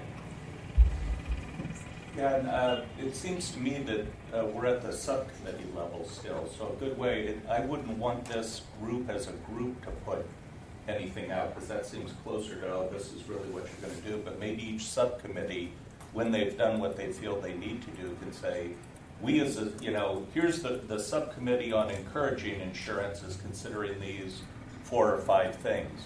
So nobody's going to freak out and say, oh, they've already decided what. It's just a subcommittee describing options. And some subcommittees, I'm sure, can do it. If another subcommittee needs to wait and they're still working, once we get that information, then we'll have a collection of options that doesn't seem to have a coherent theme that's already being driven necessarily. Well, actually, that was what I was thinking as well, is that whatever the options are would start at the subcommittee level, created, perhaps approved by the body. We have to talk about how we do that, but that would probably be the form that would take, rather than some group consensus about what the issues are, especially since the expertise for each of the legislative questions lies with the subcommittees. I would think, but that's one way to do it. Well, public comment that we receive, we can anticipate it's going to be attorneys. We rarely get public comment from the actual public. So I think we can all pretty well anticipate what that's going to be like. And I doubt it will be driving our ultimate decision making. So I think this is just a matter of putting it out there for people to be heard.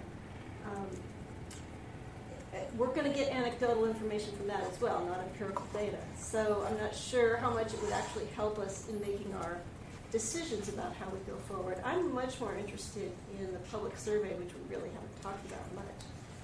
But if we did it right, and not necessarily how we were hearing earlier today, but if we ask the right questions to find out if we actually have a problem that needs to be solved, I think that would be much more helpful to the group. Although we need to seek public comment with the options presented, without saying this is what we're thinking about actually doing. I think we do need to ask to have whatever funding is necessary to do an adequate public survey that asks the right questions and gets us as a body the right information. Well, I know I already spoke, but I would just say, I think it's critical that we ask the board on September 13th or September 14th to approve our public comment. I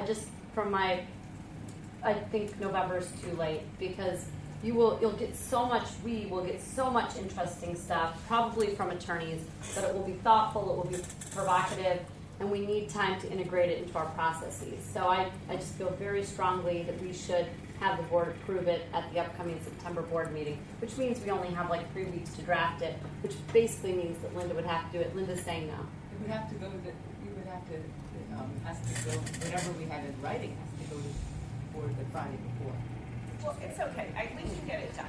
So if that's what the group wants to do, we can. get it done. But outside of this meeting, I don't know that we can accomplish that, because it all has to be done in a public context. Well, here's my recommendation. I just think this is so important, and I think Linda is such an expert on this that I think Linda can draft it. I believe this. I mean, Linda's learned, I mean, for those of you who haven't gotten to know her, she's gone from, not being well-versed on this topic to being like a nationwide expert on this topic. Not kidding.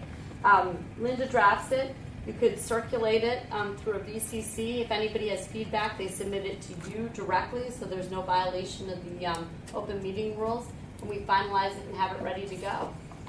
I mean, it doesn't have to be that complicated. It should just be, we're the mandatory insurance group. We're considering these 5 things that are in the statute. Here's a list of all different things that have come up.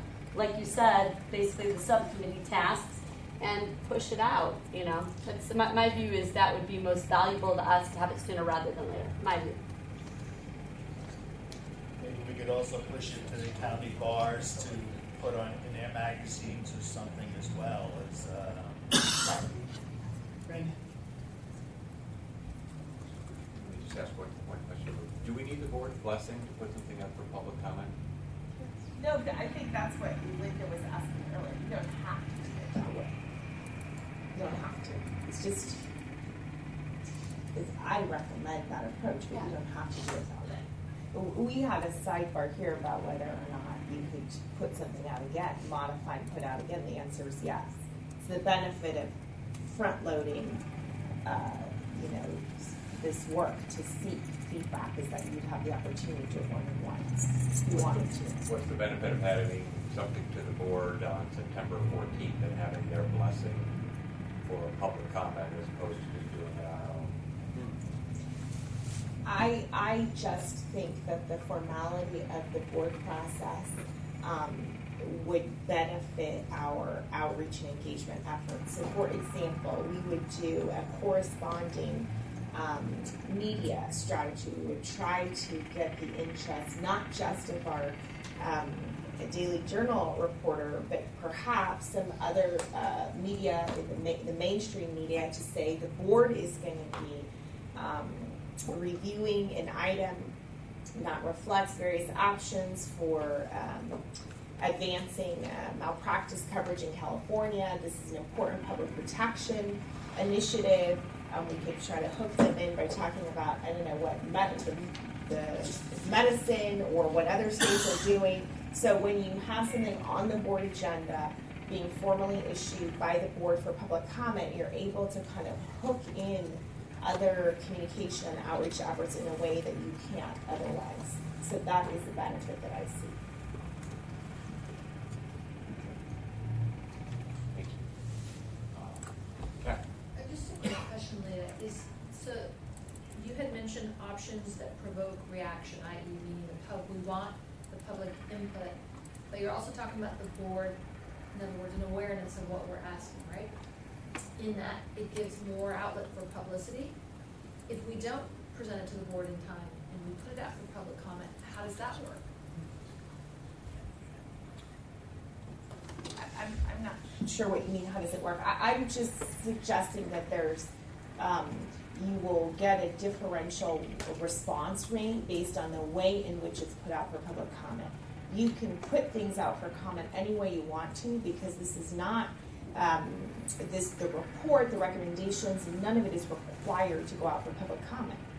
So I'm simply saying that if it gets on a board agenda and the board of trustees is putting it out for public comment, in my view, that's an optimal approach with the goal of garnering as much response and feedback as possible.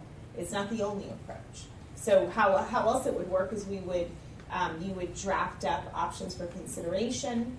Staff would essentially put it out for comment on the website. We would send it out through our sort of email distribution lists. We would still try to get media attention. It's just easier. I'm just speaking from my limited experience about how we can kind of create hooks for media and other folks to be more interested in what we're doing.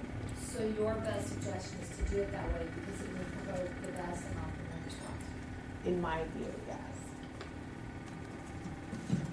I think it would make sense to try and push it out quicker if we can, just because, I know it's hard to believe this, but if we do it in November, then it would be the holidays, we're up against the holidays, and people are doing what they can just to manage to close up and do whatever they need to do for the end of the year, as opposed to, focusing on some tangential issue that might not be something that they would be dealing with on a day-to-day. Right, we're gonna stick with a model that would encompass board of trustee blessing in some point. I think we agree that November is probably too late if we're gonna stick with that. If we're gonna do the board of trustee blessing, then we're probably restricted to the September 14th meeting, or we can do it on our own. Do it on our own time schedule, which would still mean way sooner than later. I think we agree November is way too far down the road. Is what Heather suggested feasible with Linda? So Yeah, we at were least give that a shot. chatting about that. I mean, we've got, all of our transparency public meeting rules that actually key that we have to comply with, so when we start communicating with each other, it gets a little tricky.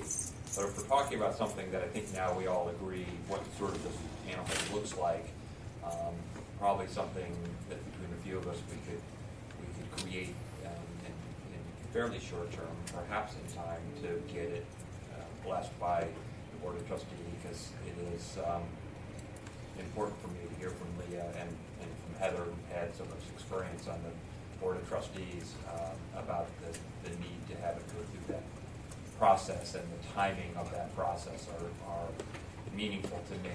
So it sounds like something we could do. We'd have to figure out some of the trickiness about that routine. But I'm just wondering if we could spend a little bit of time now, just very high level.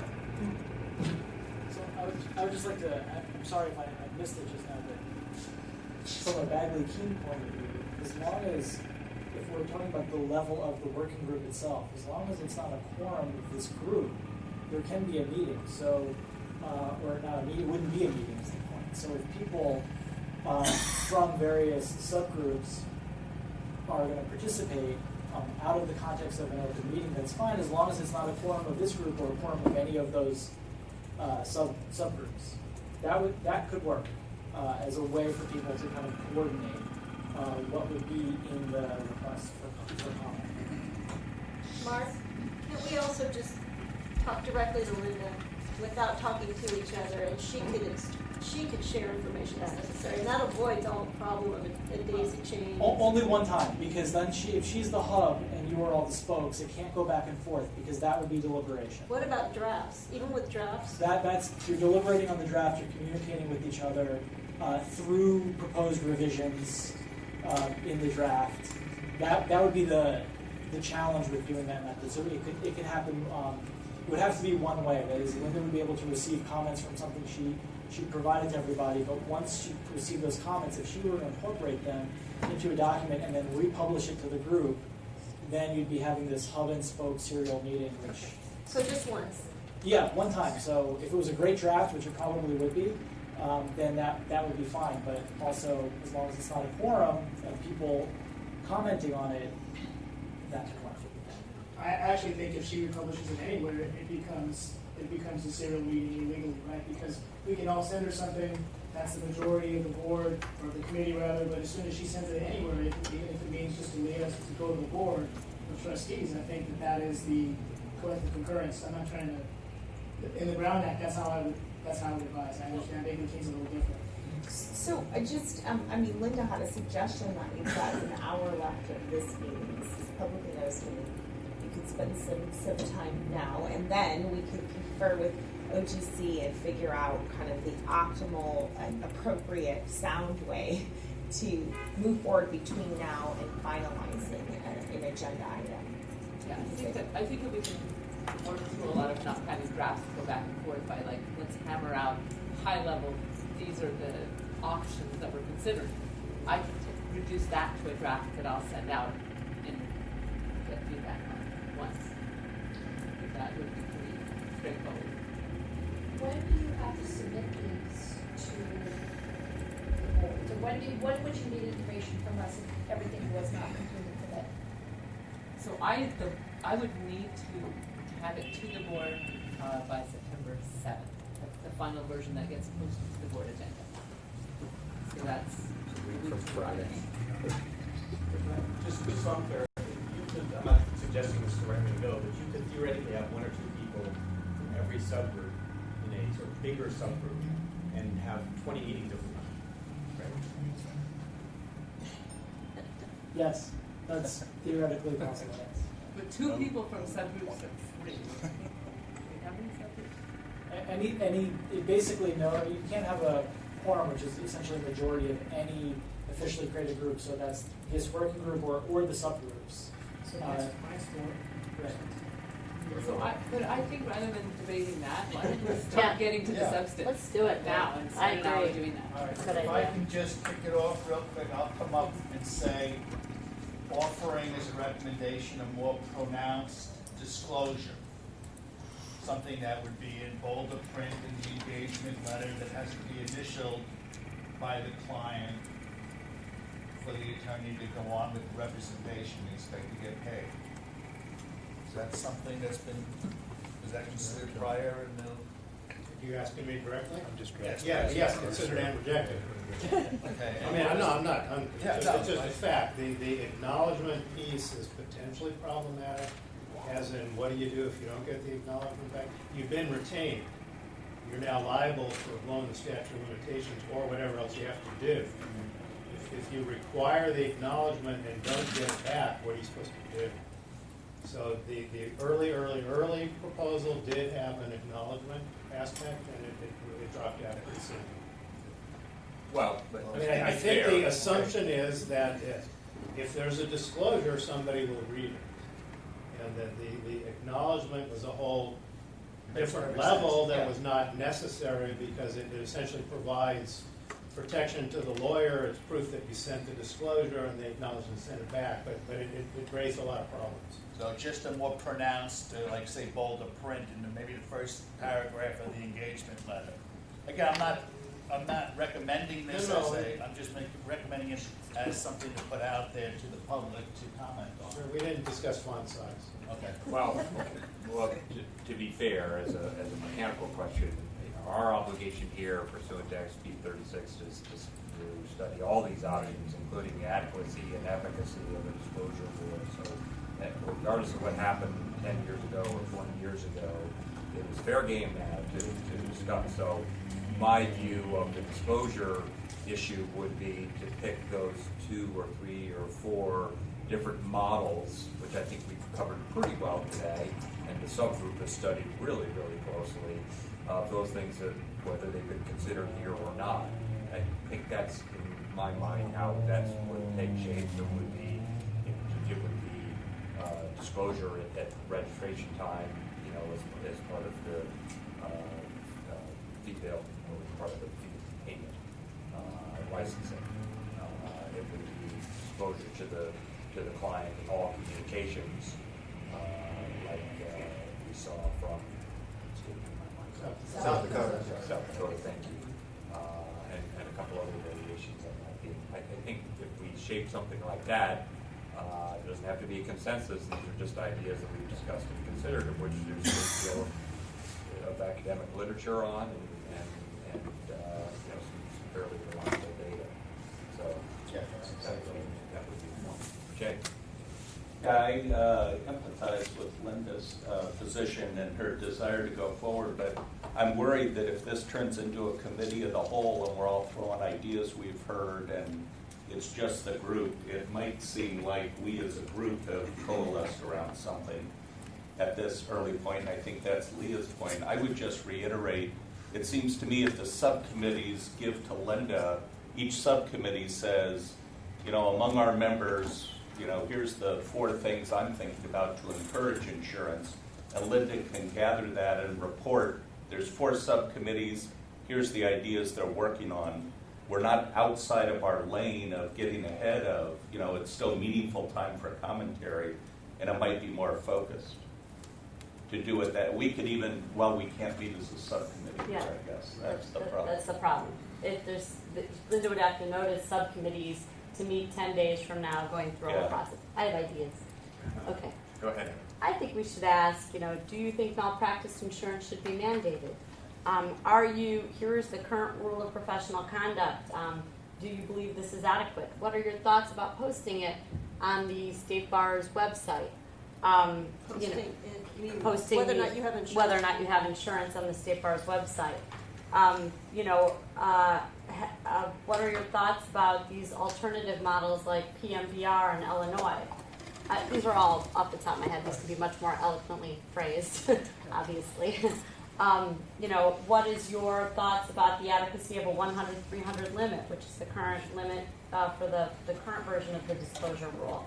Do you have concerns about mandating malpractice insurance? This would be a subcategory of an earlier category in the event that, and the impact it could have on people who provide pro bono and low bono services.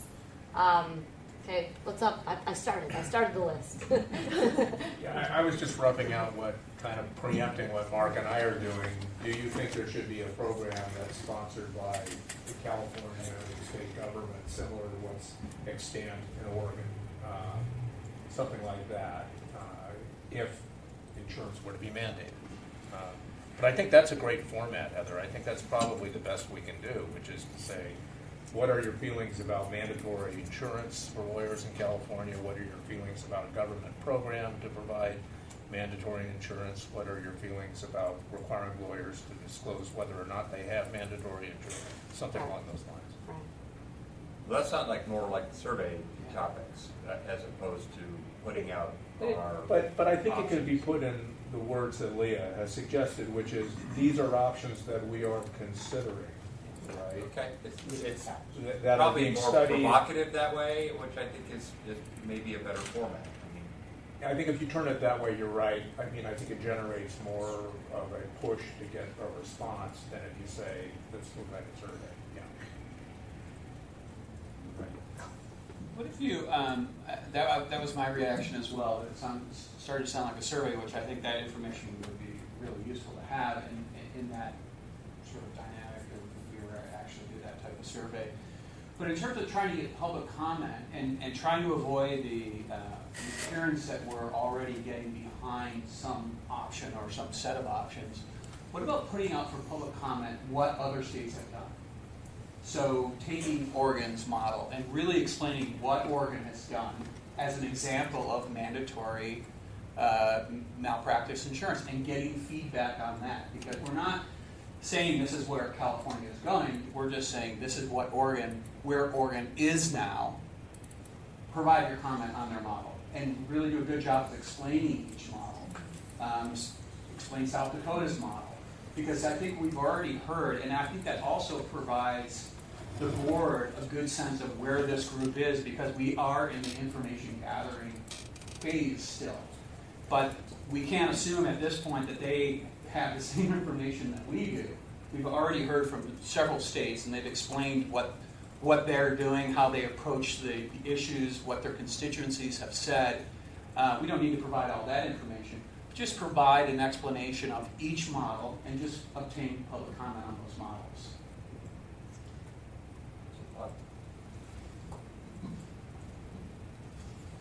I think the concern is that what Leah was saying is to provide options with enough specificity to provoke response. And I don't know if we just put out something that's saying this is what they're doing in all these other places. I don't know that people are going to dig through it, and I don't think we wanted to have it be so dense that people have to read it through and figure out what in the world we're talking about. I think that's where we come with, these are the options, again, not recommendations, but these are the options that are being considered, and to really get people's attention and provoke their interest. Can I just respond to that? I don't think we need to provide them the actual statutes from each state or get into that level of detail. But each state, they already have specificity around what they're doing. So as long as we can somehow walk the middle road there and say, this is what Oregon's doing, this is how they accomplished it, but make it just 2 paragraphs. Just explain their model in 2 paragraphs, which I think we could do. And then what's the question? What do you think of that model? Or what do you think if we were to impose that model in California? Right. So how is that any different from saying this is an option that's being considered? Because it's not putting the group's imprimatur on that particular option as a recommendation. Maybe a little bit of context. So the only thing that I would add to that is if I was going to use the Oregon question, I would be tempted to say, and this is a very loaded question, Oregon is the only state in the nation that requires mandatory malpractice insurance for its lawyers. Should California do the same? I mean, that's the truth. Actually, well, no, It's not it's in Idaho and Yes. Nevada. Oh, sorry. are also- Got two so that would be programs another- now. That's the other. I'm not trying to stack the deck or anything. Because I feel like if you do not it has use, some if you do not context. use models that are already implemented, you're never gonna have a level of detail until you wait until this group is done with their recommendations. Yeah. I don't think we can provide a level of specificity beyond what we're looking at right now. Because we haven't done the work about, okay, California's unique, we have unique feedback from our constituencies, and here we're being asked basically to present the end product before we've even begun the process of debating what that would be. Well, how about if something said, something to the effect of, a practice insurance work group is considering a proposal regarding the imposition of mandatory legal malpractice insurance, and as examples, Oregon Professional Liability Fund, or Idaho, or Canada even. Nevada is still in process, but, citing those examples, I agree some level of more detail is, I think, helpful to a reader who'll go, oh, now I can, there are other programs like this. That's a fair suggestion. That's kind of how I was conceptualizing it, which is to say, these are the things that are recommendations that the committee is considering, one of which is, for instance, a government entity that would provide insurance. For instance, in Oregon, there's a program that does X at 100, 300 limit, or a disclosure rule that looks like this. For instance, in South Dakota, the disclosure rule is the following. And so you've got something that kind of catches them, like Linda was saying, a hook, that says this is what we're considering, and this is just a very short description of what the source of some background information is. These are what other states are doing for each of those points. So on disclosure, as an example, we could probably cite to those models that have been adopted by other states on the disclosure rule, South Dakota versus Illinois PMDR versus California's existing program, or whatever, that may give enough detail to engage them in that process. Yeah, and I do like, I think the point is well taken, that it really does kind of show what we've done. Kind of shows the roadmap of what we've looked at. Without having to show our hand, or make a commitment, or, preordain something. Because we're not there, clearly we agree we're not there yet. We haven't even had all the presentations. So. Yeah, we're still welcome. Is it okay if I comment? Yes, it is, okay. So I think on the disclosure, for the most part, I think it's self-evident with the comments. The thing with the mandatory insurance, and I was still at the bar when the Oregon guy showed up, whatever.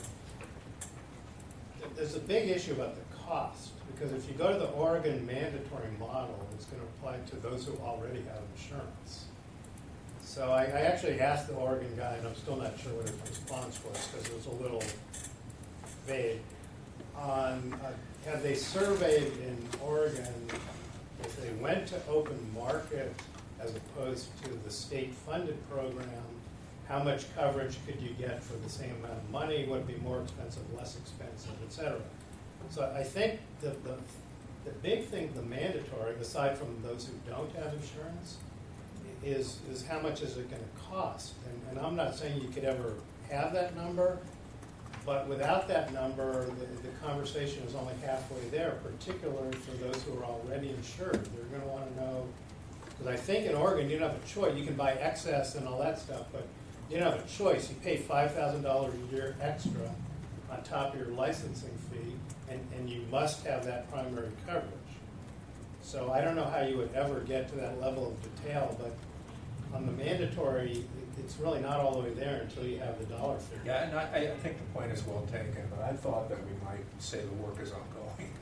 I don't, we say whatever The we want. work is ongoing. I'm We just don't- pointing we- out that if that we I don't were know. a reader of that, I would want to know what's it going to cost. I think it needs a sentence, you're right, that says we don't know what the cost would be. I think it needs something like that. Our work is ongoing, our investigation. Because you're right. Assuming it's even feasible, but yeah. It may not even be feasible, but that's a separate issue. But we don't want to lead anybody to believe that the work is done and it's right. And you were, I think at the same meeting, you saw the Oregon guy and the Panther guy. Right. Yeah. Well, we're going to. We're going to. Yeah. So that the point is just to say that work is underway. I mean, Well, if we're going to list options, we don't need to go into the merits or problems or questions of any of them, and it should be done uniformly. So I think, we list the options, and for those that you want to point to that we've already had presentations about, that we've had a presentation. For those that we haven't had presentation. I don't think any of that is necessary. I think we should just list the options. That's what Leah was saying, like, that's like a progress report. And I don't think you issue a progress report for public comment. I think the progress report can go to the board with more detail and then say, this is what we'd like to issue for public comment. So I will work on that. Maybe I can work with doing a draft, and once we find a draft, then I can send it out to get input. I want to make sure we've heard from all aspects of the legislative questions we've been asked. I mean, it's not just disclosure and it's not just mandatory insurance. There's subgroups to each of those, but we have issues about the adequacy of the limits. We have issues about the adequacy of the current California Rules of Professional Conduct. I don't know that we necessarily have to include every aspect of every question in there, but I want to make sure that we at least considered it. And so we're going to spend time in creating a document that does what Leah thinks and others think that it should do. I just want to make sure that we're taking into account all those pieces that we are considering here. In my mind, I think you can break down the mandatory insurance model proposals fairly easily. Disclosure variables fairly easily. I just want to make sure we have everything else covered. Does that make sense?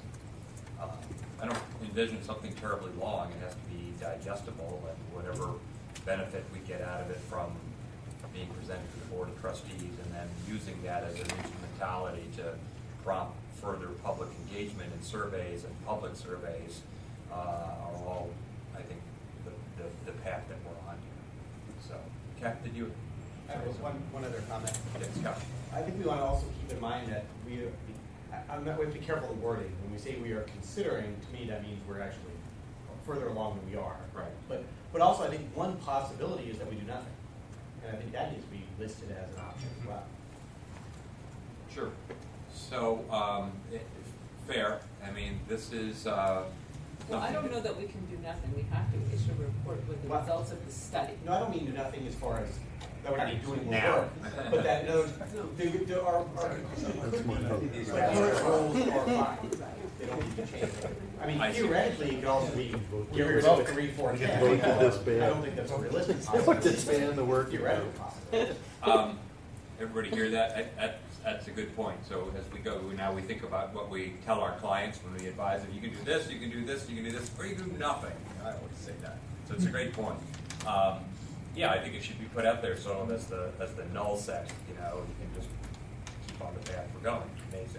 People may say, all right, I swallowed what we have so far, I'm okay, not willing to go any farther. So yeah, I'm saying they're doing nothing. So it's a very valid point.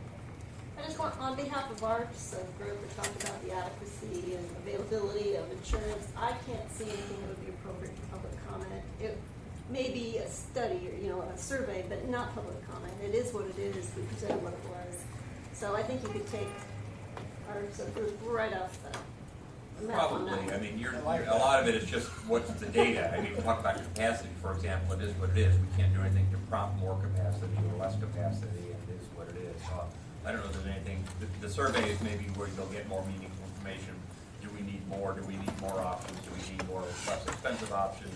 We need to kick the big guys out? I don't know, whatever the choices are. Lots of good survey questions there, but I think in terms of those legislative questions that just simply ask for the current state of the market, I think that probably, in my view, I agree with Joanne, it doesn't necessarily prompt some sort of a listing of the various proposals that are being considered. The adequacy of limits, perhaps, whether it's 100, 300, or should it be 250, 500, maybe that kind of question. I don't know. Well, you have to phrase that in some form of a proposal, like, Right. do you feel like that's, not a survey question, like something is being considered that those minimal limits might be increased, because I think that's the issue, are they too little? Right. Maybe increased, something along those lines.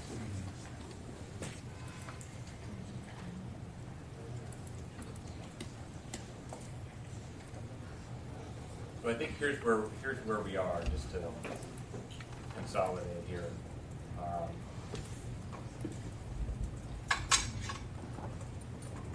I think it sounds like what we need to do is start to craft these list of topics being considered. We'll fool around with that language so it's not misleading, such that it in some provocative way puts out what we're looking at and creates some public engagement, allows us to use that as a springboard to surveys, keeps the Board of Trustees informed, uses whatever bounce we get out of the Board of Trustee process. Don't forget that we also mentioned that the stakeholders are going to be interested in what we're doing. We think we agree that we're not in line with some sort of a progress report or where we are, because we're not there yet. So I think whatever we create, if she wants to use that to talk to the Supreme Court or to the legislature, that this is what's being put out there, these are the different proposals being considered, that's fine. I think that probably gets her what she needs, and we have to do this all in a fairly short time frame. Linda's shaking her head, so it sounds like that's something that we can start immediately, and maybe the first draft or two you and I will work on, and then I think we can do, if we can do this in a compliant way, Mark, making sure that we get the last word from each of the subcommittees on how they feel the major topics should be described, and in a way that gets the issue out there to people that we need to engage on this. Does that make sense? Yeah. Anybody have any feelings otherwise, or any other thoughts on this? The next step will be some form of a survey. Joanna is right that a public survey is really important. We've heard that process has started, so I want to make sure you know that that's something that will happen, and it's all part of our role as folks to gather the information so that we can ultimately make informed recommendations, and then we can assure those that look at this study or our ultimate recommendations that we've engaged and reached out as broadly as we possibly can to make sure that all of this is heard. So I'm glad we had a chance to, I don't necessarily want to close this out, but I'm glad we had a chance to engage on this. This is something that really just came up, I think, about a week ago. And I'm glad we had Leah here to explain it, because sometimes she comes at issues from the types of things she's been dealing with and has dealt with the legislature for the last couple of years. This is just the world in which we've been. Heather knows that world. It's sometimes a little bit difficult to navigate, but I am impressed by those that have the inside baseball knowledge of how these things work, and so I want to make sure that we continue to understand that that's the arena in which we live. Not hearing anything more on that. We have a little bit of time left. I didn't want to cut off Ruben or Scott. Ruben, I know you got to go. Scott, is there some sort of a closing statement that you want to do on disclosure? That was really well presented, by the way. The speakers were great, and hearing from other, just hearing from the other states about how they've done it. There's a pretty wide variation of rejecting it altogether and putting it in every letter and email that you send to a client, and a lot of variations in between. I think probably we understand that pretty well, but just want to recognize that you guys did a great job in pulling all that together. It's great information, at least for me, and I think for everybody else to have all that available to us. Anything by way of a summary? Does anybody have any further questions on disclosure that you want to debate a little bit further? We kept Mary around a little bit more. This PMBR idea, I think, is certainly another way to do this. Obviously we have lots of CLE requirements here in California. The idea of compelling those that don't have insurance to go through this additional continuing education exercise. I guess that's one hurdle that you'd have to make those that are uninsured swallow and understand why that's being imposed on them. Didn't sound like that was a great difficulty in Illinois, because they just did a press release and there it was the next day or a little bit later. Texas just voted together, I'll forget it all, so they don't want any of it. But yeah. I just wanted to chime in on that particular issue. Yeah. The issue of self-assessment is already on the Board of Trustees' strategic plan for us to put into place. So I think what would be helpful coming out of this group is the best way to, how we implement that. Do we require all lawyers take it? Do we identify the lawyers that we need to take it? Ensure the MCLE aspect of it. But I think input from this group on how we use that self-assessment will be helpful, because we're already planning on doing one. And just to bring it back to the subcommittee that we worked on, Wes and Jay and Kathleen Hamilton, who's not here today, that was one of the issues. Our topic was encouraging people to go out and get malpractice insurance. And the question that we had, which I think Mary from Michigan, from Illinois answered, was, does that self-assessment tool really push that along? In other words, after people did the self-assessment, did they somehow now feel like they should go get insurance? And what I heard her say, and maybe I heard wrong, but what I heard her say is that it didn't make a difference really appreciably at all. In other words, after the folks had done the self-assessment, it didn't up the rates of procuring insurance. No? Okay. All right. I mean, that might be worth discussion amongst the group. 8 or 9 months to do it. And then just to take a couple of steps back on mandatory disclosure on the impact on the existing uninsured population. Just know that the statistics on that vary from state to state. I know from dealing with the California Bar-sponsored insurance program that we had an uptick of about, for the program, ARCH, had about 10% increase in applications and booked policies as a result, tracked specifically to disclosure rule. LMIC probably around the same, I guess, 10% more increase in application after mandatory disclosure in California. We did see a small uptick, but it has not been necessarily sustained. Neither has it been with ARCH. It sort of tailed off slowly, which you would expect. So maybe it's momentary, but I think there's a correlation between, at least in California, the experience was there's a correlation between mandatory disclosure and insurance and lawyers getting insured.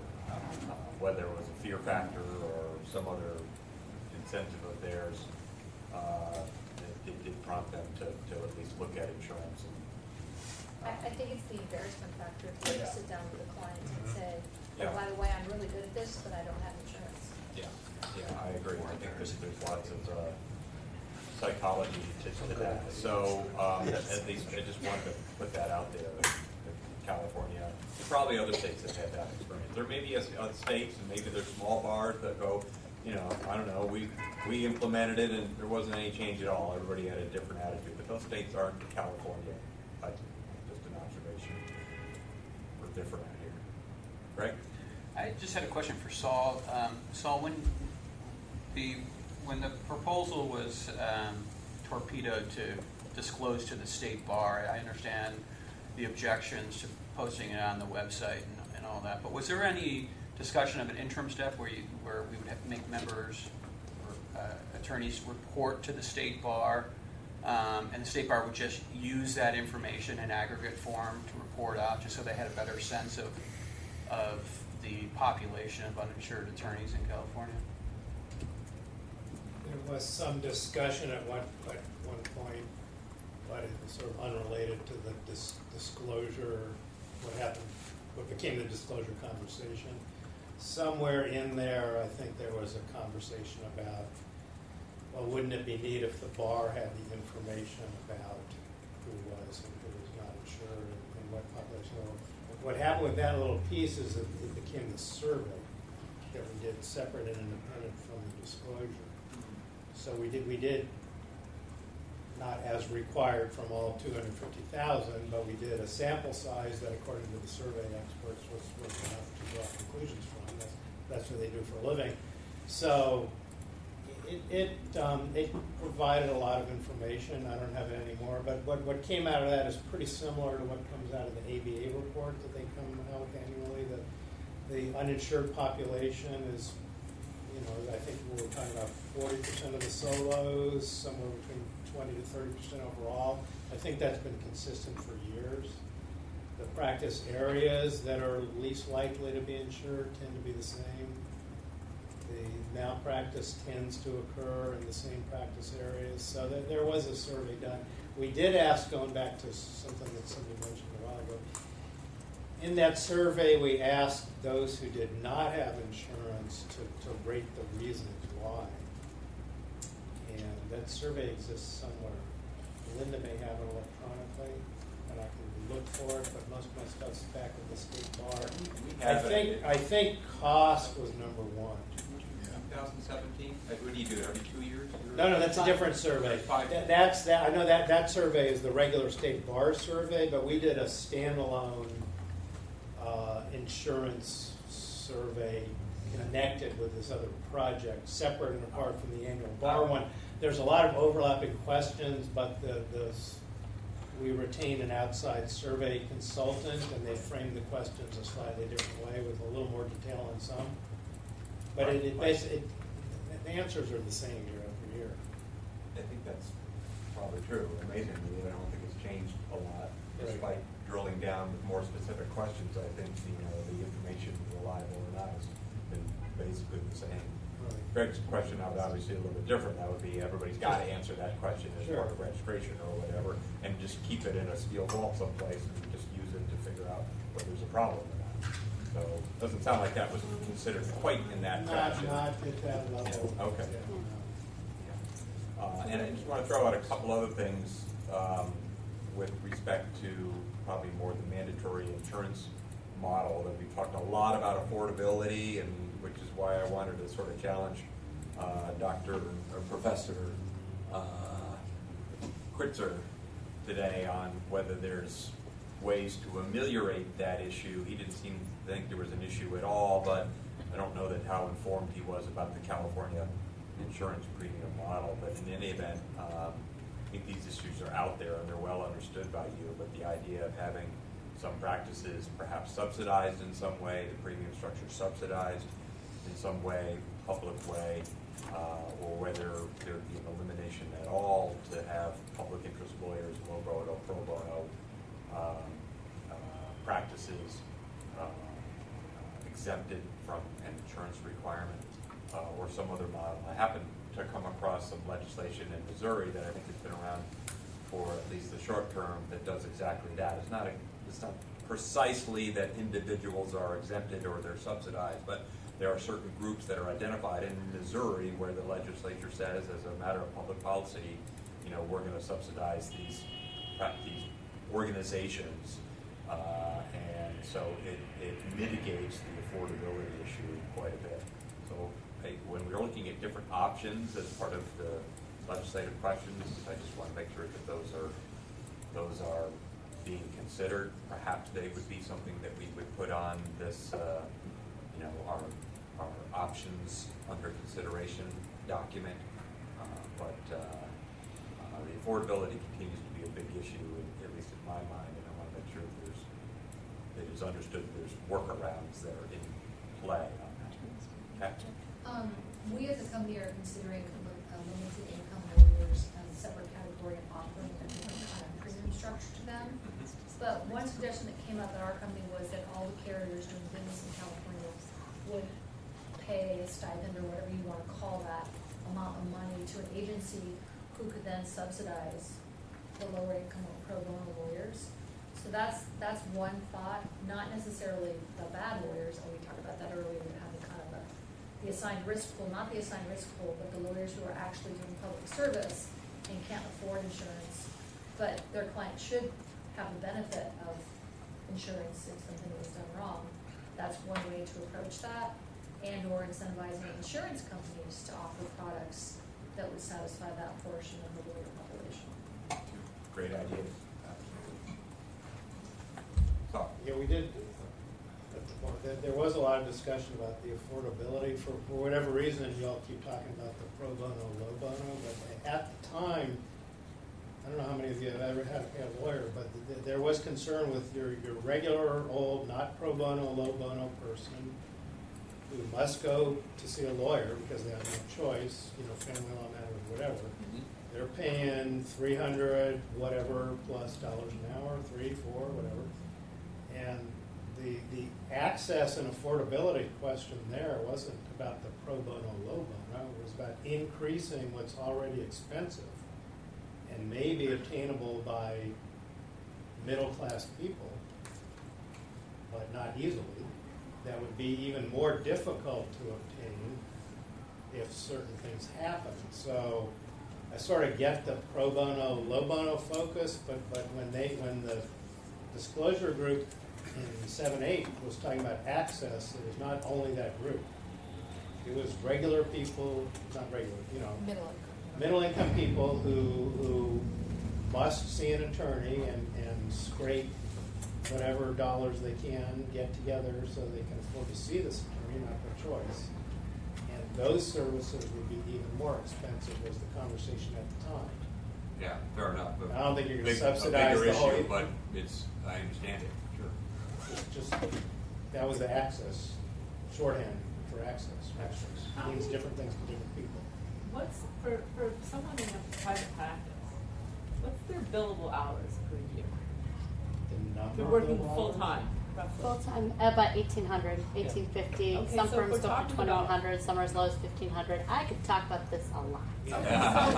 So if we're talking about a $5,000 premium spread out over 1,800 billable hours, it's at What's an hour? $8 an The hour. problem is that's not realistic for a solo practitioner. Yeah, that is. That's what I'm talking about for a solo practitioner. Lower. A much lower. So if it's 1,000 by half hours, at least.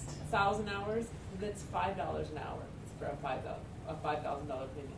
Solo practitioners, I would say 800 hours, top end 1,500. I see Well, it's some. the it's not the billable hours, it's the hourly money coming in. Realization rate is probably 85 to 90. Yeah, Probably more like $10 an hour. And, Well, it's easy to just seriously, base it on revenue, but you've got a real problem with your overhead. Right. That you have to take off of that really leaves very, solo practitioners tend, for the most part, to not make a whole lot of money. At the end of the day. Yeah, so after you take out overhead and so Yeah, forth. that's what, when I say marginalized work, I mean tiny margins, Yeah. especially if you're working 800 or 1,000 hours a year. Plus, the income can be cyclical, so Right. every time we put people on monthlies, when January or February comes around, a lot of them have really low cash flows, because clients tend to pay at the end of the year so they can write it off in January and February or got bad months. Yeah, it's not always, vulnerable to some linear analysis of, taking an hourly rate and saying, as I said, how can you get 5,000 more bucks a year? But it depends, but, Saul's point is well taken. It's not just the discrete groups, low bono, public interest, that sort of things. It's practice groups that somebody, us, the legislature, the board of trustees would look at and say, we're going to lose people providing these sorts of legal services if they're required to take this on as well. It's, I guess, an issue. Well, you mean lose the clients. I don't know what happens. Honestly, sometimes you don't have a choice in life. Well, ultimately, I guess it's the client's loss if you take capacity away. I think the initial impact is lawyers, can't afford to purchase a premium or to insure themselves. Therefore, they're going to not be able to do this work anymore and add that expense on top of it. Then ultimately, the clients who need those lower rate services and affordable legal services aren't going to be able to find them. I think that's the sort of parade. That was one, but the other one was that they would do it, but they would pass on the cost to the client because nobody's just going to do anything for free. So the conversation we had was the other one that was fine, make us do this, but the cost is going to be passed on to the client. We're not just eating $5,000 a year of overhead. So if the entire world, it's not like an antitrust violation, but if the entire world raises their rates because the entire world must have insurance, then it just makes it more difficult for anybody to get legal services. I don't think we've talked a lot about people are going to not do it because they have to buy the insurance and they're just going to suck up the premium. Okay. Kevin? There's a group called Escalate run by Chad Trainer. They did a study of the median income population of the need for legal services and the lack of affordability in terms of getting lawyers to do it at the rate they need it. So if you check in with them, ESQUALATE, it's Ooh. Chad Trainer. He's a former Marine lawyer who decided to serve the public interest. He lives with his mother because he can't afford otherwise. But he's done a full study on that median income population that needs legal services and cannot afford them. And we're in contact with Chad about this working group. Yeah. Oh, really? Okay. You probably introduced me to Chad. Yes, That's Chad probably Trainer is an excellent source of information on that middle income So that is it cannot really? afford legal services. Because I just made it up. I mean, it's good to know someone actually. Someone studying it. It's good to know someone actually studies this stuff. Discount. Plus, I like that ESQALATE. That's pretty Yeah, clever. ESQALATE, Escalate. Well, it's just great to hear that the former general counsel for the California State Bar makes things up. Not the general. I elevated you. Don't tell Heather. I'm sitting right here. Anything else in terms of summarizing either the disclosure topic that we heard about today or this proposal that we're going to put together? We have our next meeting, obviously. That's all set. Anything else that we need to talk about? Scheduling, logistics. We're down in LA next. So in terms of the piece that we're moving forward from today, Linda and I will get together on that. We'll probably reach out to the subcommittee chairs, making sure that we have their input and ideas, all compliant with Bagley-Keene. And with that, I think that's a wrap for today. So in terms of our live stream, we're going to adjourn for today.